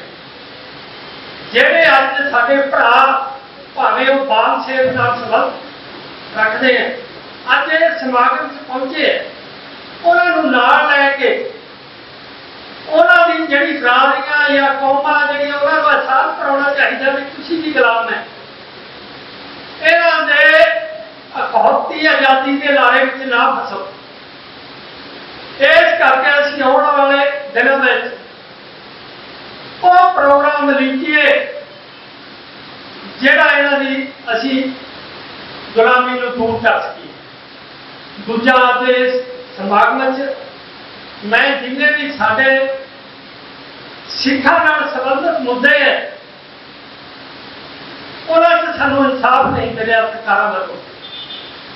ਉਹਨਾਂ ਦੇ ਹੱਕਾਂ ਲਈ, ਉਹਨਾਂ ਦੀ ਪ੍ਰਾਪਤੀ ਲਈ ਸਾਨੂੰ ਧਰਨੇ ਦਿੱਤੇ ਜਾ ਰਹੇ। ਵੱਖ-ਵੱਖ ਜਗ੍ਹਾ ਵੱਖ-ਵੱਖ ਮੁੱਦਿਆਂ ਤੇ ਸਿੱਖ ਧਰਨੇ ਦੇ ਰਹੇ, ਭਾਵੇਂ ਉਹ 328 ਸਰੂਪਾਂ ਦਾ ਮੁੱਦਾ, ਭਾਵੇਂ ਬਹਿਬਲ ਕਲਮਕਾਂਡ ਦਾ, ਭਾਵੇਂ ਬਰਗਾੜੀ ਦਾ, ਭਾਵੇਂ ਸਾਡੇ ਬੰਦੀ ਸਿੰਘਾਂ ਦੀ ਰਿਹਾਈ ਦਾ ਮੁੱਦਾ। ਅੱਜ ਮੈਂ ਇੱਕ ਬੇਨਤੀ ਜ਼ਰੂਰ ਤੁਹਾਨੂੰ ਕਰਾਂਗਾ, ਖਾਸ ਕਰਕੇ ਭਾਈ ਕਮਲ ਪਾਲ ਸਿੰਘ ਬਿੱਟੂ ਨੇ ਮੈਨੂੰ ਸੁਨੇਹਾ ਲਾਇਆ ਸੀ। ਮੈਂ ਜਹਦਾਰ ਜਗਤਾਰ ਸਿੰਘ हमारा तो सुनेहा लैके थोड़े चरणों च पुज्जिया। इस ते जरूर गौर करियो कि जिन्ने भी साडे मुद्दे हैं उन्हां दी प्राप्ति लई असीं वख-वख थावां ते धरने ला रहे हैं। पिछले कुछ 7 साल हो गए जिस तरह बापू सूरत सिंह वालों लाया गया, बरगाड़ी का मोर्चा चल रहा, बैल कलां का चल रहा, भावें बंदी सिंघां की रिहाई वास्ते सराबे चल रहा, दिल्ली 31 जुलाई को मोर्चा लाया गया। आने वाले समय च असीं कोशिश करें वो वीर इकट्ठे हो के उस मोर्चा ते जाके उन्हां प्रबंधकां नूं जिहड़े उन्हां मोर्चों की अगवाई कर रहे हैं घट्टो घट्टी उन्होंने इकट्ठा करके वो मोर्चा एक जगह तो लगाया जाए, क्योंकि करारे हत्थों तो बाद सरकार ने थानू कोई हक नहीं दे। जदों मोर्चा एक जगह तो लगेगा थोड़ी शक्ति होगी तो सरकार को झुकना पड़ेगा। इस करके जिहड़े वख-वख जगह से मुद्दे मोर्चे लगे उन्होंने सरकारों से कोई असर नहीं होएगा। इस करके असीं सरकारों को अपने हक लैण लई आउण वाले दिनां इन्हां नूं इकट्ठा करके वो मोर्चे जिन्हें भी साडे पंथक मुद्दे उन्हां ते ही लगे हुए उन्हां नूं इकट्ठा करके एक जगह तो अगवाई करिए ताकि असीं सरकार नूं झुका सकीए ते अपने हक लै सकीए। सो इन्नी बेनतियां करदा होया ये मेरी बेनती ते जरूर गौर करना। आउण वाले दिन मैं तकरीबन जिन्हें भी धरने या मोर्चे लगे हैं गलत पल्ला पा के सोहेब का सज्जना नाम लैके उन्होंने जान की कोशिश करेंगे ताकि असं उन्होंने एक जगह इकट्ठा कर सकिए। सो ये मेरी बेनती प्रवान कर ला जी। वाहिगुरू जी का खालसा, वाहिगुरू जी की फतेह। गैर निवासी संगत जी अज सिख जथेबंदियां मूल निवासी समाज के माधव तो बांसर के पूरे भारत के बहुत देशों के भी अपना उद्देश्य और विचारधारा ना कर रही है और उन्होंने माध्यम तो आज एक कॉन्फ्रेंस रखी गई है। कॉन्फ्रेंस 5-7 मिनट का टाइम मिलता उसमें आप खुद के अपने विचार नहीं कर सकते।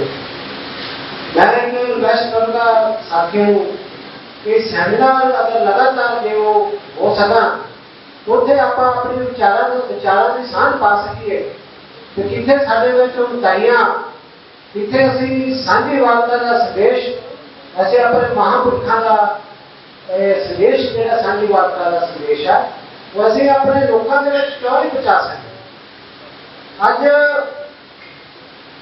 जिस हालात दे विचों मूल निवासी बहुजन समाज गुजर रहा वो तो इको एक कारण है इस देश में जाति व्यवस्था वाली व्यवस्था।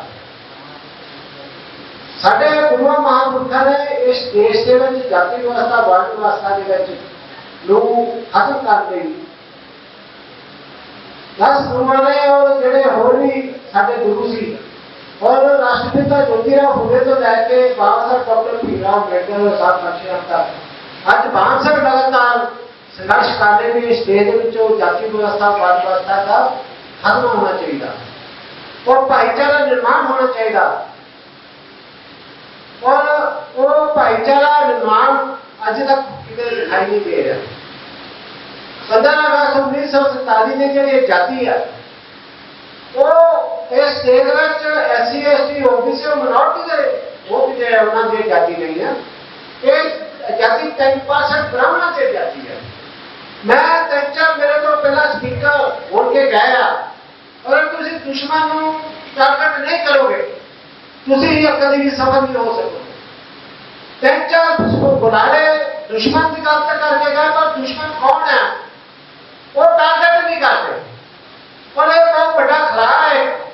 तुम लड़ाई लड़ना चाहते हो लड़ाई कि लोगों के नाम लड़ना चाहते अगर वह नाम ही लोगों को दसोगे तो लोगों को कितों पता लगू।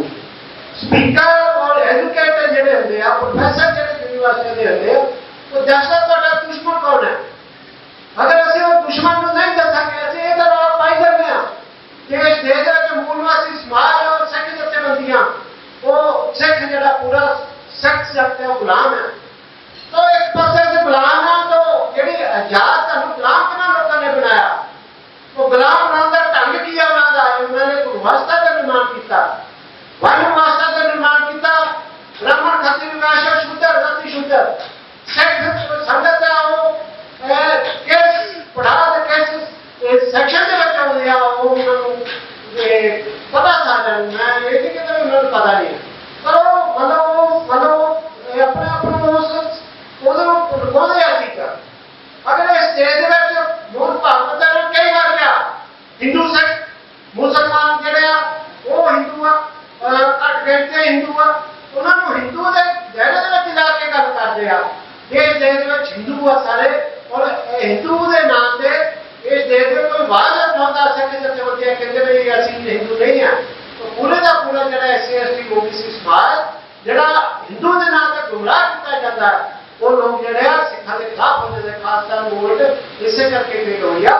ਖਾਲਸਾ ਵਰਸਸ ਹਿੰਦੁਸਤਾਨ ਲੜਾਈ ਲੱਗੀ, ਔਰ ਹਿੰਦੁਸਤਾਨ ਵਰਡ ਜਿਹੜਾ ਉਹ ਮਿਸਲੀਡਿੰਗ ਵਰਡ ਹੈ।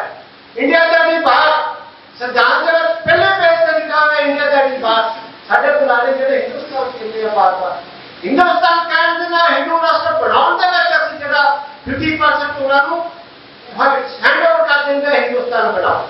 ਜਦੋਂ ਤੱਕ ਸਾਡੀ ਭਾਸ਼ਾ ਜਿਹੜੀ ਆ ਲੋਕ ਜਿਹੜੀ ਆ ਤੁਹਾਡੀ ਆਪਣੀ ਭਾਸ਼ਾ ਨਹੀਂ ਹੋਗੀ, ਅਗਰ ਅਸੀਂ ਬ੍ਰਾਹਮਣਾਂ ਦੀ ਭਾਸ਼ਾ ਬੋਲਾਂਗੇ ਤਾਂ ਅਸੀਂ ਬ੍ਰਾਹਮਣਾਂ ਦੇ ਗੁਲਾਮ ਰਵਾਂਗੇ, ਉਹ ਗੁਲਾਮ ਹੈ। ਉਹਨਾਂ ਨੇ ਹਿੰਦੂ ਜਿਹੜਾ ਵਰਡ ਹੈ ਮਿਸਲੀਡਿੰਗ ਵਰਡ ਹੈ, ਡਿਕਸ਼ਨਰੀ ਦੇ ਵਿੱਚ ਕੱਢ ਲਓ, ਫਾਰਸੀ ਦਾ ਨਾਮ ਹੈ। ਹਿੰਦੂ ਜਿਹੜਾ ਮੁਗਲਾਂ ਦੇ ਦੁਆਰਾ ਦਿੱਤਾ ਹੋਇਆ ਵਰਡ ਹੈ, ਉਹਦਾ ਜਿਹੜਾ ਡਿਕਸ਼ਨਰੀ ਵਰਡ ਹੈ ਉਹ ਕਾਫਰ ਹੈ, ਕਾਇਰ ਹੈ, ਗੁਲਾਮ ਹੈ, ਲੁਟੇਰੇ ਹੈ। ਡਿਕਸ਼ਨਰੀ ਦੇ ਵਿੱਚ ਲਿਖਾ ਹਿੰਦੂਤਾ ਦੇ ਨਾਮ ਤੇ ਹਿੰਦੂਤਾ ਜਿਹੜਾ ਮਿਸਲੀਡਿੰਗ ਵਰਡ ਹੈ। ਇਹ ਜਿਹੜਾ ਜਦੋਂ ਹਿੰਦੂ ਦੀ ਗੱਲ ਹੁੰਦੀ ਆ ਤੇ ਪੂਰੇ ਦਾ ਪੂਰਾ ਜਿਹੜਾ SC/ST OBC ਸਮਾਜ ਉਹਨੂੰ ਆਪਾਂ ਇੱਕ ਵਿਰੋਧ ਵਿੱਚ ਖੜਾ ਕਰਦੀ ਨੇ, ਕਿਉਂਕਿ ਉਹ ਲੋਕ ਬੜੇ ਜਾਗਰੂਕ ਨਹੀਂ ਆ। ਜਦੋਂ ਮੰਦਰ ਦੇ ਵਿੱਚ ਜਾਣਾ ਉਦੋਂ ਬੋਰਡ ਲੱਗ ਚੁੱਕਾ ਇਹ ਸ਼ੂਦਰ ਦਾ ਇਸ ਮੰਦਰ में जाना वर्जित है। ਜਦੋਂ ਲੜਾਈ ਲੜਨੀ ਹੁੰਦੀ ਆ ਤੇ SC/ST OBC ਸਮਾਜ ਪੂਰੀ ਦੀ ਪੂਰੀ ਤਰ੍ਹਾਂ ਉਹ ਆਪਣੇ ਹਿੰਦੂ ਦੇ ਨਾਮ ਤੋਂ ਸ਼ਾਮਲ ਕਰਦਾ। तो हिंदू वर्ड एक पावर को गेन किता करना, वो गेम खेलते आ हिंदुओं के नाम के स्टेज में अज तक कोई लोग सत्ता दे आते हैं। अगर असी मतलब हिंदू वर्ड को डिनाई नहीं करांगे वो लोग सत्ता उन्होंने नहीं हटेंगे। इस देश में ब्राह्मणिकल तंत्र जिहड़ा वो इस देश में शब्द करता, वो शब्द असी बोलते हैं, उन्हें शब्दों का प्रचार प्रसार होता। तो हिंदू ਜਿਹੜਾ ਵਰਡ ਹੈ ਮਿਸਲੀਡਿੰਗ ਵਰਡ ਹੈ, ਹਿੰਦੂਤਾ ਜਿਹੜਾ ਮਿਸਲੀਡਿੰਗ ਵਰਡ ਹੈ। ਇਸ ਦੇ ਨਾਲ ਬ੍ਰਾਹਮਣ ਜਿਹੜਾ ਉਹ ਇਸ ਦੇਸ਼ ਦਾ ਰਾਜਾ, ਉਸ ਦੇਸ਼ ਦਾ ਸ਼ਾਸਕ ਹੈ। ਔਰ ਸਾਡੀ ਜਿਹੜੀ ਲੜਾਈ ਹੈ ਇਸ ਦੇਸ਼ ਵਿੱਚ ਬ੍ਰਾਹਮਣਿਕਲ ਵਿਵਸਥਾ ਦੇ ਨਾਲ, ਇਸ ਦੇਸ਼ ਦੇ ਵਿੱਚ ਬ੍ਰਾਹਮਣਿਕਲ ਵਿਵਸਥਾ ਸਾਨੂੰ ਗੁਲਾਮ ਬਣਾਉਂਦੀ ਹੈ। ਜਦੋਂ ਤੱਕ ਅਸੀਂ ਇਸ ਬ੍ਰਾਹਮਣਿਕਲ ਵਿਵਸਥਾ ਦੇ ਖਿਲਾਫ ਨਹੀਂ ਬੋਲਾਂਗੇ ਅਸੀਂ ਉਦੋਂ ਤੱਕ ਅਸੀਂ ਕਦੇ ਵੀ ਕਾਮਯਾਬ ਨਹੀਂ ਹੋਵਾਂਗੇ। तो दूसरी ਜਿਹੜੀ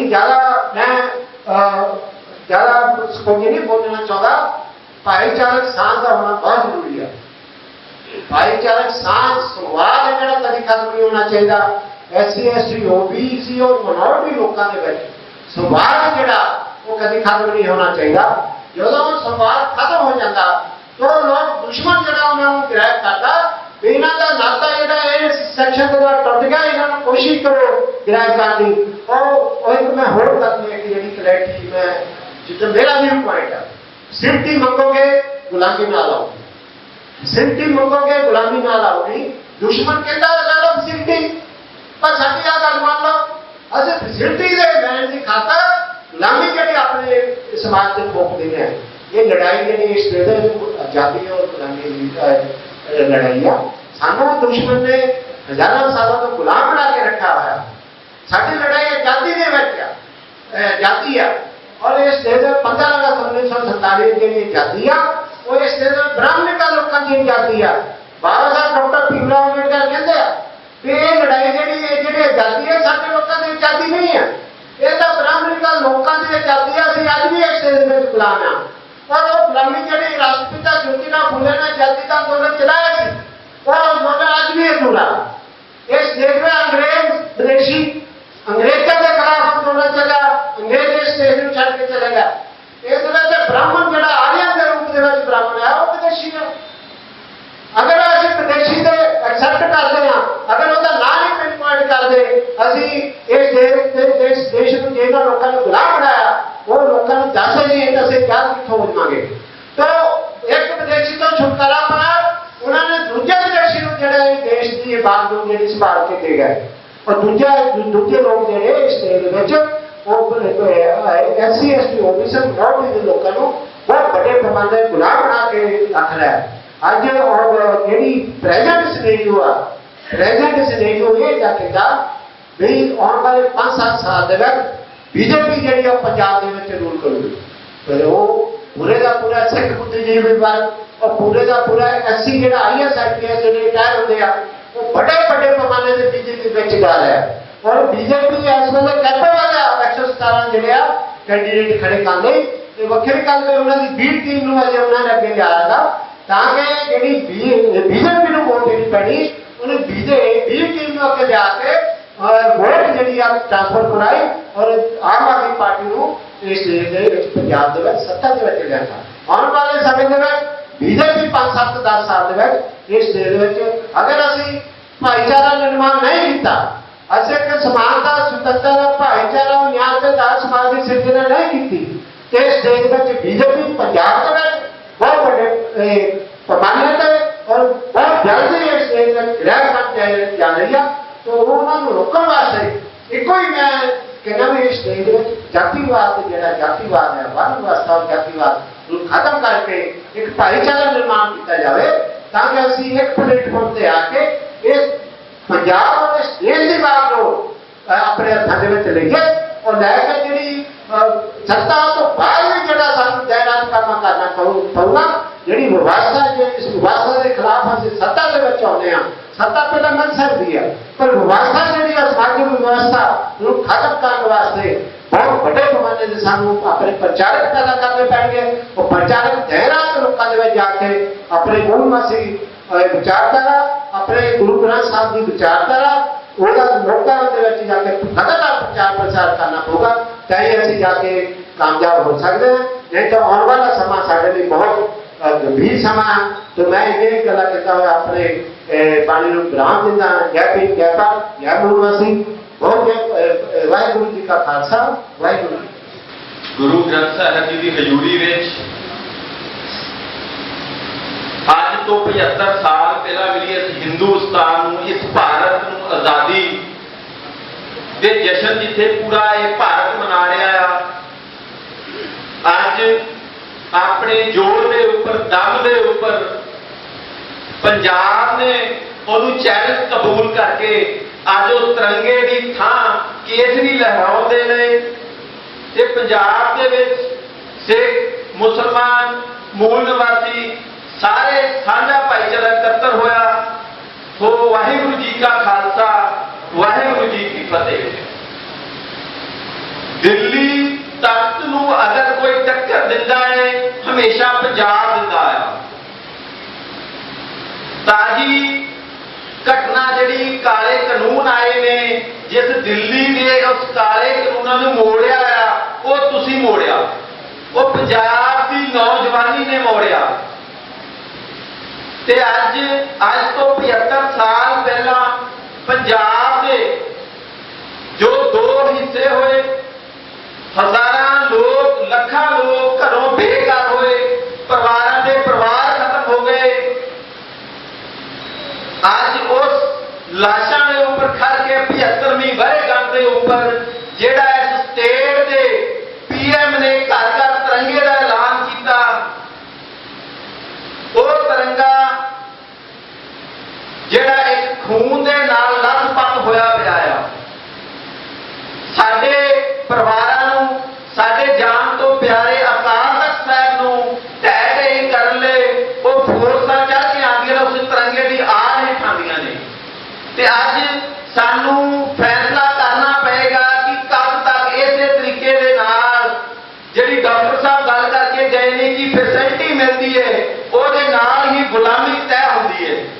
सो ये गल सानू समझनी पएगी जिस दे सिर दे ऊपर अज एक तरक्कियां जो पंजाब सरकार बनांदा पक्कियां सड़कां दी गल्लां करदा है वो तुहानू सुख सहूलतां देण दीयां गल्लां करदे ने तुहानू फ्री मैडिकल देण दीयां गल्लां करदे ने फ्री एजुकेशन सिस्टम देण दीयां गल्लां करदे ने वो दाड़ा ते तुहानू आटे पी के देण दीयां गल्लां करदे ने ये तुहानू गुलामी वल ले जा रहे स्टेप ने ਜਿਹੜੇ ਤੁਹਾਡੀ ਗੁਲਾਮੀ ਦੀਆਂ ਜੰਜੀਰਾਂ ਨੂੰ ਹੋਰ ਮਜ਼ਬੂਤ ਕਰਦੇ ਨੇ।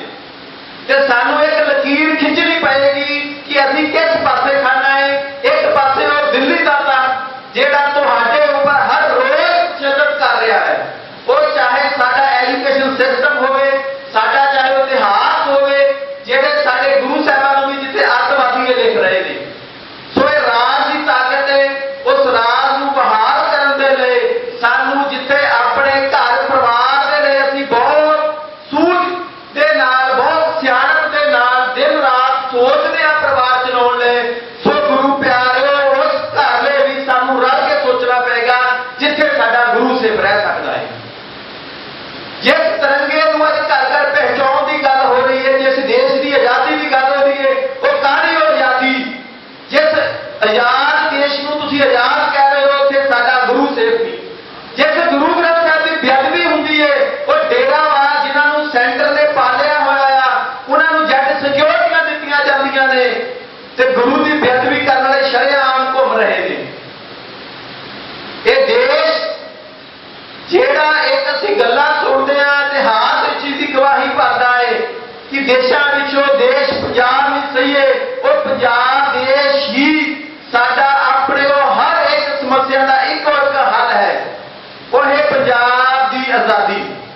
ਜਿਸ ਦੇਸ਼ ਦੀ ਅਸੀਂ ਗੱਲ ਕਰਦੇ ਹਾਂ, ਖਾਲਸਾ ਰਾਜ ਜਿਹਦੀਆਂ ਦੁਨੀਆ ਵਿੱਚ ਅੱਜ ਧੂਮਾਂ ਪੈਂਦੀਆਂ ਨੇ, ਉਹ ਰਾਜ ਹੀ ਸਿੱਖਾਂ ਦਾ ਰਾਜ ਦੀ ਗਿਣਤੀ ਸਭ ਤੋਂ ਘੱਟ, ਤੇ ਸਾਡੀ ਉਹ ਗਵਾਹੀ ਭਰਦਾ ਹੈ ਕਿ ਐਸਾ ਰਾਜ ਸਿੱਖ ਲੈ ਕੇ ਆਉਣਗੇ ਜਿਹਦੇ ਵਿੱਚ ਹਿੰਦੂ ਵੀ ਸੇਫ ਹੈ, ਹਰ ਧਰਮ ਵਿੱਚ ਰਹਿ ਕੇ ਜਿਉਣ ਦੀ ਆਜ਼ਾਦੀ ਹੋਵੇ। ਜਿਸ ਨੂੰ ਅੱਜ ਗੁਰੂ ਤੇਗ ਬਹਾਦਰ ਸਾਹਿਬ ਦੀ ਸ਼ਹਾਦਤ ਨੂੰ ਇਹ ਹਿੰਦ ਦੀ ਚਾਦਰ ਕਹਿੰਦੇ ਨੇ, ਹਰ ਇੱਕ ਇਹ ਚੀਜ਼ ਨੂੰ ਆਪਣੇ ਤਰੀਕੇ ਨਾਲ ਪੇਸ਼ ਕਰਦੇ ਨੇ। ਇਹ ਗੱਲ ਕਲੀਅਰ ਹੈ, ਸਿੱਖ ਗੁਰੂ ਦਾ ਸਿੱਖ ਜਿਹੜਾ ਗੁਰੂ ਆਖੇ ਅਨੁਸਾਰ ਜਿੰਦਾ ਹੈ, ਉਹ ਉਸ ਇਤਿਹਾਸ ਨੂੰ ਧਰਮ ਦੀ ਚਾਦਰ ਕਹਿੰਦਾ ਹੈ ਕਿ ਉਸ ਸਮੇਂ ਅਗਰ ਹੁਕੂਮਤ ਜਿਹੜੀ ਸੀ ਉਹ ਮੁਗਲਾਂ ਦੀ ਸੀ, ਹਿੰਦੂ ਤੇ ਜ਼ੁਲਮ ਹੋ ਰਿਹਾ ਸੀ, ਉਸ ਜਨੇਊ ਨੂੰ ਬਚਾਉਣ ਦੇ ਲਈ ਕੀ ਉਸ ਧੱਕੇ ਦੇ ਨਾਲ, ਜੁੱਤੀ ਦੇ ਤਾਕਤ ਦੇ ਜ਼ੋਰ ਦੇ ਨਾਲ ਜਨੇਊ ਜਿਹੜਾ ਉਤਾਰਿਆ ਜਾ ਰਿਹਾ ਸੀ, ਗੁਰੂ ਤੇਗ ਬਹਾਦਰ ਸਾਹਿਬ ਦੀ ਸ਼ਹਾਦਤ ਤੇ ਗਵਾਹੀ ਭਰਦੀ ਹੈ ਕਿ ਹਰ ਧਰਮ ਵਿੱਚ ਰਹਿ ਕੇ ਸਾਨੂੰ ਧਰਮ ਵਿੱਚ ਜਿਉਣ ਦੀ ਇਜਾਜ਼ਤ ਹੋਣੀ ਚਾਹੀਦੀ ਹੈ। ਤੇ ਜਿਹੜੇ ਅੱਜ ਇਹ ਹਕੂਮਤ ਰਾਜ ਭੋਗ ਰਹੀ ਹੈ, ਤੇ ਅਸੀਂ ਉਸ ਗੁਰੂ ਤੇਗ ਬਹਾਦਰ ਸਾਹਿਬ ਦੇ ਹੀ ਵਾਰਸ ਹਾਂ। ਜੇ ਅੱਜ ਤੁਸੀਂ ਇੱਥੇ ਹਰ ਇੱਕ ਧਰਮ ਦੀ ਉਹਦੇ ਉੱਤੇ ਆਪਣਾ ਧਰਮ ਥੋਪ ਰਹੇ ਹੋ, ਹਿੰਦੂ ਰਾਸ਼ਟਰ ਦੀ ਆੜ ਹੇਠ ਇਹ ਤਿਰੰਗੇ ਸਾਡੇ ਘਰਾਂ 'ਚ ਵਾੜ ਰਹੇ ਹੋ, ਇਹ ਪੰਜਾਬ ਦਾ ਨੌਜਵਾਨ ਕਦੀ ਵੀ ਪ੍ਰਵਾਨ ਨਹੀਂ ਕਰੇਗਾ। ਤੇ ਜਿਹੜੇ ਅੱਜ ਸਾਡੇ ਕੇਸਾਧਾਰੀ ਸਿੱਖ ਅਖਵਾਉਣ ਵਾਲੇ ਘਰਾਂ 'ਚ ਤਿਰੰਗੇ ਲਗਾ ਰਹੇ ਹੁਣ ਇੱਕ ਸਵਾਲ ਆ ਕਿ ਪਿਛਲੇ 75 ਸਾਲਾਂ ਵਿੱਚ ਦੇਸ਼ ਨੇ ਪੰਜਾਬ ਨੂੰ ਕੀ ਦਿੱਤਾ ਹੈ? ਕੋਈ ਇੱਕ ਚੀਜ਼ ਮੈਨੂੰ ਗਿਣਾ ਦਿਓ। ਸਾਡੀ 47 ਦੇ ਵਿੱਚ ਪੰਜਾਬ ਦੇ ਜੋ ਹਾਲਾਤ ਨੇ ਸਾਰੇ ਗਵਾਹੀ ਭਰਦੇ ਨੇ। ਪਤਾ ਹੈ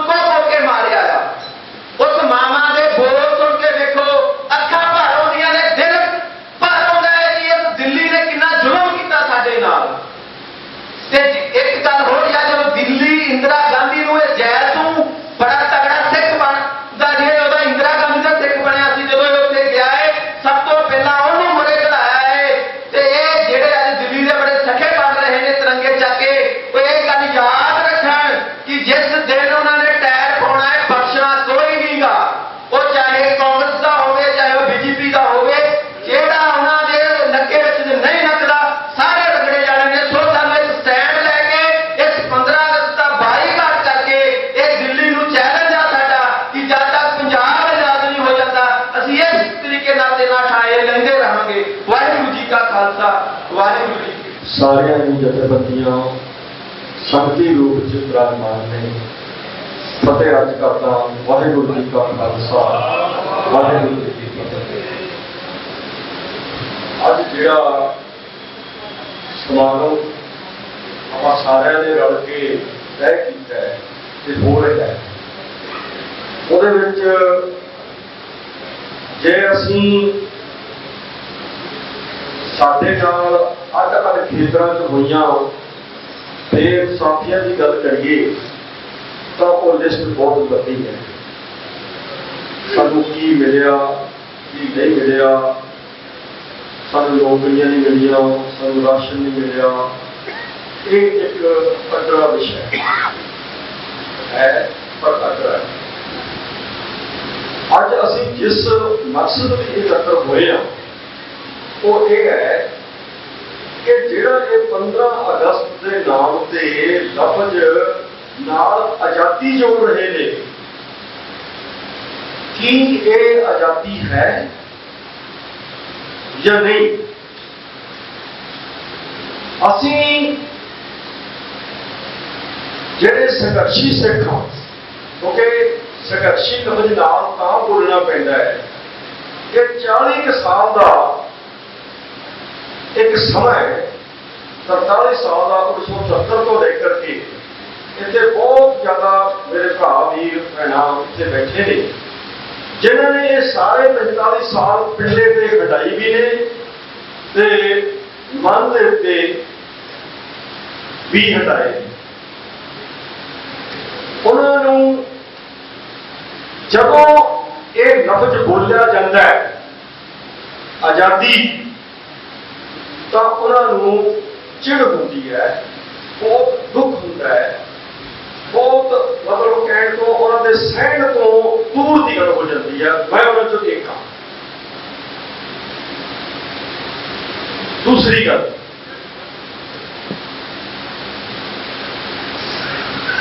ਕਈ ਵਾਰ ਮੇਰੇ ਤੋਂ ਪਹਿਲਾਂ ਬੁਲਾਰੇ ਬੋਲ ਕੇ ਗਏ ਨੇ ਵੀ ਜਾਤੀ ਵਰਣ ਜਾਂ ਕੁਝ ਹੋਰ ਗੱਲਾਂ। ਇਹ ਤਾਂ ਇਸ ਖਿੱਤੇ ਚੋਂ ਤੁਸੀਂ ਇਤਿਹਾਸ ਪੜ੍ਹ ਕੇ ਦੇਖੋ, 550 ਸਾਲ ਪਹਿਲਾਂ ਇਹ ਚੈਪਟਰ ਹੀ ਕਲੋਜ਼ ਕਰ ਦਿੱਤਾ ਗਿਆ ਸੀ। ਇਹ ਤਾਂ ਸਾਡੀ ਗਲਤੀ ਹੈ ਕਿ ਅਸੀਂ ਇਸ ਚੈਪਟਰ ਨੂੰ ਜਿਹੜੇ ਗੁਰੂ ਨਾਨਕ ਸਾਹਿਬ ਨੇ ਕਲੋਜ਼ ਕੀਤਾ ਸੀ, ਅਸੀਂ ਬਜਾਏ ਉਹਨੂੰ ਮੰਨਣ ਦੇ ਇਸ ਖਿੱਤੇ ਦੇ ਲੋਕ ਸਿੰਧ ਤੋਂ ਲੈ ਕੇ ਜਮਨਾ ਤੱਕ ਇਹ ਇੱਕ ਖਿੱਤਾ ਹੈ। ਇਸ ਖਿੱਤੇ ਦੇ ਵਿੱਚ ਜਾਤੀ ਵਰਣ ਗੁਰੂ ਨਾਨਕ ਸਾਹਿਬ ਨੇ ਖਤਮ ਕੀਤਾ ਹੈ। ਤਾਂ ਕਰਕੇ ਅਸੀਂ ਗੁਰੂ ਗ੍ਰੰਥ ਸਾਹਿਬ ਜੀ ਦੇ ਹਜ਼ੂਰ ਅੱਜ ਬੜੇ ਹੀ ਇਸ ਤਰ੍ਹਾਂ ਬੈਠੇ ਹਾਂ ਜਿਵੇਂ ਅਸੀਂ ਆਪਣੇ ਘਰੇ ਬੈਠੇ ਹਾਂ। ਬੜੇ ਇਸ ਦੇਸ਼ ਦੇ ਮੰਤਰ ਐਸੇ ਨੇ ਜਿੱਥੇ ਤੁਹਾਨੂੰ ਪੁੱਛਿਆ ਜਾਂਦਾ ਹੈ ਕਿ ਤੁਸੀਂ ਅੰਦਰ ਜਾ ਸਕਦੇ ਹੋ, ਤੁਸੀਂ ਨਹੀਂ ਜਾ ਸਕਦੇ। ਉਹ ਚੀਜ਼ ਤਾਂ ਖਤਮ ਹੋ ਕੇ ਗੁਰੂ ਗ੍ਰੰਥ ਸਾਹਿਬ ਜੀ ਦੀ ਤੁਕ ਹੈ, ਉਪਦੇਸ਼ 4 ਵਰਣਾਂ ਕੋ ਸਾਂਝਾ। ਹੁਣ ਵਰਣ ਤਾਂ ਖਤਮ, ਅਸੀਂ ਉਹਨੂੰ ਕੈਰੀਅਰ ਨਹੀਂ ਕਰ ਸਕੇ, ਇਹ ਸਾਡੀ ਗਲਤੀ ਹੈ।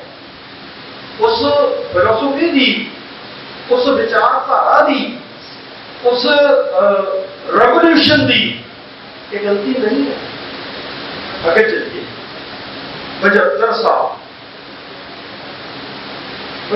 ਸਾਲ ਦਾ ਜਿਹੜਾ ਅੱਜ ਜਿਵੇਂ ਕਿ ਆਜ਼ਾਦੀ ਦਾ ਦਿਨ ਮਨਾਉਣ ਜਾ ਰਹੇ ਲੋਕ,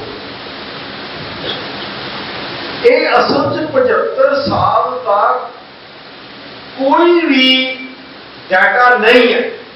ਉਹ ਕਿੱਦਾਂ ਨਹੀਂ ਹੈ ਕਿ 75 ਸਾਲ ਪਹਿਲਾਂ ਇੱਕ ਸਮਝੌਤਾ ਹੋਇਆ। ਸਾਨੂੰ ਬਹੁਤ ਕਲੀਅਰ ਹੋ ਜਾਣਾ ਚਾਹੀਦਾ ਇਸ ਗੱਲ ਬਾਰੇ। ਇੱਕ ਸਮਝੌਤਾ ਹੋਇਆ 75 ਸਾਲ ਪਹਿਲਾਂ ਕਿ ਸਿੰਧ ਤੋਂ ਲੈ ਕੇ ਜਮਨਾ ਤੱਕ ਦੇ ਜਿਹੜੇ ਖਿੱਤੇ ਨੂੰ ਕੀ ਕੀਤਾ ਜਾਏਗਾ। ਉਹਦੇ ਵਿੱਚ ਜਿਹੜੇ ਪੰਜਾਬ ਨਾਲ ਸੰਬੰਧ ਨਹੀਂ ਰੱਖਦੇ ਸੀ ਲੋਕ, ਉਹਨਾਂ ਨੇ ਪੰਜਾਬ ਨੂੰ ਵੰਡਣ ਦਾ ਫੈਸਲਾ ਕੀਤਾ उदों असीं सारे चुप रहे।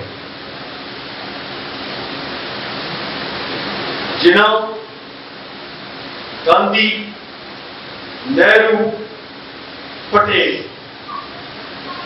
नाल उन्होंने ला लिया डॉक्टर अंबेडकर साहब को भी तुसीं तां सिर्फ लिखदे हो, तुसीं पढ़े लिखे बहुत हो, असीं उहदे नाल राज भवन चला लांगे, पर ये जिहड़ी वंड है ये असीं अपने तरीके करांगे। और उन्होंने वंड की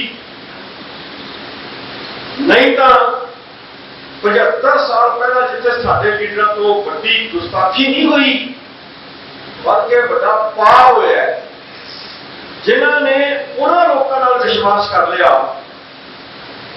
जिन्हां ने ये कहता कि तुसीं इस पासे आ जाओ, असीं तुहानूं इस समझौते तहत एक ऐसा खिता देंगे। वो खिता किहड़ा सी? वो खिता जमुना तो लैके वाघे तक सी, जिहड़ा कि सिंध तो पहला वाघे ते लिआंदा वो खिता सी जिहड़ा अज भी है, उहनूं फिर छांगिया गया। जदों 47 तो बाद 48, 49, 50 वगैरह वगैरह 75 साल उदों उस विश्वासघात बारे पता तो लग गया सी, पर ਉਹਦੇ ਤੇ फैसला करने दे विच साडी सारी पंजाबी कौम ने, सिख, मुसलमान ते हिंदू, क्योंकि 1937 का जो तुम चैप्टर पढ़ोगे उस 1937 दियां इलैक्शनस ये गल कहदियां ने कि इत्थे 3 कौमां बसदियां। मैं बहुत घट है गल सारे बिल्कुल ठीक है कि ये गल्लां सैमीनारां दे विच कीतियां जा सकदियां, पर मैं हुण गल चली है एक गल कह दिया, जो ब्रिटिश राज सी तो उन्होंने कहा इंग्लैंड के विचों हुक्म आया असिस्टेंट डायरेक्टर क्रिमिनल इंटैलीजेंस, उन्होंने हुक्म आया कि पंजाब की सियासत की सानू रिपोर्ट भेजी जाए। पंजाब सी थे कोई जात पात कुछ नहीं सी। ये तुसीं किताबां चों पढ़ के डी फैक्ट्री जिहड़ा कि डायरेक्टर सी ਉਹਦੀ ड्यूटी लगी, अज भी ਉਹਦੀ ओरिजिनल रिपोर्ट आर्काइव्स दिल्ली च पई है। Original report by D Petrie assistant director criminal intelligence British government India.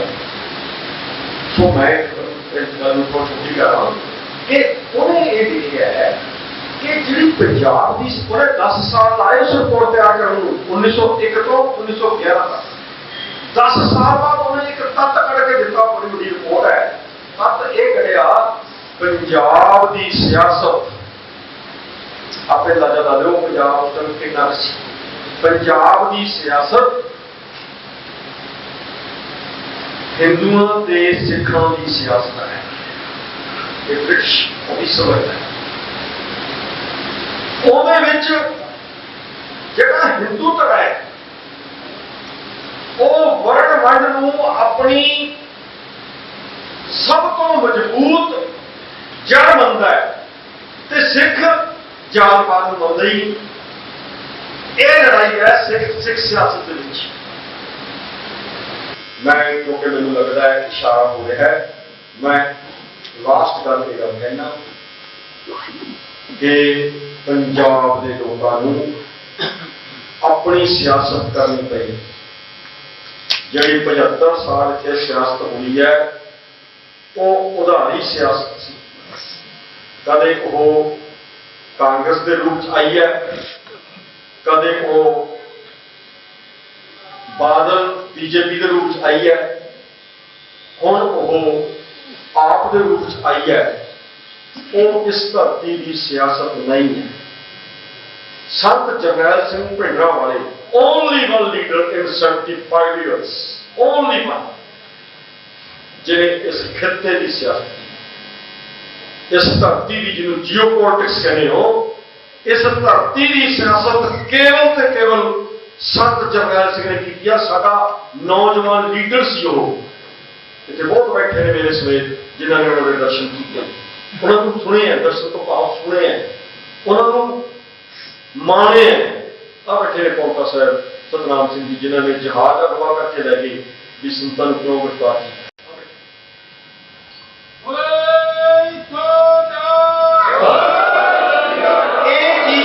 समझनी पड़ेगी कि संत जरनैल सिंह जी ने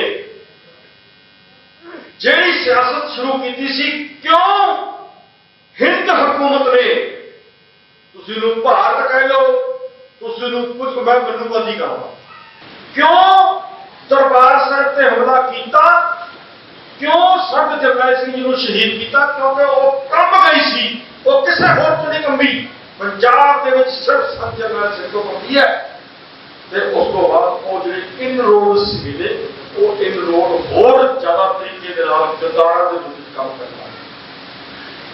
अखीरली मेरी गल यह है कि इत्थे 75 साल की गल करते करते असीं अपनी सियासत के नाल नहीं जुड़ सकते। मेरा विचार है कोई सहमत होएगा तो वो नहीं। असीं जे इस धरती की सियासत करनी है, जिन्ने क असीं रह गए हैं, सानू 1849 को अपनी सियासत शुरू करनी पड़ेगी। एक जो 15 अगस्त मना रहे हो ना, रोड के रूप में सियासत महाराजा रणजीत सिंह के राज के खत्म होने तो बाद जे शुरू करोगे फिर तो बच जाओगे, नहीं तो बोल जाओगे। इलेक्शन हरेक बंदा कर सकता है, हरेक को फंड आ जाता है, किसी को किसी तरीके, किसी को किसी तरीके। ये तो मैं भी देखता 60 साल की उम्र तो मेरी भी हो गई है, मैं भी तो देख रहा हूं, पर तुसी स्टेबल की कीता है। अज जे किसी की फोटो तो डर लगता है, मेरे सारे साथी थे बैठे ने भिंडरावाल तो बिना किसी को डर लगता है। हिंदुस्तान की मनुवादी हुक्मरानों को क्यों नहीं लगता? क्योंकि तुहानू किसी गिनती च गिनते ही नहीं, और गिनते ही केवल संत जरनैल सिंह। इस करके तो बार बार विरोध करते हैं। इस खिते की सियासत में संत जरनैल सिंह तो बाद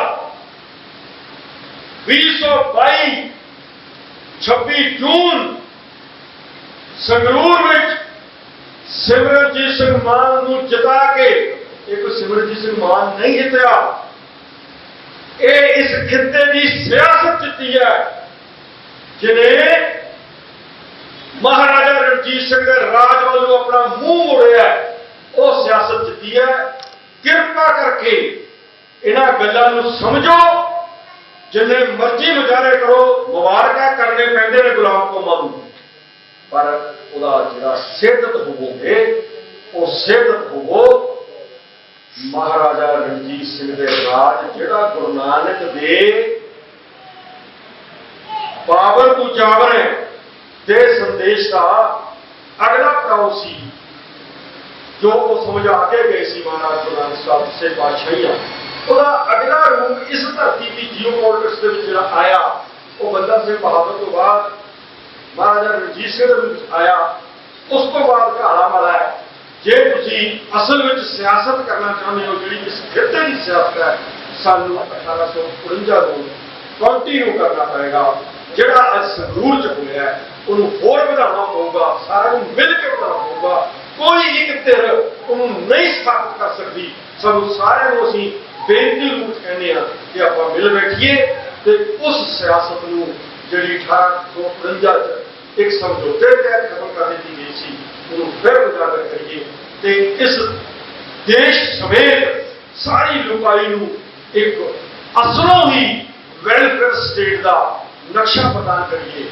वाहिगुरू जी का खालसा, वाहिगुरू जी की फतेह। वो मनुवादी समाज सी, जात पात का कोड सी, एक दूए नाल दे कोल ਜਿਹੜੀਆਂ ਗਲਤ ਜਾਤੀਆਂ ਸਨ, ਕਮਜ਼ੋਰ ਜਾਤੀਆਂ ਸਨ, ਉਹਨਾਂ ਨੂੰ ਬਿਲਕੁਲ ਵੀ ਆਪਣੇ ਘਰਾਂ 'ਚ ਹੀ ਮਾਰਦੇ ਸਨ, ਆਪਣੇ ਖੂਹਾਂ ਦੇ ਪਾਣੀ ਨਹੀਂ ਪੀਣ ਦਿੰਦੇ ਸਨ। ਉਹਨਾਂ ਨਾਲ ਬਹੁਤ ਹੀ ਨੀਚ ਦਾ ਜਿਹੜਾ ਵਿਵਹਾਰ ਕੀਤਾ ਜਾਂਦਾ ਸੀ। गुरु नानक साहब जी ने इसे वास्ते कहा भी एक पंगत में बैठ के सारे लंगर छकण के करतारपुर साहब के विच उन्होंने ये जिहड़ा कंसेप्ट शुरू किया संगत का। फिर सब तो वड्डी गल जिहड़ी है गुरु अमरदास जी वेले गुरु अमरदास जी नूं मिलण दे लई इन्हां जिहड़े मनुवादी जिहड़े ब्राह्मण सन इन्हां ने शिकायत की सी अकबर नूं कि गुरु ग्रंथ साहब दे विच बहुत कुछ जगह है जो लिखा गया जो साढ़े कामना के खिलाफ है। वो अकबर बादशाह गुरु अमरदास जी को मिलने नहीं आया गोविंदवाल साहब। उस वेले देखो जो पंगत का कंसेप्ट है कहते जो भी गुरु साहब के दर्शन करने लिए आएगा पहले लंगर च बैठ के लंगर छके पंगत च बैठ के। अकबर बादशाह खुद पंगत च बैठ के उन्हें लंगर छकया। फिर अमरदास जी महाराज ने इस मतलब के कायदा तौर पर दर्शन दिते। ये साडा भाईचारक साहब जी है गुरु ग्रंथ साहब के 15 भगतां की बाणी है, सारे जातां की भगतां की बाणी है, सारे धर्मां के जातां की बाणी है, चाहे मुसलमान हो चाहे बामन हो चाहे नीच जात हो चाहे कबीर हो चाहे भगत रविदास जी हो मतलब कि होर जिन्हें भी चाहे सतना कसाई हो सारे की बाणी गुरु साहब ने गुरु अर्जन देव जी महाराज ने सरकार के नाल अपने 6 गुरु साहबानों की बाणी के नाम दर्ज की है। गुरु ग्रंथ साहब सर्व साझा ग्रंथ है। इसनूं गुरु गोबिंद सिंह जी महाराज ने हजूर साहब विखे बरियाई बख्शी है। इस वास्ते अज जो सानू साडे सामने जो चैलेंज है वो अज नहीं दिता गया, अज का बहुत बड़ा चैलेंज है। जो चैलेंज सानू अगर कही गई है 1929 के मोतीलाल नेहरू कांग्रेस का प्रधान सी उन्हें रावी के कंढे लाहौर के गल कही थी कि सिख कौम मैं बेनती करता बाबा खड़क सिंह उस अकाली के प्रधान सन उन्होंने कहा तुम साडी जिहड़ी है कौम हिंदू भारत की आजादी लई साडा साथ दो ते जिस वेले हिंदुस्तान का संविधान बनेगा सिखां दी मर्जी अनुसार बनावांगे। जब तक अमेंडमेंट होई सिखां दी मर्जी अनुसार करांगे ते उत्तरी भारत में कैसा आजाद दिता जाएगा जिथे सिक्खी का बोलबाला होगा। गुरु ग्रंथ साहब की विचारधारा के मुताबिक एक सरकार का सिस्टम क्रिएट किया जाएगा। पर शीर्षगंज विखे 1931 के एक सिख ने महात्मा गांधी को पूछा सी कहने लगे कि तुसीं दसो कि अगर मतलब के 47 तो बाद आजादी तो बाद अगर कांग्रेस पार्टी मुकर जाती है तो फिर की है। वो कहते हैं सिख कौम एक बहादुर कौम है असी मैं भी जी उस मदद करांगा सारा कांग्रेस पार्टी मदद करेगी। पर गल बड़ी स्पष्ट है। देखो ये चीज़ां जिहड़ियां ने मनुवादी जिहड़े ने इन्होंने तो गहरा तौर पर प्रोग्राम बनाया होया सी। जिस वेले 47 वेले लाल किले ते झंडा चलाया जा रहा दीपमाला की जा रही है पंडित तिरंगा लहरा रहा लखां सिख जिहड़े ने उहदे कतल हो रहे उन्हां दा लहू डुल रहा खुशी मना रहे हैं लड्डू बन रहे हैं साड़ियां हजारां धीआं दी बेरुखी हो रही है सच दे गुरबारे तबाह हो रहे उन्होंने कोई फिक्र नहीं सी। उन्होंने अंग्रेज फौज को नहीं किया अंग्रेज सरकार को नहीं किया क्योंकि पंजाब में जो बर्बादी हो रही है जो जुल्म हो रहा है जो कतलेआम हो रहा है वो क्या जाए वो कहते हैं सानू मुश्किल देना 700 साल की गुलामी के बाद आजादी मिली है ब्राह्मणों को इन मान लीजिए। और सिखा का कतलेआम होंदा सिख तो जड़े ने गुरु नानक साहब ने भी जड़े ने साढ़े खिलाफ हो गए सन ना ये तिलक लाते ने ना जनेऊ पढ़ते हैं। ये बदले के समाजिक जी मनुवादी वंड जी है ये साढ़े उस वेले तो दुश्मन सन सिख कौम के सिख धर्म के बुनियादी तौर पर ये चाहते सन सिख मारते ने मरन दे क्योंकि गलपति बड़ी स्पष्ट सी क्योंकि हिंदू जड़ा है उन्होंने मतलब कि मुसलमान के हिंदू के फर्क नहीं होता सी कतलेआम होता सी पंजाब में सिखा का होया। इस वास्ते जड़ा है सिख कौम नहीं तो आजादी नहीं सिख कौम गई बर्बादी का दिन सी 1947 साडे लहू के नाल जड़ा लिखा गया ये आजादी नहीं साडी बर्बादी सी। असीं अंग्रेज़ां तो बाद मतलब कि हिंदू बहुत गिनती जी है गुलामी के फस गए। साडी लीडरशिप ना तुरन देर सी। असी गल कर रहे हो 1945 के हिटलर ने यहूदियों का गैस चावल खत्म किए। उन्होंने इंटेलिजेंस जी है, उन्होंने लीडरशिप काबल थी। उन्होंने विचार के की किया, उन्होंने विचार के देखो 45 तो बाद एक भी यहूदी इजराइल के रहता नहीं सी। उन्होंने प्लानिंग बनाई ਜਿਹੜੇ नौजवान सन उन्होंने बकायदा तौर पर ट्रेनिंग दवाई, ਜਿਹੜੇ फाइनेंशियल उन्होंने फाइनेंस करता किया। उन्होंने सारा कुछ तैयार किया। 48 के उन्होंने आजादी हासिल कर ली। 1967 के ਜਿਹੜੇ सारे अरब कंट्रियां ने हमला किया उन सारे उन्होंने हराया। इस वास्ते जी है यहूदी ते सिख कौम जी है असी गल कहते हैं साडे नाल 47 वेले बर्बादी हुई। 47 तो बाद भी 48 में जैन पेशा कौम करार दिता गया। उस तो बाद भी जो साडे नाल जातियां होंदियां रहियां। अगर 1953 के पार्लीमेंट में मता पास होता भाषा के तौर पर सारे सूबे बना दिते जाएंगे। सारे सूबे बना दिते गए। जैसे पंजाबी सूबे की गल हुई कहता पंडित नेहरू बाबर कहता पंजाबी सूबा मेरी लाश से बनेगा। अगर पंजाबी भाषा के तौर पर कर्नाटक बनाता गया, केरल बनाता गया, मतलब कि तमिलनाडु बनाता गया, आंध्र प्रदेश बनाता गया, बंबई को कट के महाराष्ट्र बनाता गया, गुजरात बनाता गया, पर फिर पंजाबी सूबा क्यों नहीं बनाया गया? पंजाबी सूबा क्यों नहीं बनाया गया? भाई असी हूं बड़ी गल स्पष्ट है। असी इस भारत की इस आजादी को नरेंद्र मोदी ने हिंदुत्व के नाम के उत्ते इन पिछे रख के तिरंगे झंडे जड़े ने जेड़े चलान की गल कर रहे हैं इसका असी बाइकाट किया।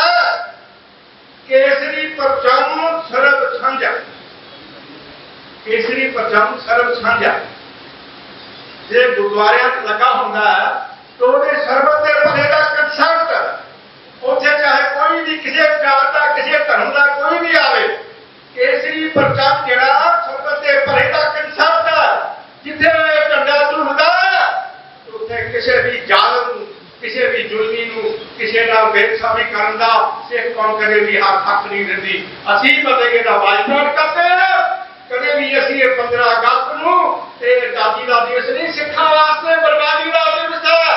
ਇਹਦਾ ਅਸੀਂ ਬਾਈਕਾਟ ਕਰਦੇ ਹਾਂ। ਖਾਲਸਾ ਪੰਥ ਜਿਹੜਾ ਹੈ और ਜਿਹੜੀਆਂ ਪਛੜੀਆਂ ਜਾਤੀਆਂ ਨੇ ਦਫ ਨੇ ਸਾਡੇ ਭਰਾ ਨੇ ਅਸੀਂ ਇਹਨਾਂ ਨੂੰ ਸੀਨੇ ਨਾਲ ਲਾਵਾਂਗੇ। ਇਹਨਾਂ ਦਾ ਪਸੀਨਾ ਵਹੇਗਾ, ਅਸੀਂ ਖੂਨ ਬਹਾਂਗੇ। ਜਿੱਥੇ ਵੀ ਇਹ ਕਰਨਗੇ ਅਸੀਂ ਖੜਾਂਗੇ। ਇਸ ਵਾਸਤੇ ਜਿਹੜਾ ਹੈ ਆਉਣ ਵਾਲੇ ਵਕਤ ਪੰਜਾਬ ਨੂੰ ਆਜ਼ਾਦ ਕਰਾਂਗੇ। ਪੰਜਾਬ ਨੂੰ ਆਜ਼ਾਦ ਕਰਾਵਾਂਗੇ ਇਹ ਹਿੰਦੂਤਵ ਦੇ ਜੰਗਲ ਤੋਂ इंडियन स्टेट को ताकि सबक पड़ेगा कंसेप्ट सर्वत पड़ेगा जी मर्यादा गुरु ग्रंथ साहब की सारी मर्यादा के मुताबिक राज प्रशासन कायम होगा। जो नाज होगा इन्हें कुछ कहना सदैव जाऊंगा। वाहिगुरू जी का खालसा वाहिगुरू जी की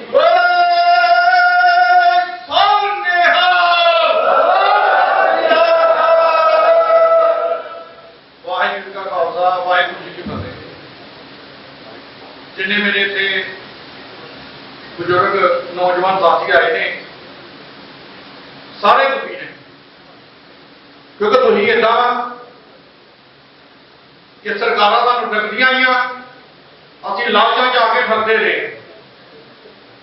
जे आम आदमी पार्टी की गल करिए तो उन्होंने साडियां बीबियां नूं 1000 रुपए का लालच ला के चाहे कुछ साडे लोग जिहड़े पार्टियां नूं लालची ही ਉਹਦੇ जाके ਜਿਹੜੇ कि 60 के करीब इदा के MLA इदा के लीडर ही ਜਿਹੜੇ ਉਹਨਾਂ ਦੇ ਜਿੱਤ के 92 MLA बने।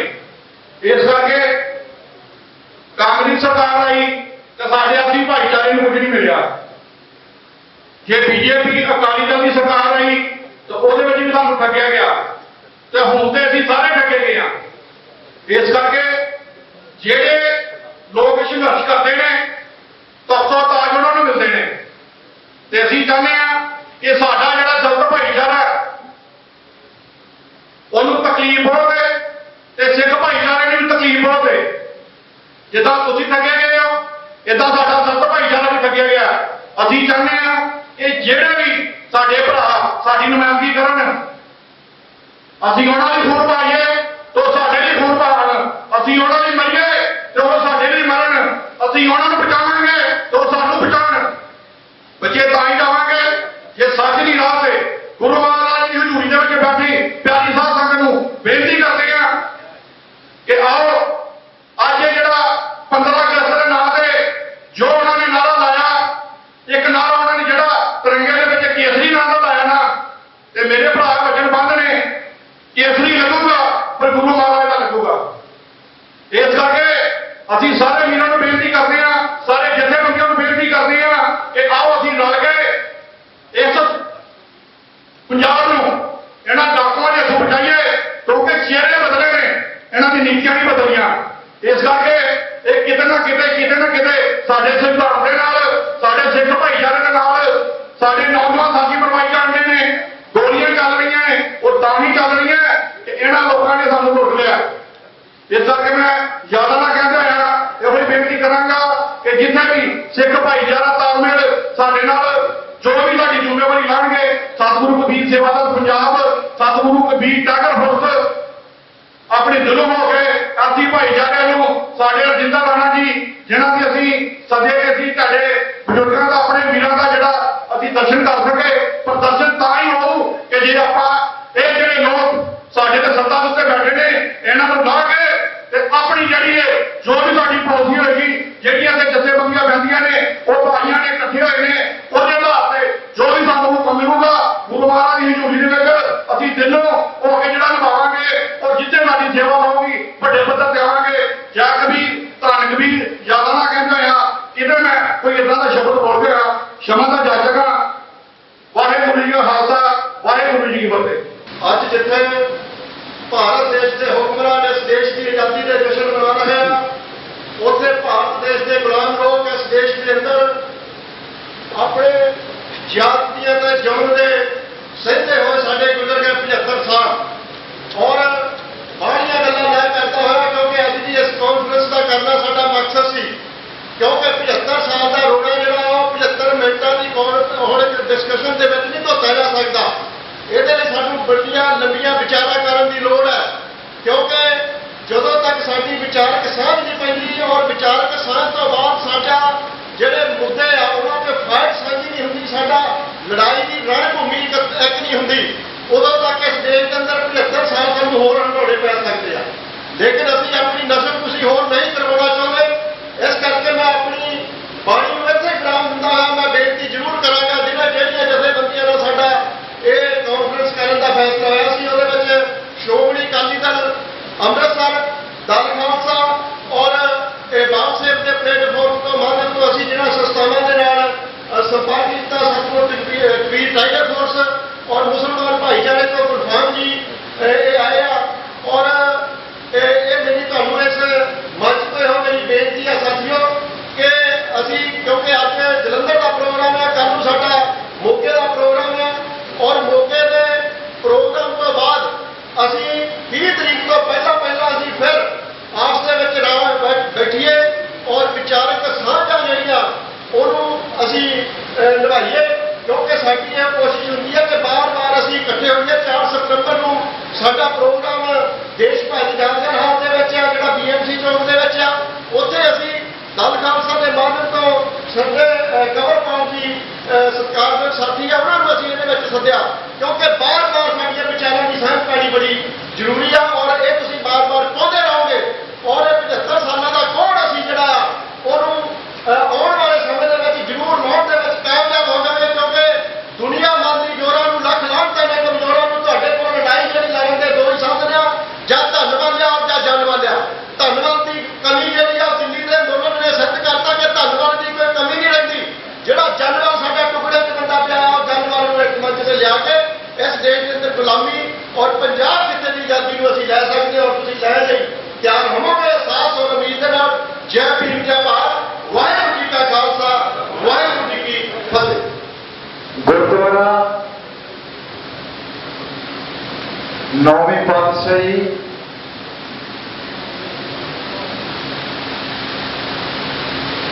दुखपाल साहब जलंधर विखे अज आपां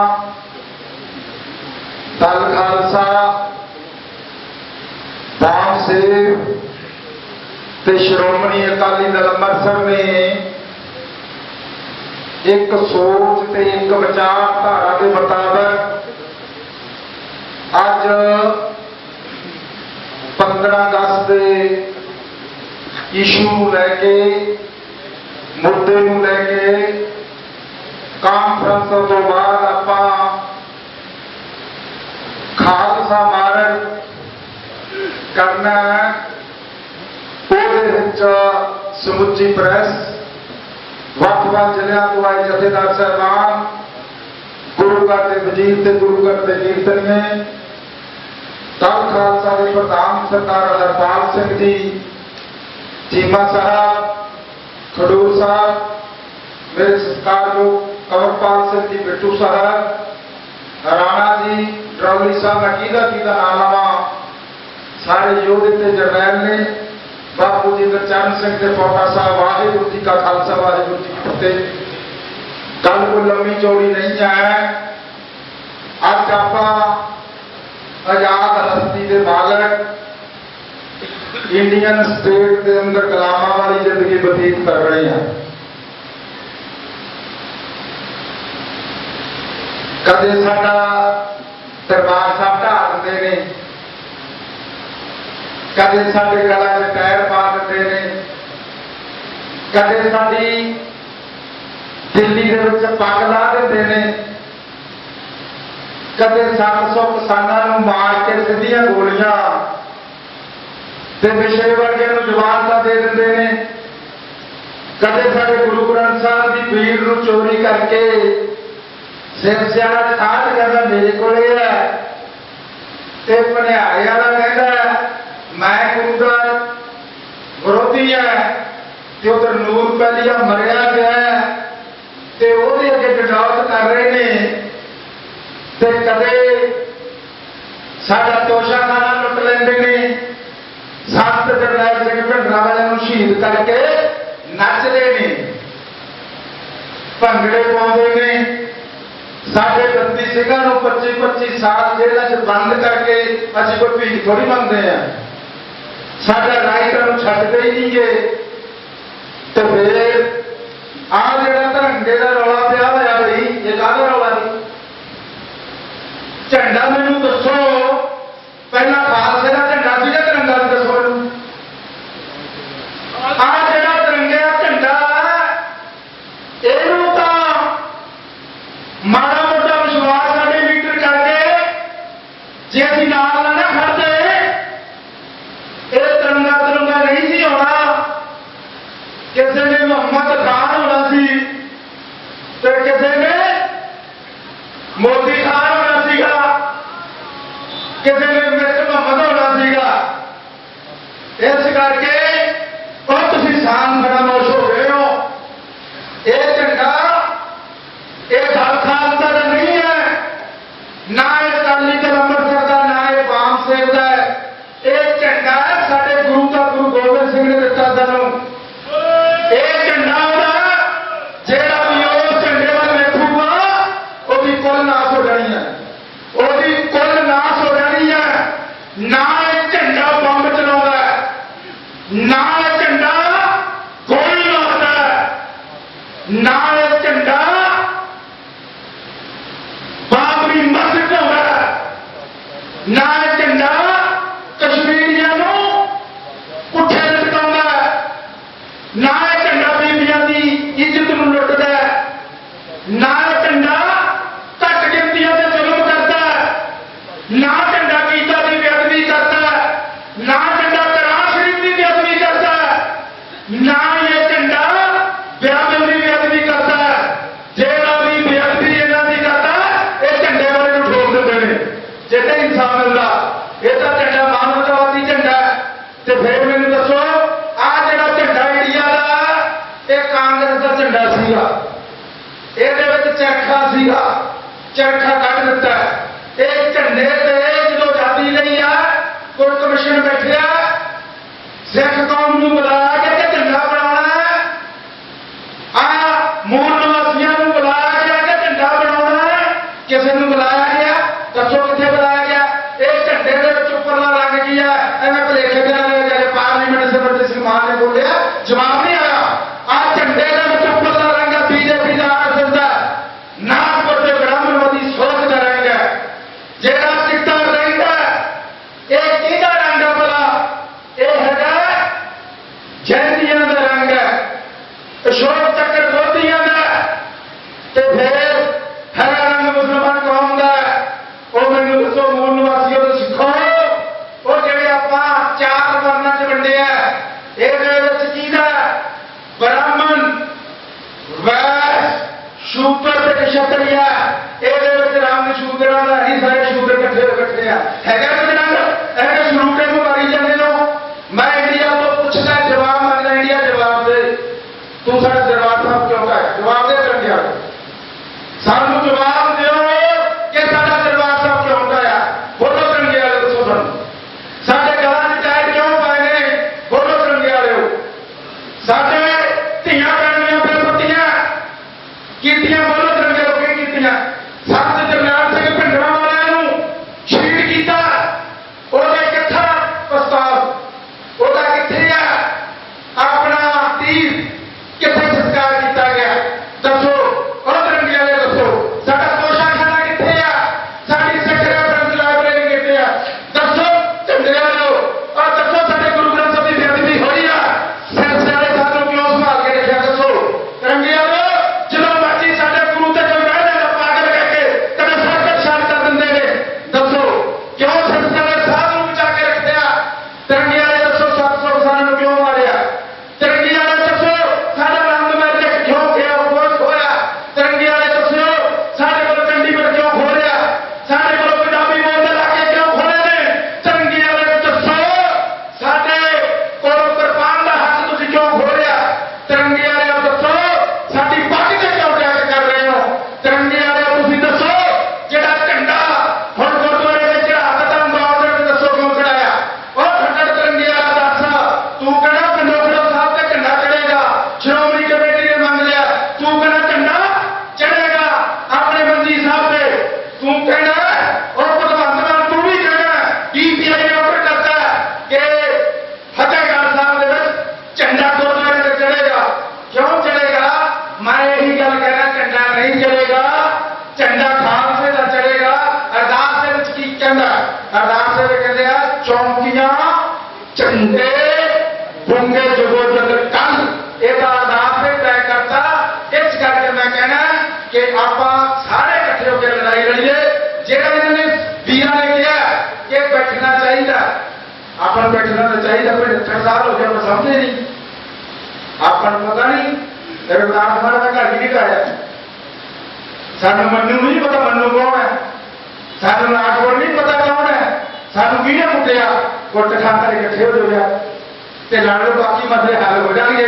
ਆਪਣਾ ਕੀ ਰੌਲਾ ਆਪਾਂ 75 ਸਾਲ ਮੀਟਿੰਗਾਂ ਦੀ ਕੱਢ ਦਿੰਦੇ ਇਸ ਕਰਕੇ ਕੋਈ ਗੱਲ ਨਹੀਂ ਸਾਡੀ ਇੱਕ ਸੋਚ ਹੈ ਇੱਕ ਜਗ੍ਹਾ ਤੇ ਖੜੇ ਨੇ ਅਨਕੰਡੀਸ਼ਨਲ ਚੱਲ ਪਓ ਉਹ ਦੁਸ਼ਮਣ ਕੋਈ ਕੰਡੀਸ਼ਨਾਂ ਨਹੀਂ ਕਰਦਾ ਉਹ ਦੁਸ਼ਮਣ ਨਾਲ ਦੀ ਨਾਲ ਇਕੱਠਾ ਹੋ ਕੇ ਤੁਹਾਨੂੰ ਨਾਲ ਦੀ ਨਾਲ ਕੁੱਟਦਾ ਨਾਲੇ ਰੋਣ ਨਹੀਂ ਦਿੰਦਾ ਨਾਲੇ ਜਾਤਾਂ ਪਾਤਾਂ 'ਚ ਵੰਡਿਆ ਜੋ ਥੋੜੀਆਂ ਜਾਤਾਂ ਪਾਤਾਂ ਕਿਵੇਂ ਹੋ ਜਾਵੇ ਤਾਂ ਮੁਸਲਮਾਨ ਦੇ ਵਿੱਚ ਜਾਤਾਂ ਹੈ।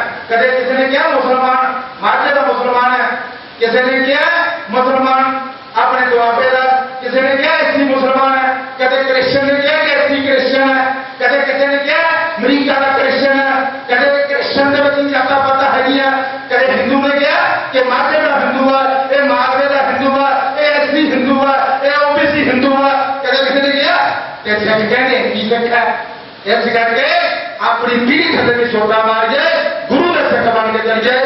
ਇਸ ਕਰਕੇ ਇਹ ਜਿਹੜੇ ਝੰਡੇ ਆ ਚੜ੍ਹਦੇ ਰਹਿਣਗੇ ਅਗਲੇ ਵੇਲੇ ਵੀ ਜਿਹੜਾ ਝੰਡਾ ਚੜਾਵਾਂਗੇ ਜਿਹੜੀ ਮਾੜੀ ਮੋਟੀ ਕਸਰ ਉਹ ਵੀ ਕੱਢ ਦਾਂਗੇ। ਸੋ ਇਹਦਾ ਹੀ ਕਹਿੰਦਾ ਖਿਮਾ ਦਾ ਦਾਤਨਾ ਸਿੱਖ ਕੌਮ ਦੇ ਮਹਾਨ ਜਨਰਲ ਸਰਦਾਰ ਸਿਮਰਜੀਤ ਸਿੰਘ ਮਾਨ ਦੀ ਹਾਜ਼ਰੀ ਲਊਗਾ। ਮੇਰੇ ਕੋਲ ਸਾਹਮਣੇ ਦੇ ਜਵਾਬ ਪੁੱਛਾਂਗਾ ਕਿ ਕਿਸੇ ਨੂੰ ਬਖਸ਼ਣ ਹੋਗਾ। ਵਾਹਿਗੁਰੂ ਜੀ ਕਾ ਖਾਲਸਾ ਵਾਹਿਗੁਰੂ ਜੀ ਕੀ ਫਤਿਹ। दिमाग की व्यक्ति साथ संगत वाहिगुरू का खालसा वाहिगुरू जी की फतेह। कल फिर सरकार की करनी है होनी तो नहीं पर मौजूदा जो ये ब्राह्मणवाद की मूवमेंट है जो मनुवाद की मूवमेंट है इन्हें फॉर्मेट की है कि 75 साल को साढ़े उत्ते राज करते आ रहे हैं। इन्होंने मौजूदा जो इन्होंने पिछले 2-4 सालों या 10 सालों में जो कानून बनाने लगे आ सीधे तौर पर सानू या तो गल कहेंगे भी ब्राह्मणवाद का हिंदू वाले नहीं तो अपना जाओ, क्योंकि पिछले समय के इन्होंने देखो NIA बनाई है NIA साढ़े नौजवानों को उधर करने के लिए और NIA थले उन्होंने फड़ के नौजवानों को दिल्ली के लेके जाते हैं जिन्होंने लोग जिन्होंने नौजवानों का कोई केस भी पंजाब नहीं शिवराज सिंह हमारा दिल्ली के रखे हुए हैं। जिन्हें नौजवान इन्होंने ऐसा लगते हैं कि वो अपने देश की गल करते हैं अपनी गैरत की अंत की गल करते हैं उन्होंने सारे उत्ते केस पा के UAP के सारे दिल्ली ले जाते हैं। ये साढ़े नाल धोखा इन्होंने पिछले 5 साल जो 75 साल के समझौते की गल करते हैं उन्होंने जिम्मे पानियों के उत्ते साढ़े समझौता किया अज तक तो लगातार लुट जारी करते हैं पानी की हो रही है। एक भी पैसा ना मौजूदा सरकार जी सेंट्रल सरकार को गाला कट के बनती है पंजाब की सरकार वो भी नहीं बोल रही है सीधे स्थिति के उत्ते क्योंकि राज उन्होंने भी उन्होंने नाल लग के साढ़े उत्ते करना। सो इन्होंने पिछले तरीके के नाल वो कानून बनाए पंजाब के उस तरीके के कानून बना रहे हैं कहते 50 मील तक ये हद है ਉਹਦੇ ਵਿੱਚ ਬਾਰਡਰ ਸਿਕਿਉਰਿਟੀ ਫੋਰਸ ਲੱਗੂਗੀ ਉਹ ਬਾਰਡਰ ਸਿਕਿਉਰਿਟੀ ਫੋਰਸ ਚੈੱਕ ਕਰਿਆ ਕਰੂਗੀ ਉੱਥੇ ਬਾਰਡਰ ਫੋਰਸ ਸਿਕਿਉਰਿਟੀ ਚੈੱਕ ਕਰਕੇ ਉੱਤੇ ਕੇਸ ਬਣਾ ਸਕਦੀ ਹੈ। ਦਿਨ ਪਰ ਦਿਨ ਇਹਨਾਂ ਨੇ ਅੱਜ 50 ਮੀਲ ਲਿਆ ਕੱਲ ਨੂੰ 100 ਮੀਲ ਦੇਣਗੇ ਹੌਲੀ ਹੌਲੀ 200 ਮੀਲ ਦੇ ਉੱਤੇ ਕਹਿਣਗੇ ਵੀ ਨਹੀਂ ਇਹ ਜਿਹੜਾ Punjab security border security force ਸੀ ਇਹਦੇ ਉੱਤੇ ਕੰਮ ਕਰ ਸਕਦੀ ਹੈ ਉਹਦੇ ਉੱਤੇ ਉਹ ਹਰੇਕ ਤਰੀਕੇ ਦੇ ਨਾਲ ਉਹਨਾਂ ਨੂੰ ਬੰਦਿਆਂ ਨੂੰ ਫੜ ਸਕਦੀ ਹੈ उन्होंने उत्ते केस बना सकती है उन्होंने अंदर बंद कर सकती है। सो मौजूदा समय अज का जो बामना बैठा दिल्ली और जिस तरीके के कानून बना रहा उन्होंने कानूनों को सारे नौजवानों को जानू होना चाहिए ताकि आप आज़ादी से बच सकीए। ये पिछले 75 साल के समझौते को ना पहला असीं मन्निया ना असीं हुण मनते हैं आने वाले समय तक जब तक असीं आज़ाद नहीं होंगे असीं मनना भी है नहीं गा।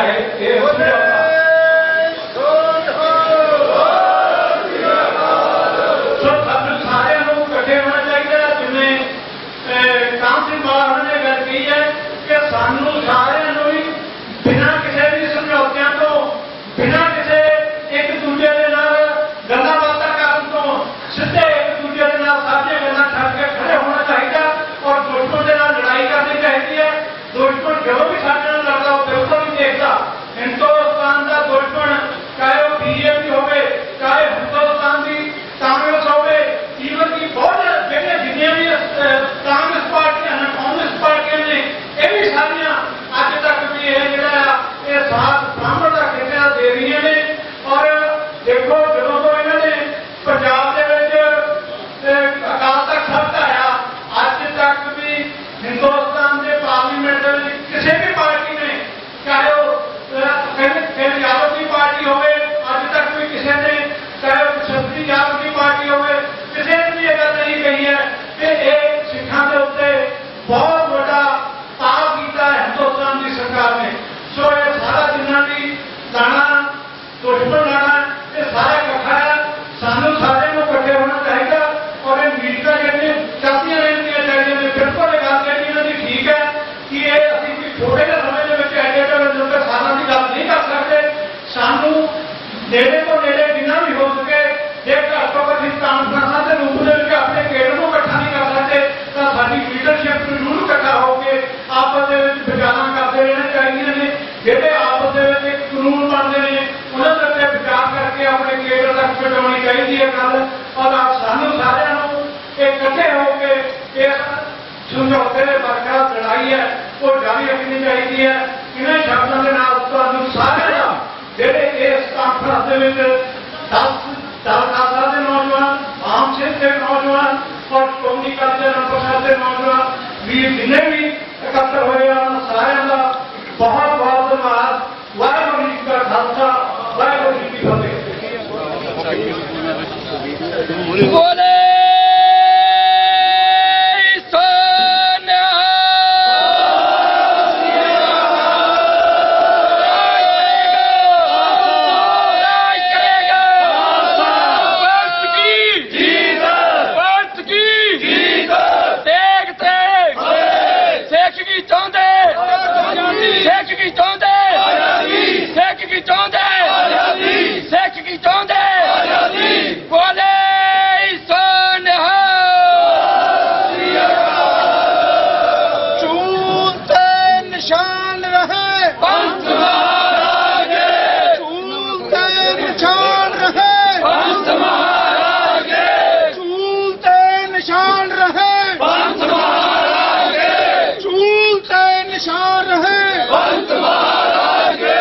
TV84 ਇੰਡੀਆ ਦੇ ਨਾਲ ਜੁੜੇ ਹੋ। ਮੈਂ ਰਜਿੰਦਰ ਸਿੰਘ ਸਵਰਾਜ ਜਲੰਧਰ ਦੇ ਗੁਰਦੁਆਰਾ ਸ੍ਰੀ ਗੁਰੂ ਤੇਗ ਬਹਾਦਰ ਸਾਹਿਬ ਨਗਰ ਦੇ ਵਿੱਚ ਸ੍ਰੀ ਗੁਰੂ ਤੇਗ ਬਹਾਦਰ ਸਾਹਿਬ ਗੁਰਦੁਆਰਾ ਦੇ ਵਿੱਚ ਖੜੇ ਹਾਂ ਤਾਂ ਇੱਥੇ ਜਿਹੜਾ 15 ਅਗਸਤ 1947 ਨੂੰ ਮੁੱਖ ਰੱਖਦੇ ਹੋਇਆ ਜਿਸ ਨੂੰ ਭਾਰਤ ਦੇ ਵੱਲੋਂ ਆਜ਼ਾਦੀ ਦੇ ਦਿਨ ਵਜੋਂ ਖੁਸ਼ੀ ਵਜੋਂ ਮਨਾਇਆ ਜਾ ਰਿਹਾ ਤਾਂ ਪਰ ਕਿਤੇ ਨਾ ਕਿਤੇ ਜਿਹੜੀਆਂ ਸਿੱਖ ਜਥੇਬੰਦੀਆਂ ਦੀ ਗੱਲ ਕਰੀਏ ਮੁੱਖ ਤੌਰ ਤੇ ਦਲ ਖਾਲਸਾ ਸ਼੍ਰੋਮਣੀ ਅਕਾਲੀ ਦਲ ਅੰਮ੍ਰਿਤਸਰ ਦੇ ਨਾਲ ਜਿਹੜਾ ਇੱਕ ਵੱਡਾ ਸਮਰਥਨ ਬਾਮ ਸੇਫ ਨੇ ਵੀ ਦਿੱਤਾ ਹੈ ਤਾਂ ਉਹਨਾਂ ਦੇ ਵੱਲੋਂ ਵੀ ਇੱਕ ਤਰ੍ਹਾਂ ਦੇ ਨਾਲ ਜਿਹੜਾ 15 ਅਗਸਤ ਦਾ ਦਿਨ ਹੈ ਉਸ ਨੂੰ ਕਾਲੇ ਦਿਨ ਵਜੋਂ ਰੋਸ ਵਜੋਂ ਮਨਾਇਆ ਜਾ ਰਿਹਾ ਤਾਂ ਇਹ ਆਮ ਕਰਕੇ ਤਰਕ ਦਿੱਤਾ ਜਾ ਰਿਹਾ ਕਿ ਜਿਹੜਾ 15 ਅਗਸਤ ਦਾ ਦਿਨ ਹੈ ਉਹ ਭਾਰਤ ਵਾਸਤੇ ਭਾਰਤ ਦੇ ਵਿੱਚ ਵਸਣ ਵਾਲੇ ਜਿਹੜੇ ਲੋਕ ਨੇ ਜਿਹੜੇ ਘੱਟ ਗਿਣਤੀਆਂ ਨੇ ਜਾਂ ਸਿੱਖਾਂ ਦੀ ਗੱਲ ਕੀਤੀ ਜਾਂਦੀ ਹੈ ਤਾਂ ਉਹਨਾਂ ਵਾਸਤੇ ਸੱਚਮੁੱਚ ਗੁਲਾਮੀ ਵਾਲਾ ਦਿਨ ਹੈ। ਇਹ ਵੀ ਗੱਲ ਕਹੀ ਜਾਂਦੀ ਹੈ ਕਿ ਇੱਕ ਗੁਲਾਮੀ ਦੇ ਵਿੱਚੋਂ ਨਿਕਲ ਕੇ ਦੂਜੀ ਗੁਲਾਮੀ ਦੇ ਵਿੱਚ ਜਾਇਆ ਜਾ ਰਿਹਾ ਤਾਂ ਇਸੇ ਦੇ ਉੱਪਰ ਤੁਸੀਂ ਇੱਧਰ ਤਸਵੀਰਾਂ ਦੇ ਵਿੱਚ ਦੇਖ ਸਕਦੇ ਹੋ ਕਿ ਖਾਲਸਾਈ ਕੇਸਰੀ ਨਿਸ਼ਾਨ ਲੈ ਕੇ ਜਿਹੜਾ ਸਿੱਖ ਜਥੇਬੰਦੀਆਂ ਦੇ ਵੱਲੋਂ ਰੋਸ ਪ੍ਰਦਰਸ਼ਨ ਕੀਤਾ ਜਾ ਰਿਹਾ। ਇਸ ਤੋਂ ਪਹਿਲਾਂ ਇੱਕ ਕਾਨਫਰੰਸ ਕੀਤੀ ਗਈ ਹੈ ਤਾਂ ਇਸ ਤੋਂ ਬਾਅਦ ਜਿਹੜਾ ਇਹ ਰੋਸ ਮਾਰਚ ਕੀਤਾ ਜਾ ਰਿਹਾ ਜੋ ਜਲੰਧਰ ਦੇ ਵਿੱਚ ਕੁਝ ਸਮੇਂ ਵਾਸਤੇ ਸੜਕਾਂ ਦੇ ਉੱਪਰ ਕੱਢਿਆ ਜਾਵੇਗਾ ਤਾਂ ਜਿਹਦੇ ਵਿੱਚ ਖਾਸ ਕਰਕੇ ਨੌਜਵਾਨਾਂ ਦੇ ਨਾਲ ਜਿਹੜੀਆਂ ਸਿੱਖ ਜਥੇਬੰਦੀਆਂ ਨੇ ਉਹਨਾਂ ਦਾ ਵੀ ਵੱਡਾ ਸਮਰਥਨ ਹੈ ਜਿੱਥੇ ਭਾਰਤ ਦੇ ਲੋਕਾਂ ਦੇ ਵੱਲੋਂ ਕੁਝ ਜਿਹੜੀਆਂ ਧਿਰਾਂ ਨੇ ਪੋਲੀਟੀਕਲੀ ਲਾ ਲਈਏ ਚਾਹੇ ਉਹ ਹੋਰਨਾਂ ਧਿਰਾਂ ਦੀ ਗੱਲ ਕੀਤੀ ਜਾਵੇ ਤਾਂ ਉਹਨਾਂ ਦੇ ਵੱਲੋਂ ਤਿਰੰਗਾ ਲੈ ਕੇ ਜਿਹੜਾ ਵੱਖ-ਵੱਖ ਤਰੀਕੇ ਦੇ ਨਾਲ ਮਾਰਚ ਕੱਢੇ ਜਾ ਰਹੇ ਨੇ ਤਾਂ ਇੱਥੇ ਜਿਹੜੀਆਂ ਸਿੱਖ ਜਥੇਬੰਦੀਆਂ ਨੇ ਉਹਨਾਂ ਦੇ ਵੱਲੋਂ ਕਹਿ ਸਕਦੇ ਹਾਂ ਕਿ ਰੋਸ ਵਜੋਂ 15 ਅਗਸਤ ਦਾ ਦਿਨ ਜਿਸ ਨੂੰ ਭਾਰਤ ਦੇ ਜਿਹੜਾ ਭਾਰਤ ਸਰਕਾਰ ਹੈ ਉਸ ਦੇ ਵੱਲੋਂ ਆਜ਼ਾਦੀ ਦਾ ਨਾਮ ਦਿੱਤਾ ਜਾ ਰਿਹਾ ਤਾਂ ਇੱਥੇ ਸਿੱਖ ਜਥੇਬੰਦੀਆਂ ਦੇ ਵੱਲੋਂ 15 ਅਗਸਤ ਨੂੰ ਕਾਲੇ ਦਿਨ ਦੇ ਰੋਸ ਵਜੋਂ ਮਨਾਇਆ ਜਾ ਰਿਹਾ ਹੈ। ਤਾਂ ਇੱਧਰ ਬੰਦੀ ਸਿੰਘਾਂ ਦੀਆਂ ਤਸਵੀਰਾਂ ਨੇ। ਸਭ ਤੋਂ ਪਹਿਲਾਂ ਬੰਦੀ ਸਿੰਘਾਂ ਦੀ ਗੱਲ ਕਰੀਏ ਤਾਂ ਇਹ ਉਹ ਨੌਜਵਾਨ ਨੇ ਜਿਹੜੀ ਭਾਰਤ ਸਰਕਾਰ ਦੇ ਵੱਲੋਂ ਦਿੱਤੀਆਂ ਹੋਈਆਂ ਸਜ਼ਾਵਾਂ ਨੂੰ ਪੂਰੀਆਂ ਕਰ ਚੁੱਕੇ ਨੇ ਪਰ ਕਿਤੇ ਨਾ ਕਿਤੇ ਜਿਹੜਾ ਭਾਰਤ ਸਰਕਾਰ ਦਾ ਰਵੱਈਆ ਹੈ ਤਾਂ ਉਹ ਇੱਕ ਬੜਾ ਕੁੜਤਨਮਈ ਰਿਹਾ ਹੈ। ਬੰਦੀ ਸਿੰਘਾਂ ਦੀ ਰਿਹਾਈ ਅਜੇ ਤੱਕ ਨਹੀਂ ਹੋ ਸਕੀ। ਉਹਦੇ ਕਾਰਨ ਕੀ ਰਹੇ ਨੇ, ਕਿਉਂ ਜਿਹੜੀਆਂ ਘੱਟ ਗਿਣਤੀਆਂ ਨੇ ਉਹਨਾਂ ਲੋਕਾਂ ਨੂੰ ਜਾਣਬੁੱਝ ਕੇ ਟਾਰਗੇਟ ਕੀਤਾ ਜਾਂਦਾ ਹੈ ਤਾਂ ਸਿੱਖ ਜਥੇਬੰਦੀਆਂ ਦੇ ਕੁਝ ਨੁਮਾਇੰਦੇ ਨੇ ਉਹਨਾਂ ਦੇ ਨਾਲ ਗੱਲਬਾਤ ਕਰਾਂਗੇ। ਭਾਈ ਸਾਹਿਬ ਵਾਹਿਗੁਰੂ ਜੀ ਕਾ ਖਾਲਸਾ ਵਾਹਿਗੁਰੂ ਜੀ ਕੀ ਫਤਿਹ। ਭਾਈ ਸਾਹਿਬ ਜੀ ਸਭ ਤੋਂ ਪਹਿਲਾਂ ਵੱਡਾ ਸਵਾਲ ਹੈ, ਇੱਕ ਪਾਸੇ ਜੱਗੀ ਜੋਲ ਦੀ ਫੋਟੋ ਲਗਾਈ ਹੋਈ ਹੈ, ਦੂਜੇ ਪਾਸੇ ਪ੍ਰਗਿਆ ਠਾਕੁਰ ਪਾਰਲੀਮੈਂਟ ਵਿੱਚ, ਇਹ ਤਸਵੀਰ ਲਗਾਉਣ ਦਾ ਕਾਰਨ ਕੀ ਹੈ ਬਰਾਬਰ ਦੇ ਵਿੱਚ ਤੁਲਨਾਤਮਕ ਕਰਕੇ? ਇਹ ਉਹਨਾਂ ਲੋਕਾਂ ਦੇ ਲਈ ਲਗਾਈ ਗਈ ਹੈ ਜਿਹੜੇ ਲੋਕ ਸੋਚਦੇ ਆ ਕਿ ਸ਼ਾਇਦ ਇਸ ਮੁਲਕ ਸਾਰਿਆਂ ਦੀ ਬਰਾਬਰ ਹੈ। ਇਹ ਇੱਕ ਰਿਪਰੈਜ਼ੈਂਟੇਸ਼ਨ ਕਰਦੀ ਪਈ ਹੈ ਤਸਵੀਰ ਕਿ ਜਿਨ੍ਹਾਂ ਦੇ ਉੱਤੇ ਇੱਕੋ ਜਿਹੇ ਕੇਸ ਹੋਣ ਉਹਨਾਂ ਨੂੰ ਇੱਕ ਦੇ ਜ਼ਿਲ੍ਹਾ ਦੇ ਵਿੱਚ ਜਿਹੜਾ ਘੱਟ ਗਿਣਤੀ ਕੌਮਾਂ ਦੇ ਪ੍ਰਤੀਨਿਧਤਾ ਕਰਦਾ ਤੇ ਜਿਹੜਾ ਮੈਜੋਰਟੀ ਦੀ ਕਰਦਾ ਪਾਰਲੀਮੈਂਟ ਦੇ ਇਹ ਇੰਡੀਆ ਦਾ ਦੋਹਰਾ ਮਾਪਦੰਡ ਹੈ ਉਹਨੂੰ ਵਧਾਉਣ ਦੀ ਤਸਵੀਰ ਹੈ ਜਦੋਂ ਸਾਨੂੰ ਸਮਝ ਲੈਣਾ ਚਾਹੀਦਾ ਕਿ ਅੱਜ ਵੀ ਗੁਲਾਮ ਹੈ। ਤਾਂ ਜੇ ਆਪਾਂ ਦੂਜੇ ਪਾਸੇ ਦੇਖੀਏ ਤਾਂ ਜਿਹੜੀਆਂ ਸਿੱਖ ਜਥੇਬੰਦੀਆਂ ਨੇ ਵੱਡੇ ਪੱਧਰ ਦੇ ਉੱਪਰ ਰੋਸ ਪ੍ਰਦਰਸ਼ਨ ਕੀਤਾ ਜਾ ਰਿਹਾ ਹੈ ਤਾਂ ਜਿਹੜੀਆਂ ਰਾਜਸੀ ਧਿਰਾਂ ਦੀ ਗੱਲ ਕਰਦੇ ਆ ਜਿਹੜੀਆਂ ਇੱਕ ਦੂਜੇ ਦੇ ਵਿਰੋਧ ਵਿੱਚ ਬਿਆਨ ਦਿੰਦੀਆਂ ਨੇ, ਕਾਂਗਰਸ ਦੀ ਗੱਲ ਕਰੀਏ ਰਾਜਾ ਵੜਿੰਗ ਬਹੁਤ ਵੱਡਾ ਬਿਆਨ ਦਿੰਦੇ ਨੇ ਤਾਂ ਕਿਤੇ ਨਾ ਕਿਤੇ ਸਮਝਿਆ ਜਾਵੇ ਕਿ ਜਿਹੜਾ ਉਹ ਅੰਦਰ ਤੋਂ ਇੱਕ ਨੇ ਆਪਸ ਦੇ ਵਿੱਚ ਜਦੋਂ ਗੱਲ ਇੰਡੀਅਨ ਨੈਸ਼ਨਲਿਜ਼ਮ ਦੀ ਹੁੰਦੀ ਹੈ ਨਾ ਤੇ ਜਾਂ ਸਾਡੇ ਵਰਗਿਆਂ ਨੂੰ ਗੁਲਾਮ ਬਣਾ ਕੇ ਰੱਖਣ ਦੇ ਹੁੰਦੇ ਫਿਰ ਇਹ ਸਾਰੇ ਇੱਕ ਹੀ ਨੇ। ਐਵੇਂ ਭੁਲੇਖਾ ਨਾ ਕਹਿ ਕਰੀਏ ਕੇਜਰੀਵਾਲ ਵੱਖਰਾ ਕਿ ਰਾਜਾ ਵੜਿੰਗ ਵੱਖਰਾ ਤੇ ਭਗਵੰਤ ਮਾਨ ਵੱਖਰਾ ਜਾਂ ਭਾਜਪਾ ਵਾਲੇ ਵੱਖਰੇ ਨੇ, ਇਹ ਸਾਰੇ ਇੱਕੋ ਲਾਈਨ 'ਚ ਨੇ। ਇਹਨਾਂ ਦੀ ਲੜਾਈ ਆਪਸ 'ਚ ਸਿਰਫ ਉਦੋਂ ਹੁੰਦੀ ਜਦੋਂ ਇਹਨਾਂ ਕੁਰਸੀ ਲਈ ਲੜਨਾ ਹੁੰਦਾ। ਜਦੋਂ ਸਾਡੇ ਵਰਗਿਆਂ ਨੂੰ ਦੱਬ ਕੇ ਰੱਖਣਾ ਗੁਲਾਮ ਬਣਾ ਬਚਾ ਕੇ ਰੱਖਣਾ ਹੁੰਦਾ, ਫਿਰ ਇਹਨਾਂ ਦੀ ਆਪਸ 'ਚ ਕੋਈ ਲੜਾਈ ਨਹੀਂ ਗੀ। ਫਿਰ ਸਾਡੇ ਦੇ ਸਾਰਿਆਂ ਦੀ ਇੱਕ ਜਿਹੜੇ ਇਕੱਠੇ ਹੋ ਜਾਂਦੇ ਜੀ। ਸੋ ਇਹ ਤਾਂ ਐਵੇਂ ਸਾਨੂੰ ਭੁਲੇਖਾ ਹੈ ਕਿ ਤਿਰੰਗਾ ਯਾਤਰਾਵਾਂ ਜਿਹੜੀਆਂ ਨਿਕਲਦੀਆਂ ਨੇ ਸ਼ਾਇਦ ਮੋਦੀ ਦੇ ਕਰਕੇ ਨਿਕਲਦੀਆਂ। ਕਾਂਗਰਸ ਪੰਜਾਬ ਜਿਹਨਾਂ ਸਭ ਤੋਂ ਮੋਰੀ ਆ, ਕੇਜਰੀਵਾਲ ਉਹ ਤੋਂ ਵੀ ਅੱਗੇ ਆ। ਇਹ ਤੇ ਇੱਕ ਦੂਜੇ ਦੇ ਦੌੜ ਲਾ ਕੇ ਬੈਠੇ ਤੁਹਾਡਾ ਦੇਸ਼ ਭਗਤ ਕੌਣ ਹੈ। ਸੋ ਐਵੇਂ ਇਹਨਾਂ ਦੀਆਂ ਗੱਲਾਂ 'ਚ ਨਾ ਕਰੀਏ। ਇਹਨਾਂ ਦੇ ਭਰਾਵਾ ਆਪਣੀ ਖੁਸ਼ੀ ਦੀ ਲੜਨਾ, ਆਪਣੀ ਖੁਸ਼ੀ ਦੀ ਖੜਨਾ, ਪੰਜਾਬ ਦੇ ਨਾਲ ਇਹਨਾਂ ਚੋਂ ਕਿਸੇ ਨੇ ਨਹੀਂ ਝਗੜਨਾ। ਜੇ ਆਪਾਂ ਸਿੱਖ ਜਥੇਬੰਦੀਆਂ ਦੀ ਗੱਲ ਕਰੀਏ, ਦਲ ਖਾਲਸਾ, ਸ਼੍ਰੋਮਣੀ ਅਕਾਲੀ ਦਲ ਅੰਮ੍ਰਿਤਸਰ ਜਾਂ ਉਹਦੇ ਨਾਲ ਹੋਰ ਕੁਝ ਜਿਹੜੀਆਂ ਸਿੱਖ ਜਥੇਬੰਦੀਆਂ ਜੁੜੀਆਂ ਨੇ ਤਾਂ ਵੱਡਾ ਸਮਰਥਨ ਬਾਨ ਸਿੰਘ ਦੇ ਵੱਲੋਂ ਮਿਲਿਆ ਹੈ। ਤਾਂ ਜਿਹੜਾ ਇਹਨਾਂ ਜਥੇਬੰਦੀਆਂ ਦਾ ਰੋਸ ਪ੍ਰਦਰਸ਼ਨ ਕਰਨ ਦਾ ਮਕਸਦ ਹੈ ਇਕੱਲਾ ਰੋਸ ਪ੍ਰਦਰਸ਼ਨੀ ਹੈ ਜਾਂ ਇਹਦੇ ਨਾਲ ਥੋੜੇ ਮੰਗਾਂ ਵੀ ਰੱਖੀਆਂ ਗਈਆਂ ਨੇ? ਕੋਈ ਮੰਗਾਂ ਨਹੀਂ ਗਈਆਂ, ਸਿਰਫ ਇੱਥੇ ਇਹ ਕੋਈ ਰੋਸ ਪ੍ਰਦਰਸ਼ਨ ਬਣੀ। ਇਹ ਅਸੀਂ ਆਪਣੀ ਆਜ਼ਾਦੀ ਦਾ ਜਿਹੜਾ ਸੰਕਲਪ ਆ ਉਹਨੂੰ ਦੁਹਰਾਉਂਦੇ ਆ ਇਹੋ ਜਿਹੀਆਂ ਮਾਰਚਾਂ ਦੇ ਰਾਹੀਂ। ਲੋਕਾਂ ਨੂੰ ਆਪਣੇ ਲੋਕਾਂ ਨੂੰ ਦੱਸਣ ਦੇ ਲਈ ਆ। ਕੋਈ ਸਾਡਾ ਕਿਸੇ ਨਾਲ ਕੋਈ ਰੋਸ ਨਹੀਂਗਾ। ਉਹਨਾਂ ਨੂੰ ਉਹਨਾਂ ਦੀ ਆਜ਼ਾਦੀ ਮਿਲ ਗਈ, ਉਹਨਾਂ ਨੂੰ ਉਹਨਾਂ ਦੀ ਮੁਬਾਰਕ। ਅਸੀਂ ਆਪਣੀ ਆਜ਼ਾਦੀ ਲਈ ਜੇ ਲੜ ਰਹੇ ਹਾਂ ਉਹਦੇ ਲਈ ਜਦੋਜਹਿਦ ਕਰਨ ਲਈ ਸੜਕਾਂ ਦੇ ਉੱਤੇ ਉਤਰਦੇ ਹਾਂ ਤਾਂ ਕਿ ਆਪਣੇ ਲੋਕਾਂ ਨੂੰ ਇਹ ਦੱਸ ਸਕੀਏ ਕਿ ਭਰਾਵੋ ਪੰਜਾਬ ਅਜੇ ਗੁਲਾਮ ਆ, ਇਹਨੂੰ ਆਜ਼ਾਦ ਕਰਾਉਣ ਦੇ ਲਈ ਅਸੀਂ ਜਿਹੜੀ ਆਪਣੀ ਜਦੋਜਹਿਦ ਛੇੜੀਏ ਤਾਂ ਕਿ ਪੰਜਾਬ ਦੇ ਜਿਹੜਾ ਪ੍ਰਭੂ ਸੱਤਾ ਸੰਪੰਨ ਜਿਹੜਾ ਕੰਪਲੀਟ ਖਾਲਸਾ ਰਾਜ ਆ ਉਹ ਰੂਪਮਾਨ ਹੋ ਸਕੇ। ਉਹ ਤੋਂ ਬਿਨਾਂ ਸਾਡਾ ਨਾ ਪੰਜਾਬ ਦਾ ਗੁਜ਼ਾਰਾ ਹੈ, ਨਾ ਅਸੀਂ ਤੇ ਨਾ ਹੋਣਾ। ਇਹਦੇ ਵਿੱਚ ਜ਼ਿਕਰਯੋਗ ਇਹ ਵੀ ਹੈ ਕਿ ਜਿਸ ਤਰੀਕੇ ਦੇ ਨਾਲ ਇਸ ਤੋਂ ਪਹਿਲਾਂ ਪ੍ਰੈਸ ਵਾਰਤਾਲਾਪ ਕੀਤਾ ਗਿਆ ਤਾਂ ਉਹਦੇ ਵਿੱਚ ਆਮ ਕਰਕੇ ਇੱਕ ਜ਼ਿਕਰ ਵੀ ਕੀਤਾ ਗਿਆ ਕਿ ਇਹ ਭਾਰਤ ਦੇ ਲੋਕਾਂ ਨੂੰ ਆਜ਼ਾਦੀ ਦਾ ਅਹਿਸਾਸ ਕਰਵਾਇਆ ਜਾ ਰਿਹਾ ਕਿ ਆਜ਼ਾਦੀ ਹੈ। ਆਪਣੇ ਘਰਾਂ ਦੇ ਉੱਪਰ ਤਿਰੰਗੇ ਲਗਾਏ ਜਾਣ, ਤਿਰੰਗੇ ਲੈ ਕੇ ਵੱਖ-ਵੱਖ ਚਾਹੇ ਉਹ ਜਿੰਨੇ ਵੀ ਅਦਾਰੇ ਨੇ ਉਹਨਾਂ ਦੇ ਉੱਪਰ ਤਿਰੰਗੇ ਲਹਿਰਾ ਕੇ ਆਪਣੇ ਆਪ ਨੂੰ ਭਾਰਤ ਦੇ ਜਿਹੜਾ ਵਾਸੀ ਦੱਸਣ ਦਾ ਯਤਨ ਕੀਤਾ ਜਾਵੇ। ਤਾਂ ਬਹੁਤ ਵੱਡਾ ਇੱਥੇ ਸਵਾਲੀਆ ਚਿੰਨ੍ਹ ਲੱਗ ਜਾਂਦਾ ਹੈ। ਤਾਂ ਆਮ ਕਰਕੇ ਜਿਹੜੀਆਂ ਸਿੱਖ ਜਥੇਬੰਦੀਆਂ ਜਾਂ ਜਿਹੜੇ ਸਿੱਖ ਕਾਰਕੁਨ ਨੇ ਉਹ ਵੀ ਤਰਕ ਦਿੰਦੇ ਨੇ ਕਿ ਬੰਦੀ ਸਿੰਘਾਂ ਦੀ ਅਜੇ ਤੱਕ ਰਿਹਾਈ ਨਹੀਂ ਹੋ ਸਕੀ। ਪੰਜਾਬ ਦੇ ਅੰਦਰ ਜਿਹੜੀਆਂ ਗੁਰੂ ਗ੍ਰੰਥ ਸਾਹਿਬ ਦੀਆਂ ਬੇਅਦਬੀਆਂ ਲਗਾਤਾਰ ਵਾਪਰਦੀਆਂ ਨੇ। ਤਾਂ ਇੱਕ ਬਹੁਤ ਵੱਡੀ ਤਰਾਸਦੀ ਵਾਲੀ ਗੱਲ ਹੈ। ਆਜ਼ਾਦੀ ਕਿਹੜੀ ਗੱਲ ਦੀ? ਸਾਡੇ ਨਾਲ ਸ਼੍ਰੋਮਣੀ ਅਕਾਲੀ ਦਲ ਅੰਮ੍ਰਿਤਸਰ ਦੇ ਮੁੱਖ ਨੁਮਾਇੰਦੇ ਨੇ ਸਰਦਾਰ ਜਸਕਰਨ ਸਿੰਘ ਕਾਹਨਵਾਲਾ, ਉਹਨਾਂ ਦੇ ਨਾਲ ਗੱਲਬਾਤ ਕਰਨੇ। ਭਾਈ ਸਾਹਿਬ ਸਵਾਲ ਤੋਂ ਵਾਹਿਗੁਰੂ ਜੀ ਕਾ ਖਾਲਸਾ, ਵਾਹਿਗੁਰੂ ਜੀ ਕਾ ਖਾਲਸਾ, ਵਾਹਿਗੁਰੂ ਜੀ ਕੀ ਫਤਿਹ। ਭਾਈ ਸਾਹਿਬ ਜੀ, ਜਿਹੜਾ ਅੱਜ ਮਾਰਚ ਕੀਤਾ ਜਾ ਰਿਹਾ ਇਹਦਾ ਮੁੱਖ ਮੰਤਵ ਕੀ ਹੈ? ਮੁੱਖ ਮੰਤਵ ਕੀ ਹੈ ਕਿ ਪੂਰੇ ਇੰਡੀਆ ਦੇ ਵਿੱਚ ਪੂਰਾ ਹੱਲਾ ਗੁੱਲਾ ਮਚਿਆ ਪਿਆ ਹੈ। ਜਿਹੜਾ ਕੇਸਰੀ ਝੰਡੇ ਨੂੰ ਲੈ ਕੇ ਤੇ ਪੂਰਾ ਇੰਡੀਆ ਤੜਫਿਆ ਕੁੱਟਿਆ।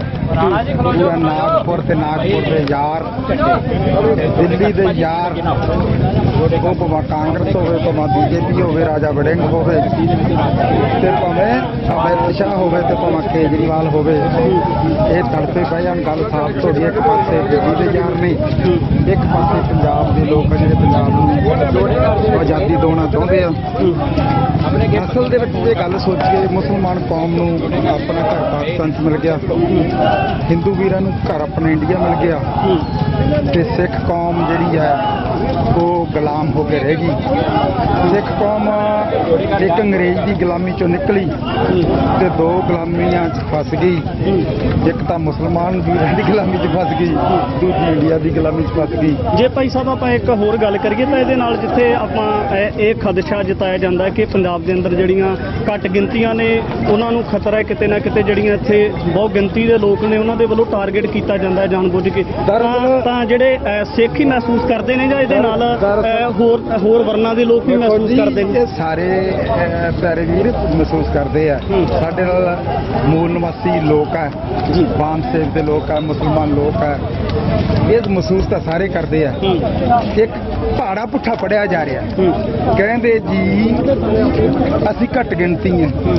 ਅਸੀਂ ਘੱਟ ਗਿਣਤੀ ਕਿੱਥੇ ਆ? ਨੰਬਰ 1 3% ਦਾ ਬ੍ਰਾਹਮਣ, ਠੀਕ, ਤੇ 12% ਖੱਤਰੀ ਆ। ਉਹ ਕਦੇ ਸਾਡੇ ਨਾਲ ਚੱਲ ਪੈਂਦਾ, ਕਦੇ ਉਧਰ ਚੱਲ ਪੈਂਦਾ। ਕਿ ਅਸੀਂ 85% ਲੋਕ ਆ ਸਾਰੇ। ਹੁਣ 85% ਲੋਕ ਕਈ ਜਾਣੇ ਅਸੀਂ ਘੱਟ ਗਿਣਤੀ ਪਹਿਲਾਂ ਤਾਂ ਅਸੀਂ ਕਲੀਅਰ ਹੀ ਨਹੀਂ ਹੋਏ। ਮੈਨੂੰ ਦੱਸੋ ਵੀ 85% ਲੋਕ ਐਡੇ ਮੁਹਿੰਮ ਚ ਕਹਿੰਦੇ ਨੇ ਅਸੀਂ ਘੱਟ ਗਿਣਤੀ ਆ। ਅਸੀਂ ਦਰਅਸਲ ਆਪਣੀ ਪਛਾਣ ਨਹੀਂ ਸਕੇ ਵੀ ਅਸੀਂ ਜ਼ਿਆਦਾ ਹਾਂ। ਇਸ ਬ੍ਰਾਹਮਣਵਾਦੀ ਸੋਚ ਨੇ ਸਾਨੂੰ ਵੰਡ ਕੇ ਰੱਖਿਆ, ਡਿਵਾਈਡ ਐਂਡ ਰੂਲ ਦੇ ਵਿੱਚ ਰੱਖਿਆ। ਇਸ ਕਰਕੇ ਅਸੀਂ ਬਹੁਤ ਗਿਣਤੀ ਲੋਕ ਆ। ਸਾਨੂੰ ਇੱਕ ਪਲੇਟਫਾਰਮ ਤੇ ਇਕੱਠੇ ਹੋ ਰਹੇ ਆ। ਹੁਣ ਪਤਾ ਇਕੱਠੇ ਹੋ ਗਏ, ਇਕੱਠੇ ਤਾਂ ਹੋਏ ਸਾਰਿਆਂ ਦੇ ਕੁੱਟ ਪਈ ਹੈ। ਇੰਡੀਅਨ ਸਟੇਟ ਨੇ ਰਵਿਦਾਸ ਮਹਾਰਾਜ ਦੀ ਸੋਚ ਵਾਲਿਆਂ ਨੂੰ ਕੁੱਟਿਆ, ਮੁਸਲਮਾਨਾਂ ਨੂੰ ਕੁੱਟਿਆ, ਈਸਾਈਆਂ ਨੂੰ ਕੁੱਟਿਆ, ਸਿੱਖਾਂ ਨੂੰ ਕੁੱਟਿਆ ਤਾਂ ਜ਼ਰੂਰ। ਸਿੱਖਾਂ ਨੇ ਕੁੱਟਣ ਤੋਂ ਬਾਅਦ ਇਨਸਾਫ ਨਾਲ ਇੰਦਰਾ ਗਾਂਧੀ ਠੋਕਤੀ। ਉਹਨਾਂ ਨੇ ਤਾਂ ਕੁੱਟ ਦਾ ਹਿਸਾਬ ਲੈ ਲਿਆ। ਜਰਨਲ ਵੈਦਿਆ ਠੋਲਤਾ, ਬੇਅੰਤ ਸਿੰਘ ਬੁੱਚੜ ਮੁੱਖ ਮੰਤਰੀ ਉਹ ਠੋਕਤਾ ਹੈ। ਹੁਣ ਗੁਰੂ ਗ੍ਰੰਥ ਦੀ ਬੇਅਦਬੀ ਕਰਨ ਵਾਲਾ ਬਿੱਟੂ ਠੋਕਤਾ ਤੇ ਜੇ ਹੋਰ ਕੋਈ ਤੜਾ ਫੈਣਾ ਕਰੂ ਸਿੱਖ ਪਤਾ ਨਹੀਂ ਸਾਰੇ ਰੂਲਰ ਹੈਗਾ ਕਿਹਨੂੰ ਚੱਕ ਦੇਣਾ। ਇਸ ਕਰਕੇ ਪਰ ਇਹ ਸਾਰੀਆਂ ਜਿਹੜੀਆਂ ਗੱਲਾਂ ਅਸੀਂ ਬਹੁਤ ਗਿਣਤੀ ਲੋਕ ਆ, ਸਾਨੂੰ ਇਕੱਠੇ ਹੋ ਕੇ ਜਿਹੜੀ ਲੜਾਈ ਲੜਨੀ ਚਾਹੀਦੀ ਆ। ਹੁਣ ਮੈਨੂੰ ਲੱਗਦਾ ਹੈ ਇੰਡੀਆ ਦੇ ਵਿੱਚ ਗੁਜਰਾਤ ਦੇ ਵਿੱਚ 12 ਸੀਟਾਂ ਮੁਸਲਮਾਨਾਂ ਨੂੰ, ਉਹ ਇੰਨਾ ਉਹਨਾਂ ਤੇ ਜ਼ਬਰ ਕੀਤਾ ਹੈ ਤੇ ਫਿਰ ਭਾਈ ਉਹ ਉੱਥੇ ਲੜ ਹੀ ਨਹੀਂ ਰਹੇ, ਉੱਥੋਂ ਉਹ ਲੜ ਰਹੇ ਜਿਨ੍ਹਾਂ ਦੀ ਉੱਥੇ ਕੋਈ ਵੋਟ ਹੀ ਨਹੀਂ ਗੀ। ਇਸ ਕਰਕੇ ਤੁਸੀਂ ਜਿੰਨਾ ਚਿਰ ਆਪਾਂ ਸੋਚਦੇ ਨਹੀਂ ਗਏ, ਹੁਣ ਅਸੀਂ 2 ਕਰੋੜ ਆ ਤੇ 25 ਕਰੋੜ ਮੁਸਲਮਾਨਾਂ ਦੀ ਗਿਣਤੀ ਹੈ, ਟੋਟਲ ਅਸੀਂ 5 ਕਰੋੜ ਹੈ। 2 ਕਰੋੜ ਦੇ ਵਿੱਚੋਂ 50 ਲੱਖ ਬੰਦਾ ਜਾਗਿਆ ਹੋਇਆ ਹੈ ਤੇ 50 ਲੱਖ ਦੇ ਵਿੱਚੋਂ ਲੱਖ ਕੁ ਬੰਦਾ ਹੈ ਜਿਹੜਾ ਇੱਟ ਖੜਕਾ ਲੈਂਦਾ, ਬਾਕੀ ਅੰਦਰ ਖਾਤੇ ਨਾਲ ਚੱਲਦੇ ਸਿੱਖਾਂ ਦੇ। ਤੇ ਅਸੀਂ ਐਡੀ ਬਾਪ ਦੇ ਯੂਥ ਦੇ ਆਜ਼ਾਦ, ਤੁਸੀਂ ਇਸ ਸਦੀ 'ਚ ਸਿੱਖਾਂ ਦੀ ਸ਼ਕਤੀ ਬਹੁਤ ਵਧੀਆ। ਸੁੱਖ ਤੇ ਜਿੰਦੇ ਨੂੰ ਫਾਂਸੀ ਹੋ ਗਈ, ਅਸੀਂ ਧਰਨੇ ਮੁਜ਼ਾਹਰੇ ਲਾਏ ਸਫਲ ਨਹੀਂ ਹੋਏ। ਫਿਰ ਬੇਅੰਤ ਸਿੰਘ ਨੂੰ ਫਾਂਸੀ ਹੋ ਗਈ, ਅਸੀਂ ਧਰਨੇ ਲਾਏ ਮੁਜ਼ਾਹਰੇ ਸਫਲ ਨਹੀਂ ਹੋਏ।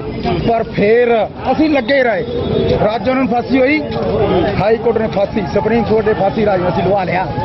ਕਿਹਦੇ? ਲੋਕਾਂ ਦੀ ਸ਼ਕਤੀ ਦੇ ਨਾਲ। ਉਸ ਤੋਂ ਬਾਅਦ ਕੀ ਕੀਤਾ? ਉਸ ਤੋਂ ਬਾਅਦ ਦਵਿੰਦਰਪਾਲ ਭੁੱਲਰ ਨੂੰ ਵੀ ਲਵਾ ਲਿਆ। ਇਸ ਕਰਕੇ ਆਹ ਜਿਹੜਾ ਆਜ਼ਾਦੀ ਦਾ ਕੰਮ ਹੈ, ਇਹ ਇੱਕ ਦਿਨ ਸਿੱਖ ਕੌਮ ਨੂੰ ਆਜ਼ਾਦੀ ਮਿਲੂਗੀ।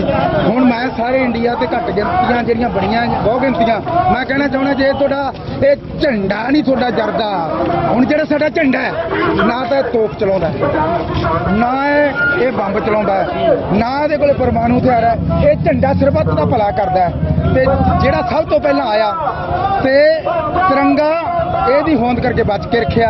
ਇਹਨਾਂ ਨੂੰ ਤਾਂ ਇਹ ਆਪਣੀ ਪਾਰਲੀਮੈਂਟ ਤੇ ਚੜਾਉਣਾ ਚਾਹੀਦਾ ਸੀ ਤੇ ਲਾਲ ਕਿਲੇ ਤੇ ਚੜਾਉਣਾ ਚਾਹੀਦਾ, ਜਿਹੜਾ ਅਸੀਂ 26 ਜਨਵਰੀ ਨੂੰ ਚੜਾਇਆ।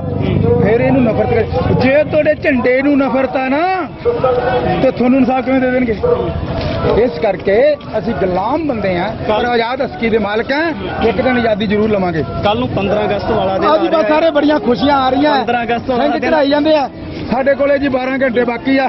12 ਘੰਟਿਆਂ ਨੂੰ ਫਿਰ ਝੰਡਾ ਤਾਂ ਸਾਡਾ ਝੂਲ ਤੇ ਨਿਸ਼ਾਨ ਰਹੇ ਪੰਥ ਮਹਾਰਾਜ ਕੀ, ਇਹ ਤਾਂ ਸਦਾ ਚੜਿਆ ਰਹਿੰਦਾ। ਅਰਦਾਸ ਦੇ ਵਿੱਚ ਵੀ ਕਹਿੰਦੇ ਆ ਚੌਂਕੀਆਂ ਝੰਡੇ ਬੁੰਗੇ ਜੁਗੋ ਜੁਗ ਟਲ। ਪਰ ਜਿਹੜੇ ਮੁੱਛ ਨੂੰ ਤਾਂ ਸਿੱਖਾਂ ਨੇ ਦਿੱਤਾ ਨਾ, ਉਹ ਭਾਈ 12 ਘੰਟਿਆਂ ਬਾਅਦ ਸਾਰਾ ਪੰਜਾਬ ਪੀਲਾ ਪੀਲਾ ਹੋ ਜਾਣਾ। ਔਰ ਦੂਜੇ ਪਾਸੇ ਇੰਡੀਆ ਤੇ ਵੇਖ ਹੀ ਲਿਆ। ਦੱਸੋ ਸਿੱਖਾਂ ਦਾ ਝੰਡਾ ਵਿਕਿਆ ਅਜੇ ਤੱਕ? ਦੱਸੋ ਕਿਸੇ ਦੁਕਾਨ ਤੇ ਵਿਕਦਾ? ਇੰਡੀਆ ਦਾ ਜਿਹੜਾ ਝੰਡਾ ਮੋਦੀ ਨੇ ਆਪਦੇ ਯਾਰਾਂ ਨੂੰ ਟੈਂਡਰ ਦੇਤਾ ਝੰਡੇ ਦਾ, ਝੰਡਾ 10-12 ਰੁਪਏ ਦਾ ਬਣਿਆ। ਕਿੱਥੋਂ ਬਣਿਆ? ਗੁਜਰਾਤ ਚੋਂ। 3 ਕਰੋੜ ਝੰਡਾ ਬਣਾਇਆ ਤੇ ਉਹ ਵਿਕ ਰਿਹਾ 40 ਦਾ, 50 ਦਾ, 150। ਜਿਹੜੇ ਮੁਲਕ ਦਾ ਝੰਡਾ 15-15 ਨੂੰ ਹੱਟੀਆਂ ਦੇ ਵਿਕੇ, ਸਮਝ ਲਓ ਬੇੜਾ ਪਾਰ, ਬੇੜਾ ਗਰਕ ਹੋ ਗਿਆ। ਸ਼੍ਰੋਮਣੀ ਗੁਰਦੁਆਰਾ ਪ੍ਰਬੰਧਕ ਕਮੇਟੀ ਸਿੱਖਾਂ ਦੀ ਸਰਮੌਰ ਸੰਸਥਾ ਹੈ, ਤਾਂ ਉਹਨਾਂ ਦੇ ਵੱਲੋਂ ਆਪ ਤੇ ਬਾਈਕਾਟ ਉਹ ਵੀ ਬੜੇ ਪਏ ਭਾਂਡੇ ਬੀਜੇਪੀ ਆਰਐਸ ਦੇ ਥੱਲੇ, ਮੋਦੀ ਦੇ ਥੱਲੇ ਲੱਗ ਗਏ ਆ। ਆਹ ਪਜੋਖੜਾ ਸਾਹਿਬ ਆ ਜਿਹੜਾ ਗੁਰਦੁਆਰਾ, ਤੇ ਜਿਹੜਾ ਗੁਰਦੁਆਰਾ ਮੰਜੀ ਸਾਹਿਬ ਹੈ, ਖੱਟੜ ਨੇ ਹੁਕਮ ਕੀਤਾ। ਉਹ ਪਤਾ ਕੀ ਕਹਿੰਦੇ? ਸ਼੍ਰੋਮਣੀ ਗੁਰਦੁਆਰਾ ਪ੍ਰਬੰਧਕ ਕਮੇਟੀ ਦੇ ਕਹਿੰਦੇ ਯੈਸ ਸਰ ਚੜਾ ਦੇਵਾਂਗੇ ਝੰਡਾ। ਉਦੋਂ ਭਗਵੰਤ ਮਾਨ ਨੇ ਕੀ ਕਿਹਾ? ਭਗਵੰਤ ਮਾਨ ਨੇ DPI ਦੇ ਰਾਹੀਂ ਹੁਕਮ ਭੇਜਿਆ ਮਾਤਾ ਗੁਜਰੀ ਕਾਲਜ ਨੂੰ ਤੇ ਕਸ਼ਮੀਰ ਸਿੰਘ ਪ੍ਰਿੰਸੀਪਲ ਨੇ ਯੈਸ ਸਰ ਚੜਾ ਦੇਣੇ। ਇਸ ਕਰਕੇ ਇਹਨਾਂ ਦੀ ਜ਼ਮੀਨ ਮਰੀ ਪਈ ਹੈ। ਧਾਮੀ ਸਾਹਿਬ ਤੇ ਪ੍ਰੋਟੈਸਟ ਕਰਦੇ ਨਾ ਵੀ ਗੁਰਦੁਆਰਿਆਂ ਦੇ ਉੱਪਰ ਝੰਡੇ ਨਹੀਂ ਚਲਾਉਣੇ ਚਾਹੀਦੇ। ਚੰਗੀ ਗੱਲ ਹੈ। ਧਾਮੀ ਸਾਹਿਬ ਜੇ ਕਹਿੰਦੇ ਆ, ਧਾਮੀ ਸਾਹਿਬ ਨੂੰ ਪੰਥ ਦਾ ਬਹੁਤ ਪੈਸਾ, ਉਹਨਾਂ ਨੂੰ ਘੱਟੋ ਘੱਟ 5-7 ਲੱਖ ਝੰਡੇ ਨਾ ਉਹਨਾਂ ਨੂੰ ਵੈਸੇ ਵੰਡਣੇ ਚਾਹੀਦੇ, ਵੈਸੇ ਵੰਡਣੇ ਚਾਹੀਦੇ। ਚੰਗੀ ਗੱਲ ਹੈ।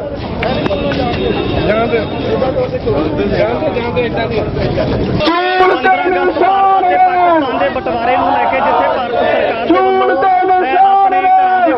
ਆਪਣੇ ਘਰਾਂ ਦੇ ਅੰਦਰ ਤਿਰੰਗੇ ਲਗਾ ਕੇ ਖੁਸ਼ੀ ਦਾ ਪ੍ਰਗਟਾਵਾ ਪਰ ਉੱਥੇ ਜਿਹੜੀਆਂ ਸਿੱਖ ਜਥੇਬੰਦੀਆਂ ਨੇ ਵੱਡੇ ਪੱਧਰ ਦੇ ਉੱਪਰ ਉਹਨਾਂ ਦੇ ਵੱਲੋਂ ਮਾਰਚ ਕੀਤੇ ਗਏ ਨੇ। ਇਸ ਤੋਂ ਪਹਿਲਾਂ ਪ੍ਰੈਸ ਵਾਰਤਾ ਲਾਭ ਵੀ ਹੋਇਆ, ਜਿਹਦੇ ਵਿੱਚ ਦਲ ਖਾਲਸਾ ਦੇ ਵੱਲੋਂ ਸ਼੍ਰੋਮਣੀ ਅਕਾਲੀ ਦਲ ਅੰਮ੍ਰਿਤਸਰ ਦੇ ਸਮੇਤ ਜਿਹੜਾ ਬਾਂਸੇਰ ਸਾਹਿਬ ਉਹਨਾਂ ਦੇ ਵੱਲੋਂ ਵੱਡਾ ਸਮਰਥਨ ਕੀਤਾ ਗਿਆ ਹੈ।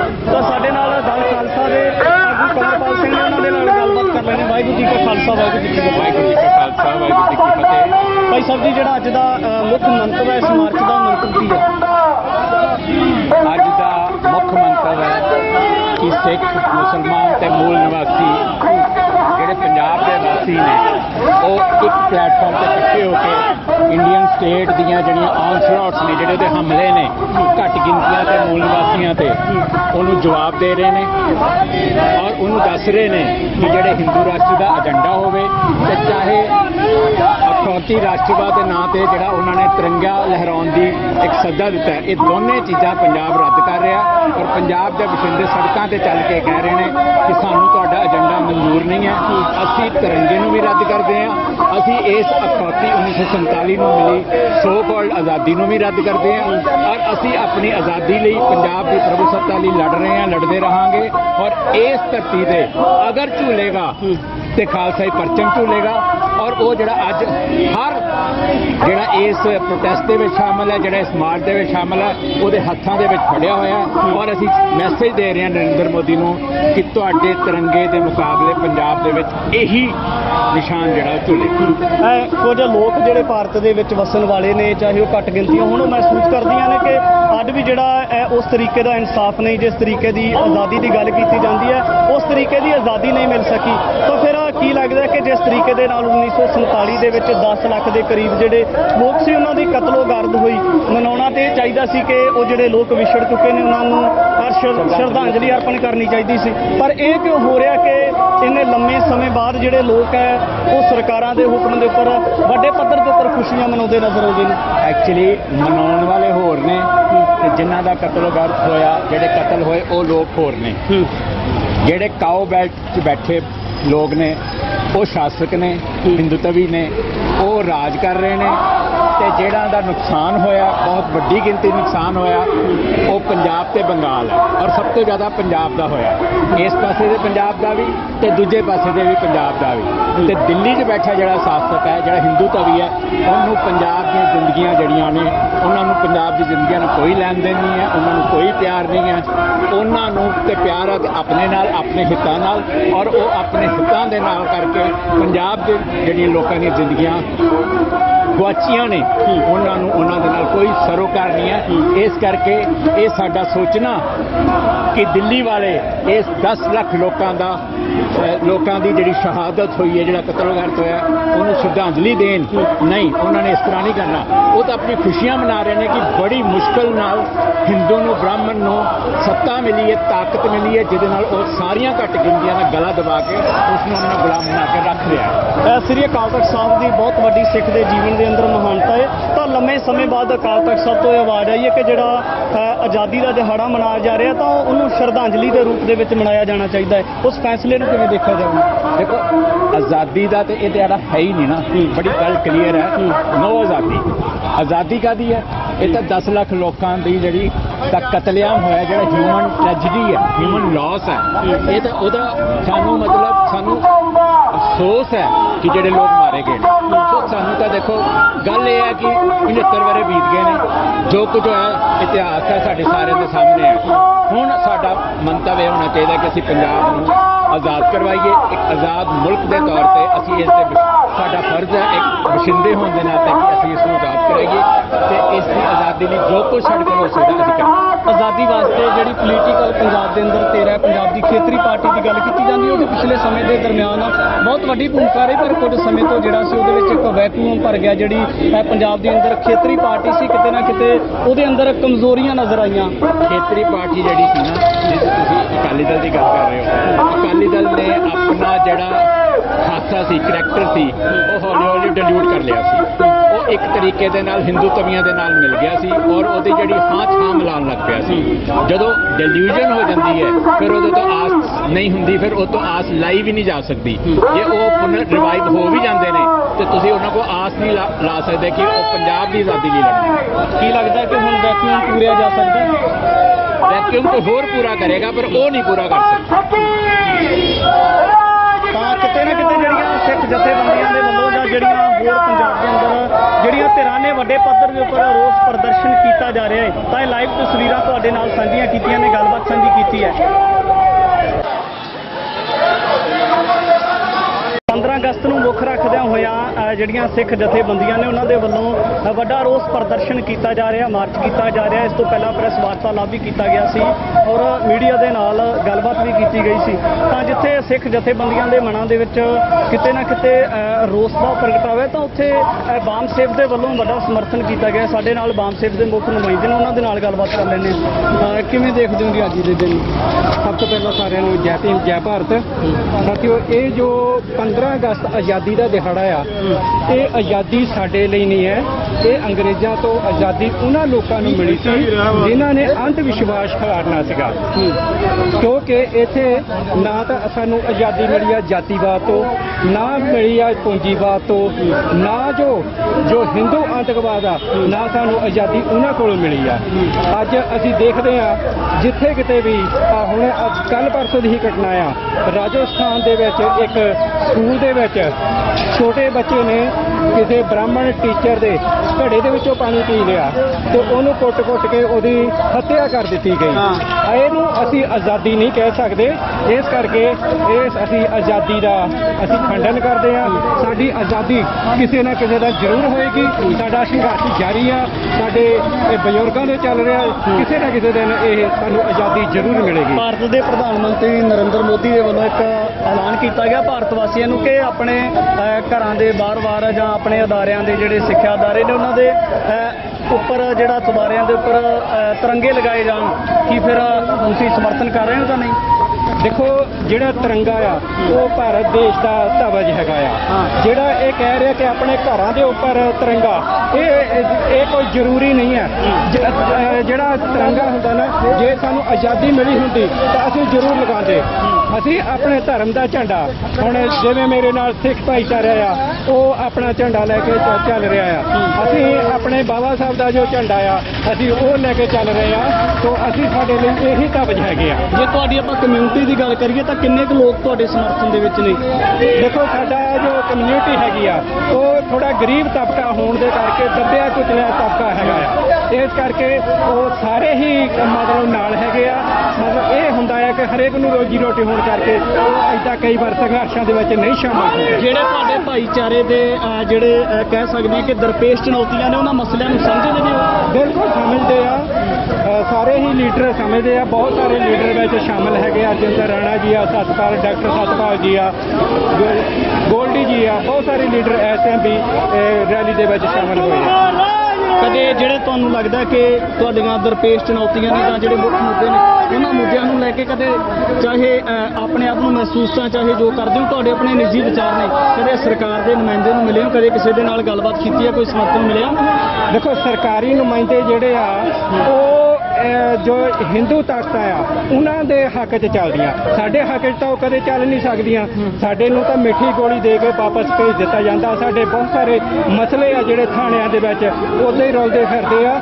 ਜਦ ਕਿ ਕ੍ਰਾਈਮ ਦੀ ਜੋ ਰਿਪੋਰਟ ਹੈ, ਜਿੱਦਾਂ ਮੰਨ ਲਓ ਕਿ ਕਈ ਕ੍ਰਾਈਮ ਮੀਡੀਆ ਦੇ ਸਾਹਮਣੇ, ਪੁਲਿਸ ਦੇ ਸਾਹਮਣੇ ਹੋਏ ਆ, ਉਹਨਾਂ ਦੀਆਂ ਵੀ ਉਹ FIR'ਾਂ ਨਹੀਂ ਦਰਜ ਹੋ ਰਹੀਆਂ। ਤਾਂ ਅਸੀਂ ਇਹਨੂੰ ਆਜ਼ਾਦੀ ਨਹੀਂ ਕਹਿ ਸਕਦੇ। ਤੁਸੀਂ ਦੋਸ਼ ਲਾਉਣੇ ਕਿ ਹਿੰਦੂ ਵੀ ਲੋਕਾਂ ਦੇ ਹੱਕ ਵਿੱਚ ਚੱਲਦੇ, ਇਸ ਤਰ੍ਹਾਂ ਦਾ ਕੀ ਵਾਪਰਿਆ ਸੀ ਤੁਹਾਡੇ? ਮੀਡੀਆ ਦੇ ਵਿੱਚ ਮਤਲਬ ਕਿ ਸਬੂਤ ਆ, ਮੀਡੀਆ ਦੇ ਵਿੱਚ ਸਾਰਾ ਕੁਝ ਹੋਇਆ। ਲੇਕਿਨ ਮੈਂ ਦੋਸ਼ ਮੀਡੀਆ ਨਹੀਂ, ਦੋਸ਼ ਪੁਲਿਸ ਤੇ ਦੇ ਰਿਹਾ, ਪ੍ਰਸ਼ਾਸਨ ਤੇ ਦੇ ਰਿਹਾ ਕਿ ਉਹਨਾਂ ਨੇ ਕੋਈ ਵੀ ਕਾਰਵਾਈਆਂ ਨਹੀਂ ਕੀਤੀਆਂ। ਇਹ ਸੀਗਾ। ਆਪਣੀ ਕਮਿਊਨਿਟੀ ਨੂੰ ਕੀ ਸੁਨੇਹਾ ਦੇ ਕੇ ਜਾ ਰਹੇ?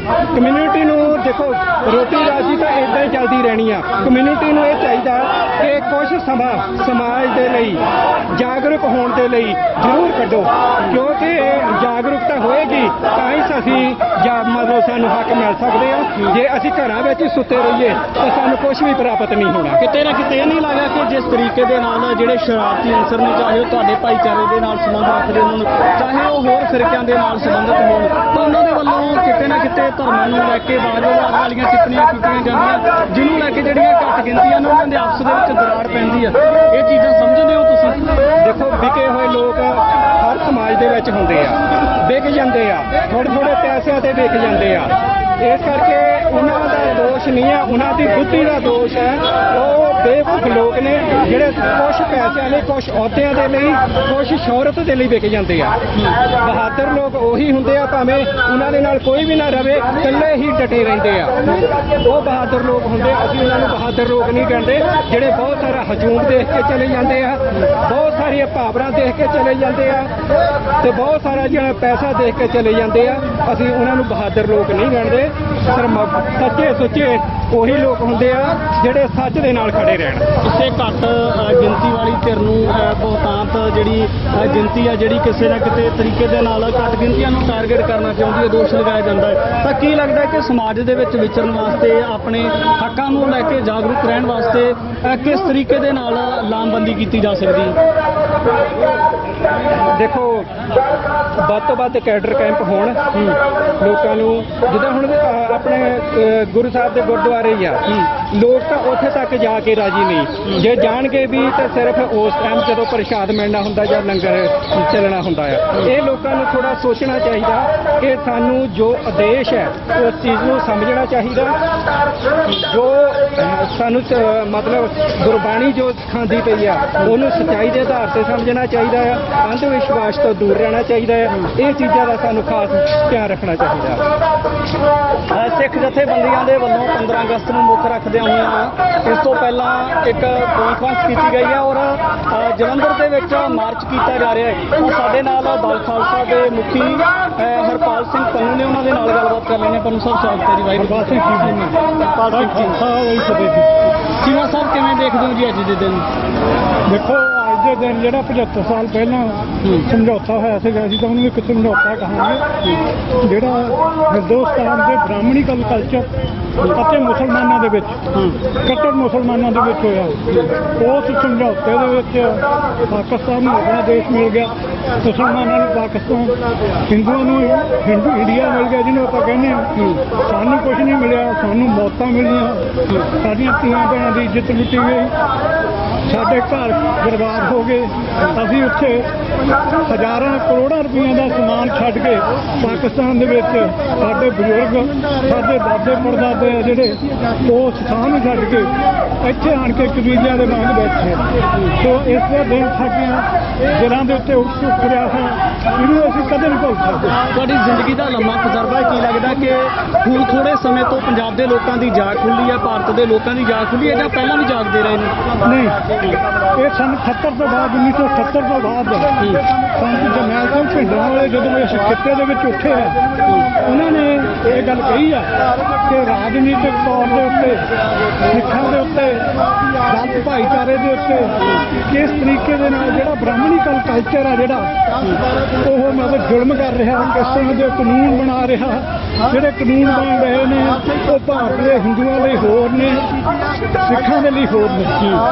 ਇਹ 1978 ਦੇ ਉਸ ਨਾਮਕਾਰੀ ਕਤਲकांड ਤੋਂ ਬਾਅਦ ਇਹ ਜਿਹੜੀ ਸਿੱਖਾਂ ਦੇ ਵਿੱਚ ਰਾਜਨੀਤਿਕ ਤੌਰ ਦੇ ਉੱਤੇ ਜਿਹੜੀ ਜਾਗ੍ਰਿਤੀ ਆਈ ਹੈ, ਪਰ ਅਸੀਂ ਸਮਝਦੇ ਕਿ 1978 ਤੋਂ ਬਾਅਦ ਹੀ ਹਿੰਦੁਸਤਾਨ ਨੂੰ ਵੀ ਇਸ ਗੱਲ ਦਾ ਪਤਾ ਲੱਗਿਆ ਕਿ ਪੰਜਾਬ ਦੇ ਵਿੱਚ ਕੋਈ ਮਰਦ ਆ ਜਿਹੜਾ ਉਹ ਇੱਦਾਂ ਦਾ ਉੱਠਿਆ ਜਿਹੜਾ ਕਿ ਸਾਡੀਆਂ ਜਿਹੜੀਆਂ ਨੀਤੀਆਂ ਨੇ ਉਹਨਾਂ ਨੂੰ ਬੰਗਾਲ ਸਕਦਾ। ਸੋ 1978 ਤੋਂ ਬਾਅਦ ਸੰਤ ਜਰਨੈਲ ਸਿੰਘ ਭਿੰਡਰਾਂ ਵਾਲੇ ਇਸ ਆਜ਼ਾਦੀ ਦੇ ਮੋਹਰੀ ਨੇ ਔਰ ਉਹਨਾਂ ਨੂੰ ਅਸੀਂ ਆਪਣਾ ਆਈਡੀਅਲ ਮੰਨਦੇ ਹਾਂ। ਦੋ ਦੇਸ਼ਾਂ ਦੇ ਬਟਵਾਰੇ ਵੇਲੇ ਹੋਈ ਤਾਂ ਕਤਲ ਗਾਰਦ ਸੀ, ਪਰ ਇਹ ਕਿਉਂ ਹੋਇਆ ਕਿ ਜਿਹੜੇ ਵੱਖ-ਵੱਖ ਦੋਨਾਂ ਦੇਸ਼ਾਂ ਦੇ ਲੋਕ ਆਪਸ ਦੇ ਵਿੱਚ ਆਜ਼ਾਦੀ ਦੇ ਦਿਨ ਵਜੋਂ ਖੁਸ਼ੀਆਂ ਜ਼ਾਹਰ ਕਰਨ ਲੱਗੇ? ਦੇਖੋ, ਪਾਕਿਸਤਾਨ ਤੇ ਨਾ ਅੰਗਰੇਜ਼ਾਂ ਦੇ ਨਾਲ ਤਿੰਨ ਧਿਰਾਂ ਦੀ ਗੱਲਬਾਤ ਹੋ ਰਹੀ ਸੀ, ਸਿੱਖਾਂ ਦੀ, ਮੁਸਲਮਾਨਾਂ ਦੀ ਤੇ ਹਿੰਦੂਆਂ ਦੀ। ਹਿੰਦੂਆਂ ਨੂੰ ਆਪਣਾ ਹਿੰਦੁਸਤਾਨ ਮਿਲ ਗਿਆ, ਪਾਕਿਸਤਾਨੀਆਂ ਨੂੰ ਪਾਕਿਸਤਾਨ, ਮੁਸਲਮਾਨਾਂ ਨੂੰ ਪਾਕਿਸਤਾਨ ਮਿਲ ਗਿਆ, ਔਰ ਪੰਜਾਬ ਸਿੱਖਾਂ ਨੂੰ ਕੁਛ ਨਹੀਂ ਮਿਲਿਆ। ਉਹਨਾਂ ਦੇ ਤਾਂ ਜਸ਼ਨ ਮਨਾਉਣੇ ਹੀ ਆ, ਅਸੀਂ ਕਹਿੰਦੇ ਜਸ਼ਨ ਮਨਾਈਏ, ਅਸੀਂ ਕੋਈ ਜਸ਼ਨ ਨਹੀਂ ਮਨਾਉਂਦੇ ਹੈਗੇ। ਇਸ ਗੱਲ ਦੇ ਉੱਤੇ ਸਾਨੂੰ ਤਾਂ ਬਰਬਾਦੀ ਮਿਲੀ ਆ। ਪੰਜਾਬ ਨੂੰ ਦੋ ਹਿੱਸਿਆਂ ਦੇ ਵਿੱਚ ਵੰਡਿਆ ਇਹਨਾਂ ਨੇ। ਇੱਕ ਵੱਡੀ ਰਾਜਨੀਤਿਕ ਜਿਹੜੀ ਮਤਲਬ ਇਹਨਾਂ ਦੀ ਸੋਚ ਸੀਗੀ, ਇਹਨਾਂ ਦੀ ਗਦਾਰੀ ਸੀਗੀ, ਜਿਹੜੀ ਉਹਨੇ ਪੰਜਾਬ ਨੂੰ ਦੋ ਹਿੱਸਿਆਂ ਵਿੱਚ ਵੰਡਿਆ ਤਾਂ ਕਿ ਜਿਹੜੀ ਸਿੱਖਾਂ ਦੀ ਸ਼ਕਤੀ ਆ ਉਹ ਵੰਡੀ ਜਾ ਸਕੇ। ਕਿਉਂਕਿ ਹਿੰਦੂ ਇਹ ਸਮਝਦਾ ਸੀਗਾ ਕਿ ਸਾਡੀ ਦੁਸ਼ਮਣ ਦੋ ਜਮਾਤਾਂ ਨੇ, ਜਾਂ ਤਾਂ ਮੁਸਲਮਾਨ ਜਾਂ ਸਿੱਖ। ਸਿੱਖਾਂ ਨੂੰ ਵੰਡਣ ਦਾ, ਉਹਨਾਂ ਨੂੰ ਸਿੱਖਾਂ ਦੀ ਸ਼ਕਤੀ ਨੂੰ ਵੰਡਣ ਦਾ ਵਧੀਆ ਤਰੀਕਾ ਸੀ ਕਿ ਉਹਨਾਂ ਨੇ ਇਸ ਵੰਡ ਨੂੰ 1947 ਦੀ ਵੰਡ ਨੂੰ ਉਹਨਾਂ ਨੇ ਵੰਡ ਕੇ ਪੰਜਾਬ ਨੂੰ ਲੱਕ ਤੋੜਨਾ ਆਰਥਿਕ ਤੌਰ ਤੇ ਵੀ ਔਰ ਪੰਜਾਬ ਦੇ ਜਿਹੜੇ ਸਿੱਖ ਸੀਗੇ ਉਹ ਇੱਧਰ ਆ ਗਏ ਕੁਛ ਮੁੱਠੀ ਪਰ ਸਿੱਖ ਆ ਜਿਹੜੇ ਉਹ ਪਾਕਿਸਤਾਨ ਦੇ ਵਿੱਚ ਰਹਿ ਗਏ। ਸੋ ਇਸ ਗੱਲ ਦੇ ਨਾਲ ਜਿਹੜੇ ਬਹੁਤੇ ਸਿੱਖ ਸੀਗੇ ਉਹ ਪੰਜਾਬ ਦੇ ਵਿੱਚ ਇੱਧਰ ਚੜ੍ਹਦੇ ਪੰਜਾਬ ਦੇ ਵਿੱਚ ਆ ਗਏ। ਜਿਸ ਤਰੀਕੇ ਦੇ ਨਾਲ ਸਿੱਖਾਂ ਦੇ ਵੱਲੋਂ ਜਿਹੜਾ ਆਪਣੇ ਹੱਕਾਂ ਨੂੰ ਲੈ ਕੇ ਜਾਂ ਉਹਨਾਂ ਦੇ ਵੱਲੋਂ ਉਹਨਾਂ ਦੇ ਨਾਲ ਜਿਹੜੀ ਭਾਰਤ ਦੇ ਵਿੱਚ ਜਿਸ ਤਰੀਕੇ ਦਾ ਵਤੀਰਾ ਕੀਤਾ ਜਾਂਦਾ ਹੈ, ਇਹ ਸਿੱਖ ਆਪਣੇ ਹੱਕਾਂ ਨੂੰ ਲੈ ਕੇ ਜਾਗਰੂਕ ਨੇ ਜਾਂ ਉਹਨਾਂ ਦੇ ਨਾਲ ਜੋ ਕੁਝ ਵਾਪਰਦਾ ਹੈ, ਤਾਂ ਕੀ ਲੱਗਦਾ ਕਿ ਸਿੱਖਾਂ ਦੇ ਸਮੇਤ ਜਿਹੜੀਆਂ ਹੋਰ ਕਮਿਊਨਿਟੀਆਂ ਭਾਰਤ ਦੇ ਅੰਦਰ ਸੇਵਾ ਕਰਨ ਵਾਲੀਆਂ ਨੇ ਉਹ ਵੀ ਜਾਗਰੂਕ ਨੇ? ਮੈਂ ਕਹਿੰਦਾ ਵੀ ਹਮੇਸ਼ਾ ਹੀ ਮਤਲਬ ਸਿੱਖਾਂ ਨੇ ਜਿਹੜੀ ਪਹਿਲੀ ਲੜਾਈ ਲੜੀ ਆ, ਚਾਹੇ ਐਮਰਜੈਂਸੀ ਦੀ ਲੜਾਈ ਸੀਗੀ ਉਹ ਵੀ ਇਹਨਾਂ ਨੇ ਮੋਹਰੇ ਹੋ ਕੇ ਲੜੀ ਆ, ਐਮਰਜੈਂਸੀ ਨੂੰ ਬੰਗਾਰ ਪਾਈ ਆ। ਅੱਜ ਵੀ ਜਿਓ ਪੋਲਿਟਿਕਸ ਜੋ ਸੋਸ਼ਲ ਦੇ ਖੇਤਰ ਵਿੱਚ ਵੱਡੀ ਤਬਦੀਲੀ ਹੋ ਰਹੀ ਆ, ਉਸ ਤਬਦੀਲੀ ਦੇ ਮੋਢੀ ਵੀ ਸਿੱਖੀ ਹੋਣਗੇ। ਸਿੱਖ ਰਾਜਨੀਤਿਕ ਤੌਰ ਦੇ ਉੱਤੇ ਸੁਚੇਤ ਨੇ, ਉਹ ਇਹ ਜਾਣਦੇ ਆ ਕਿ ਜਦ ਤੱਕ ਹੁਣ ਸਾਡਾ ਭਲਾ ਨਹੀਂ ਹੋ ਸਕਦਾ ਜਦੋਂ ਤੱਕ ਅਸੀਂ ਆਜ਼ਾਦ ਨਹੀਂ ਹੁੰਦੇ। ਕੁਛ ਮੈਂ ਨਹੀਂ ਕਹਿੰਦਾ ਕੁਛ ਮੁੱਠੀ ਭਰ ਸਿੱਖ ਅੱਜ ਵੀ ਉਹੀ ਰੋਲ ਅਦਾ ਕਰ ਰਹੇ ਨੇ ਜੋ ਕੁਛ ਮੁੱਠੀ ਭਰ ਸਿੱਖਾਂ ਨੇ 1947 ਤੋਂ ਪਹਿਲਾਂ ਅੰਗਰੇਜ਼ਾਂ ਦੇ ਨਾਲ ਰਲ ਕੇ ਮਜੀਠੀਏ ਵਰਗੇ, ਤੇਜਾ ਸਿੰਘ ਸਮੂਹੀ, ਜਵਾਹਰ ਸਿੰਘ, ਇਹ ਜਿਹੜੇ ਲੋਕ ਮਜੀਠੀਆ ਤੋਂ ਇਹਨਾਂ ਲੋਕਾਂ ਨੇ ਸਿੱਖਾਂ ਨਾਲ ਉਦੋਂ ਵੀ ਗਦਾਰੀ ਕੀਤੀ ਹੈ ਤੇ ਅੱਜ ਵੀ ਗਦਾਰੀ ਕਰਦੇ। ਅੱਜ ਦੇ ਦਿਨ ਨੂੰ 15 ਅਗਸਤ ਨੂੰ ਲੈ ਕੇ ਜਿਹੜਾ ਹਰਪਾਲ ਸਿੰਘ ਚੀਮਾ ਦੇ ਨਾਲ ਗੱਲਬਾਤ ਕੀਤੀ ਹੈ, ਬਾਲ ਖਾਲਸਾ ਦੇ ਮੁੱਖ ਨੁਮਾਇੰਦੇ ਨੇ ਉਹਨਾਂ ਦੇ ਨਾਲ ਗੱਲਬਾਤ ਕੀਤੀ ਹੈ, ਤਾਂ ਬਹੁਤ ਵੱਡੇ ਖਦਸ਼ੇ ਜਤਾਏ ਜਾ ਰਹੇ ਨੇ। ਸਾਡਾ ਨਹੀਂ ਪੰਥ ਮਹਾਰਾਜ ਕੇ